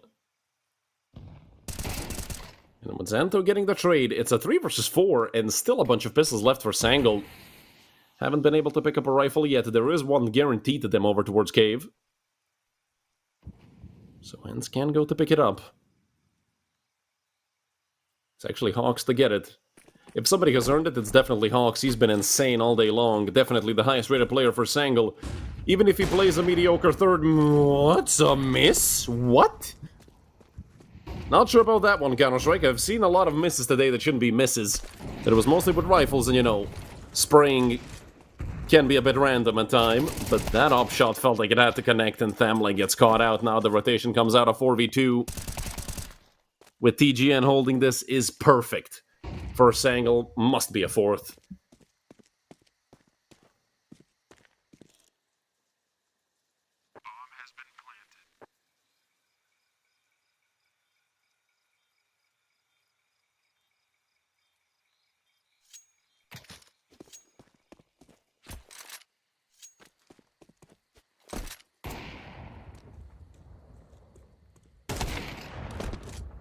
Scotto will fight for survival.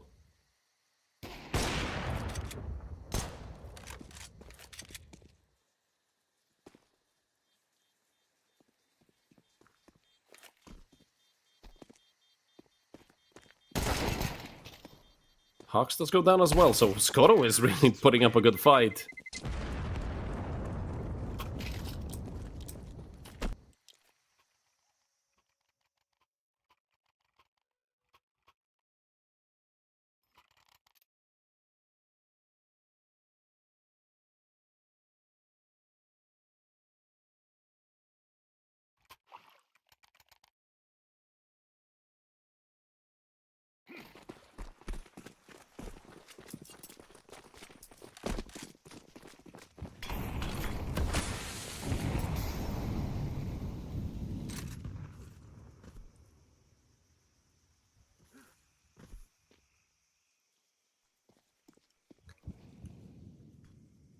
Lined up towards A, is Angle.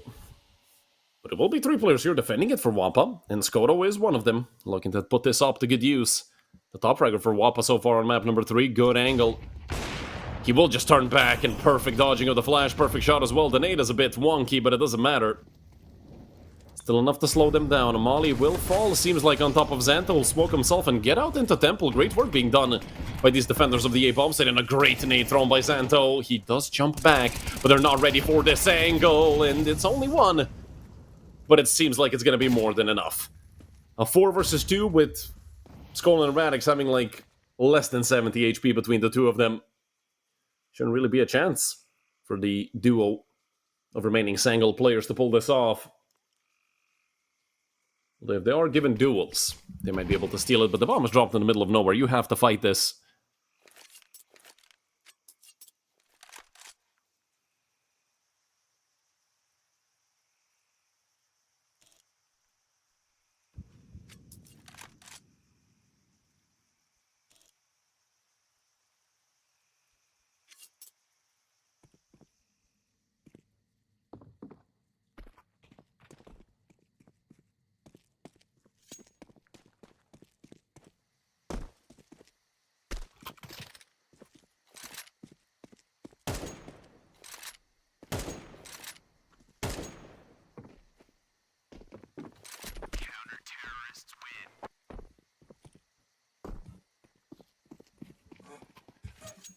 So both Skull and Radix will survive, get to save those guns and fight another day with them.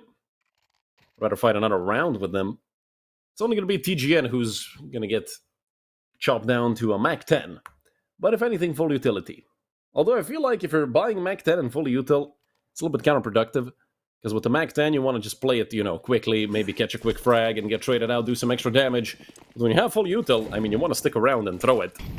Obviously, if you're with your team, you can just throw it to them and hope that they can put it to good use, or be the first one to toss out all of it. But anyways, Wappa have a chance at fully breaking Sangle in this round. 2900 loss bonus, it will not be enough for a full buy in the next. And if Sangle win this one, they have a chance at evening up to half again. Same way they did on map number 1.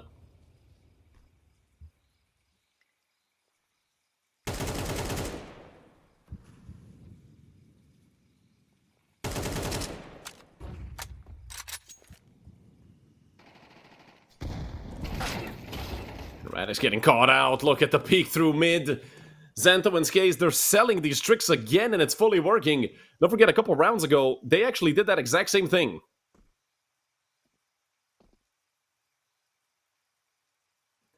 With breaking that smoke open.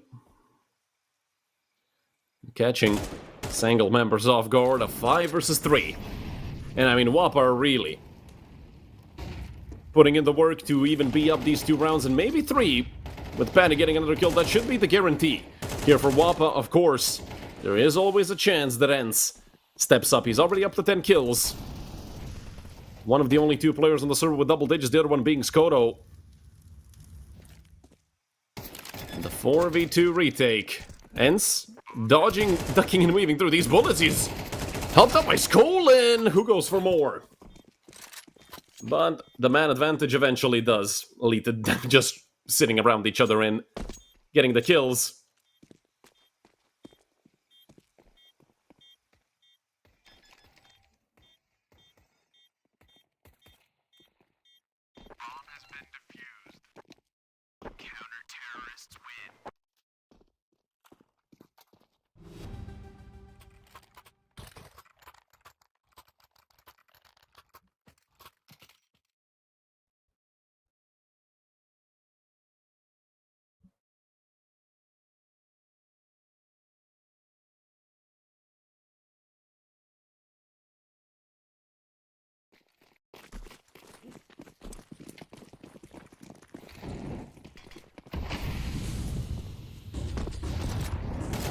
Fast push into mid by Sangle. And it will lead to a 3-for-2 trade, actually. Sangle doing great work now. A chance for them to pick up a fifth here towards the end of the half. But Thamlike is already tucked away towards backside, although the problem is they have so much time remaining, a minute 30. I mean, they didn't even care about the flank they had. The Thamlike could have gotten one more, maybe even two. That is going to leave Patty in a 1 versus 3. And with the smoke falling, Patty, he might push through it. There are players holding this. I mean, Skolin, he is going to go down. Patty decides not to swing off the back of that frag immediately. We'll drop a smoke on the bomb. He has a kit, so it's always a threat that he could go for a ninja defuse. We'll check the boost as well. Patty could have a realistic chance at winning this. He's going to get on the bomb, just a tap. Looking to bait them out. The bullets are not even grazing him. There is a player going towards big box. Patty picks up another.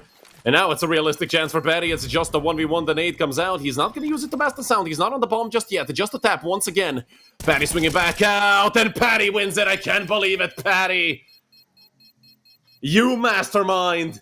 8-4 at the half for Wappa. Sangle gamble away a 3v1. And 3 players on the side of Wappa have 10 kills each. Patty is almost on 10. Would need one more. This is great work from Wappa.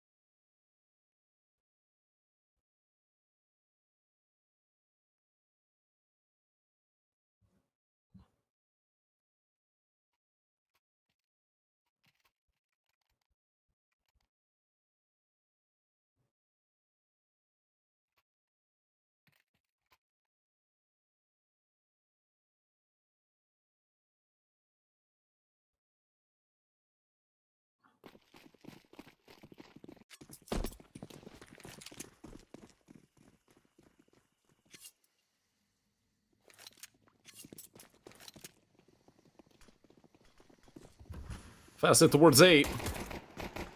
And Radix is going to be the one tested. He does not do anything. Some damage maybe, but that's it.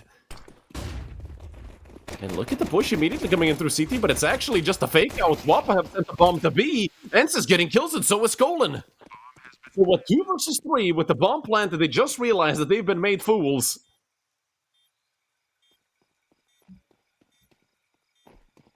I'm like, so long, and he will catch one of them off.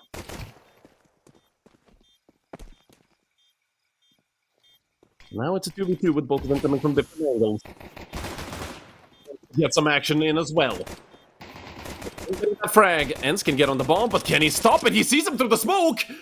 Knife needed, he's missing! But it's got off it! Oh no! What a blunder by both players! I mean, the round is over, it's gonna go the way of Wappa. It's a 9-4 lead for the Danes, a tragedy both ways, honestly.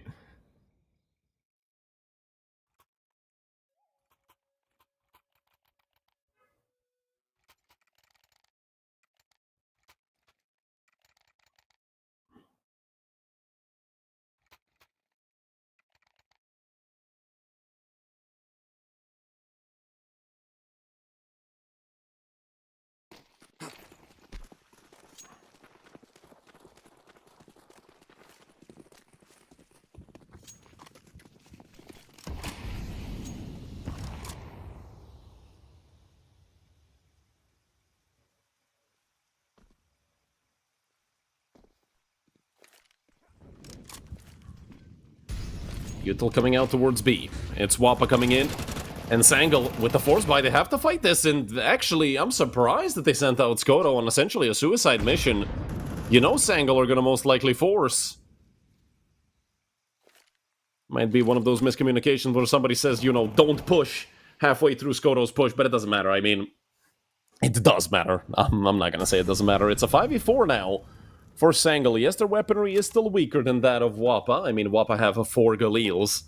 Just a single rifle for Sangle, and it's a FAMAS in the hands of Ence, and they know it's towards B. Zento looking to move up. Could lose his head. But TGen has a 5-7, and I mean, come on, Ents. You have to know that angle exists. You have to know the possibility of that angle being abused. Wappa now have an open route into the B-bomb site. 3 players are here. One of them is... Actually, one of the members of Sangel is going to look to flank them. It's going to be Skolin. The push is here. Xanto with just 1 HP, but he gets another. And will Xanto be used as pure bait for this player on the flank? Xanto, if he could get information on Skolin's position, that would be great. And Thamlike gets another now. He knows exactly where Skolin is. The bomb gets tapped. Thamlike doesn't push it. They're baiting each other. They're playing the mind games. Thamlike, Galil versus MP9! And it's Skolin to take the round away. It's the day of the force buys, and it strikes yet again. As long as Skolin doesn't let go of the bomb too early, which I don't think anybody ever does. You just hold the E until you can move.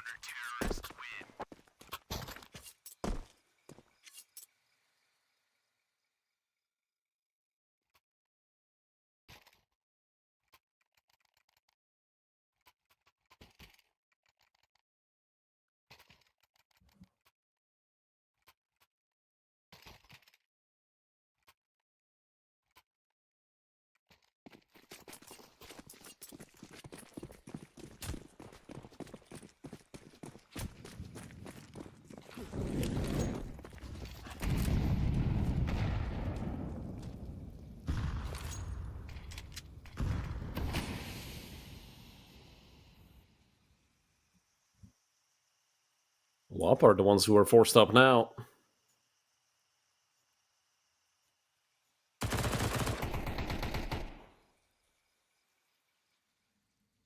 That could be a risk for Sangel. There's both teams still facing reset, don't forget. This is a very important round here for the continuation of this map, and Case is gonna run Skolin over. Now the trouble begins, but they've found Radix's op. Or rather, Radix has found them with the op. Although with that Molotov, he's forced to give up the plant and, well, rather give up the attempt at even holding it. That's an M4 for Thamlike. Okay, he doesn't have Kevlar, but at this range, the M4 could still be very good. It's a 2-for-1 trade, so still favoring the side of Sangel. The Tech 9 still rifling shots off towards the bomb site. Patty is smoked, and he cannot get to the diffuser. No, it's Radix to hold him off. Radix with 3. 6 rounds for Sangel, 9 for Wappa, but they did get the plant again. Although that should not lead to them forcing they can upgrade pistols, and that's it, because next round is going to be another full buy for Wappa.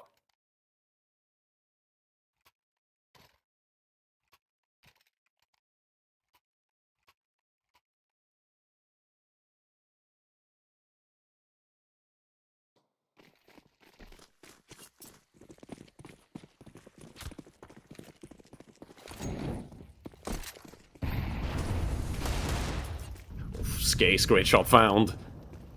Taking Skolin out of the equation has been a very good thing all day long for Wappa, because Skolin and mostly Hawks have been doing a lot of the heavy lifting.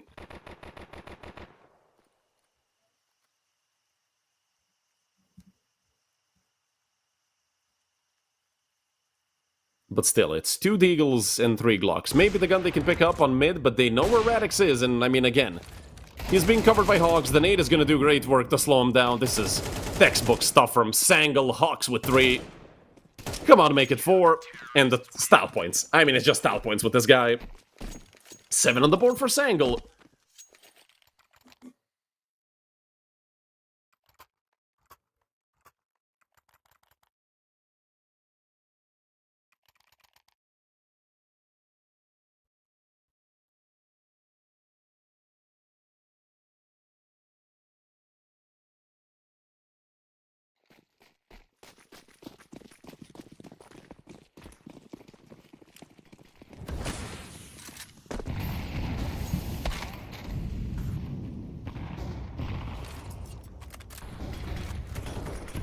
Skoda with the early frag. That's going to really put a monkey wrench into the works of Sangel, and that is going to put one even more, rather either even deeper or put just another one in there. Hope it breaks the machine of Sangel. They have won a couple rounds in a row.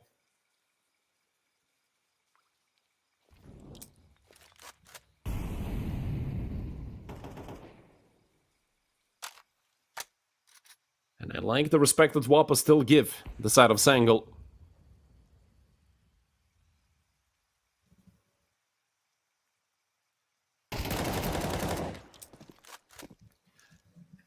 this is why. Ents gets a kill back. Still though, it's a 4 versus 2 for Wappa.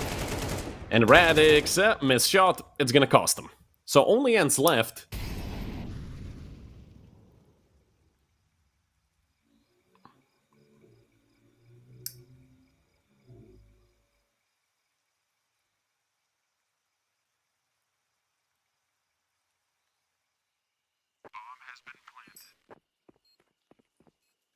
So Ents are gonna stick here and hope to save. Wappa are gonna go up to 10.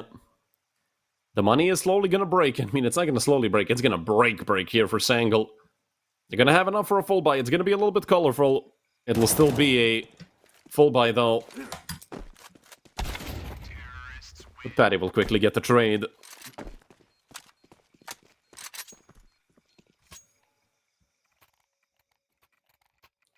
Hawks next and Terrace. You know what? Usually, I don't like how, you know, some fans always compare good Turkish players to Zentaris, but Hawks actually reminds me of him. I mean, this is the first time I see a comparison to Zentaris, and then I'm like, yeah, that makes sense. Because Hawks is aggressive, he's a rifler, and his aim is absolutely insane. So why not? I mean, hell, if he gets a even better chance, because this is the academy team of Sangle. This is Sangle Alters. I'm just not going to pronounce that every time I say it because, well, I just don't want to. It's Sangle. And with perfect flashes on the mid, out comes Case. Patty as well. There's a player over... Oh no, that wasn't a player towards Kenny, as that was a player towards Cave. The X-Ray playing some tricks on me. Zanto, that is an absolutely filthy pre-fire. Get out of here. A 5v2. And the chance to fully reset Sangle, but Radix is fighting this. We spoke of the next Zentaris, now we might see the next Woxic in action. Radix already has 2, and it's a 2v2 retake. Thamlike got caught looking the wrong way. Good nade, if anything. Gonna secure 20 damage onto TGN, but Patty, this is... Oh, I was gonna say this is gonna be an off angle. Radix swings it. Can anyone stop these kids on the side of Sangle? Don't forget, Wappa had a 5 versus 2, and they got chiseled down to just 1 player. TGN and Radix doing everything possible, but Radix just missed. And there's no time! TGN needed to stick that! Zanto, with 3 of his own, negates the highlight round for Radix, and gives 11 to Wappa.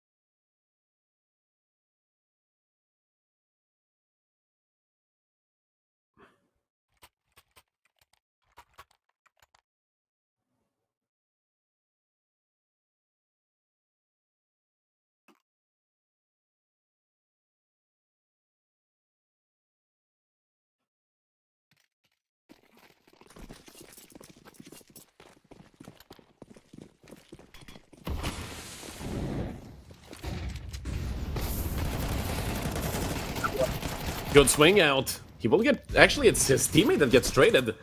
And Skoto nearly caught out. He has the smoke under his feet just to hope to stay alive. They've mollied off Skoto. They've essentially sent him into death. Oh my god, Thamlike. The worst thing is these two guys know each other very well. They've been around essentially as a duo pickup for most Danish teams. Somehow, though, Skoto is alive. He even has a chance of surviving this. I mean, he's gonna get shot in the back by Ents, that's for sure. But hey, I mean, they've spent so much time here waiting around for Skoto. If Skoto can pick up 1, that's an insane shot, by the way.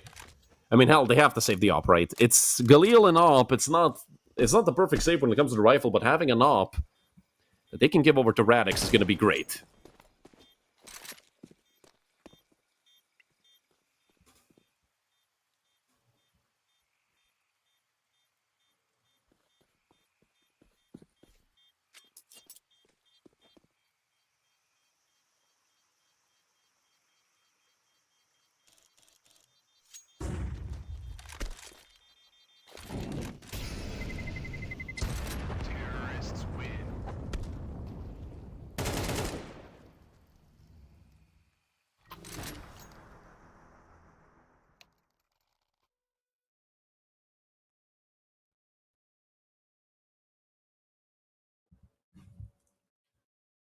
Last tech pause used by Sangl. It's now or never for the young Turkish team. 5 match rounds in a row for Wapa. Looking to do here what they couldn't do on map number 2.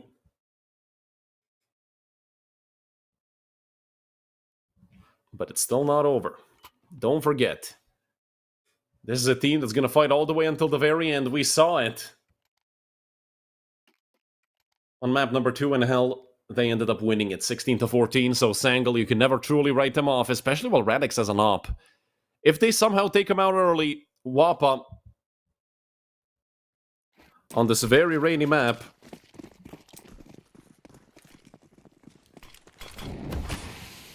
are going to look to steal it away. I saw some predictions saying 2-1 Sangl in chat.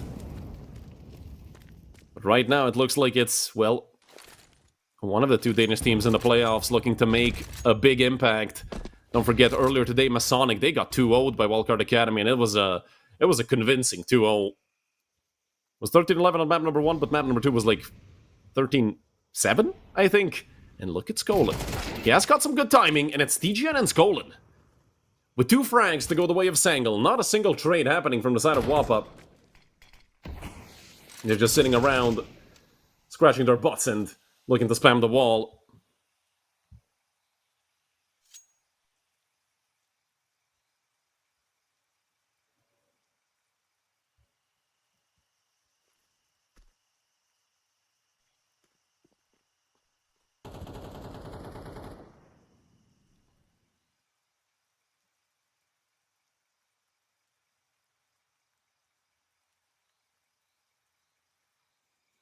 "40 seconds left.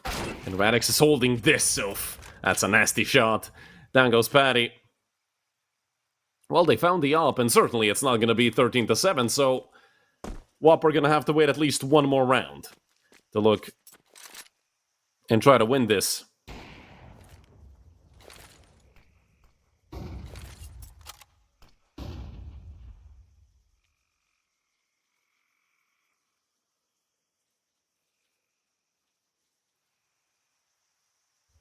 Look at Skolin. He wants to be aggressive again. They have spotted him out. And this FAMAS has already done good work this round. It will finally put an end to it.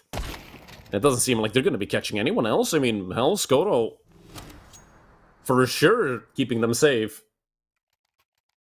Still a chance for Wapa to close this out. With 1900 loss bonus, unfortunately, they do have to save, but Case can drop an AK. So, 4 AKs and an op? Hell, I mean, screw the utility. And it's not like they have a nothing. They have, 3 HEs, a molly, 2 flashes, and 3 smokes. So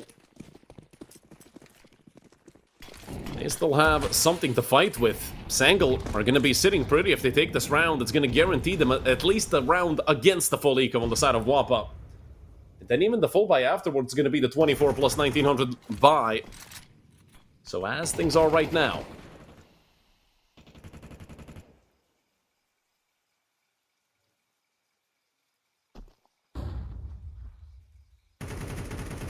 Sangl could make this comeback happen. It is, I mean, it's only 4 rounds, but it's also 4 rounds, if you know what I mean. But if you think about it, this one's going to be a full buy, and then they have to fight, like, what, maybe one more full buy, and then a half buy if they do end up winning it. So, a massively important round for Sangl. I know I'm sounding like a broken record, but there's a reason I'm repeating all of it. If Wapa don't close this out now, they might grow to regret it. Damlike has been playing anti-flash this entire time. The wallbang still not connecting, only some damage actually done to the players of Sangl. With 50 seconds left and all that noise being made, I'm surprised Sangl haven't at least tried pushing something, but I feel like they're a little bit terrified as well. Hawks over on top of the box and TGN right under him. The double swing comes out.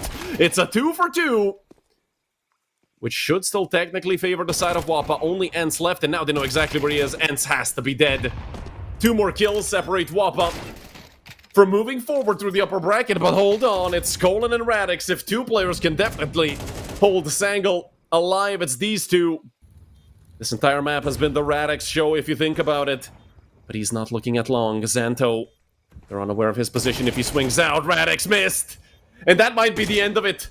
Skolin in the 1v2, a 180-degree crossfire. Skolin just gets on the bomb and hopes to stick it. Skolin sticking it. 2 seconds. 1 second. Skolin! He somehow wins it for Sangal. And we go again. But oh my god, is that gonna ruin the economy of Sangal? They have enough for another full buy. I can't believe this. My neighbors have to hate me. My neighbors have to hate me. That's for sure. I gotta buy the Timu special.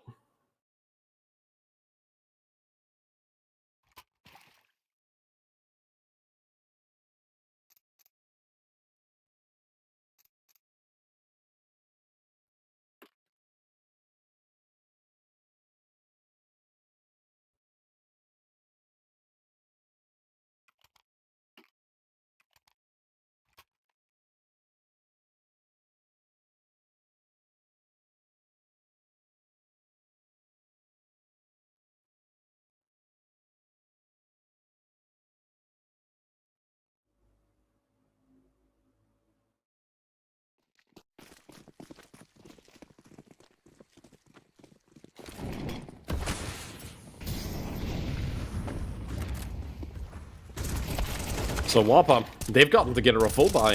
And Skase once again. I mean, Skase has been drawing some first bloods here in this entire half. Good work. I mean, good work by him. Again, getting traded immediately. With an even number of men on both sides, again, we know, especially that early 1-for-1 trade, statistically it should favor the T side.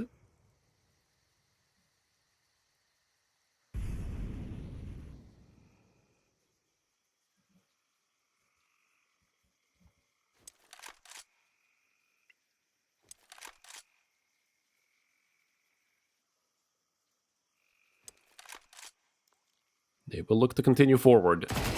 Here into TGN's MP9, who picks up both frags. And TGN's still fighting, but he runs out into Skoto. And look at this, they've taken B control in the meantime. Thamlike fully flanking them.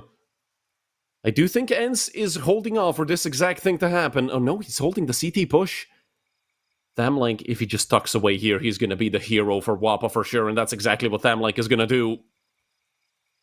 And they're going deeper towards the A-bomb site.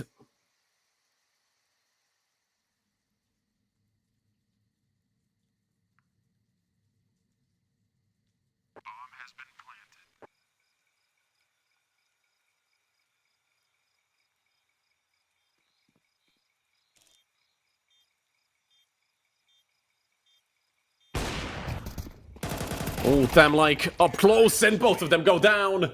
That's the end. 3 kills for Skoto to close it out. As I said, who else but Skoto to close things out here for Wappa, who completed the 2-1 victory here up against Sangal Academy, knocking the Turkish team down into the lower bracket, or rather should I say Sangal Altars. That's it for today. I mean, we had 2 great games, but both in their own way. Remember 2-0 Wildcard Academy against Masonic, and now a very close game throughout 3 maps, but at the end of the day, Wappa did look like the better team overall. As I said, that's it for today. My name is Redul, thanks for watching, and from the entire United21 team, I wish you a pleasant rest of your day.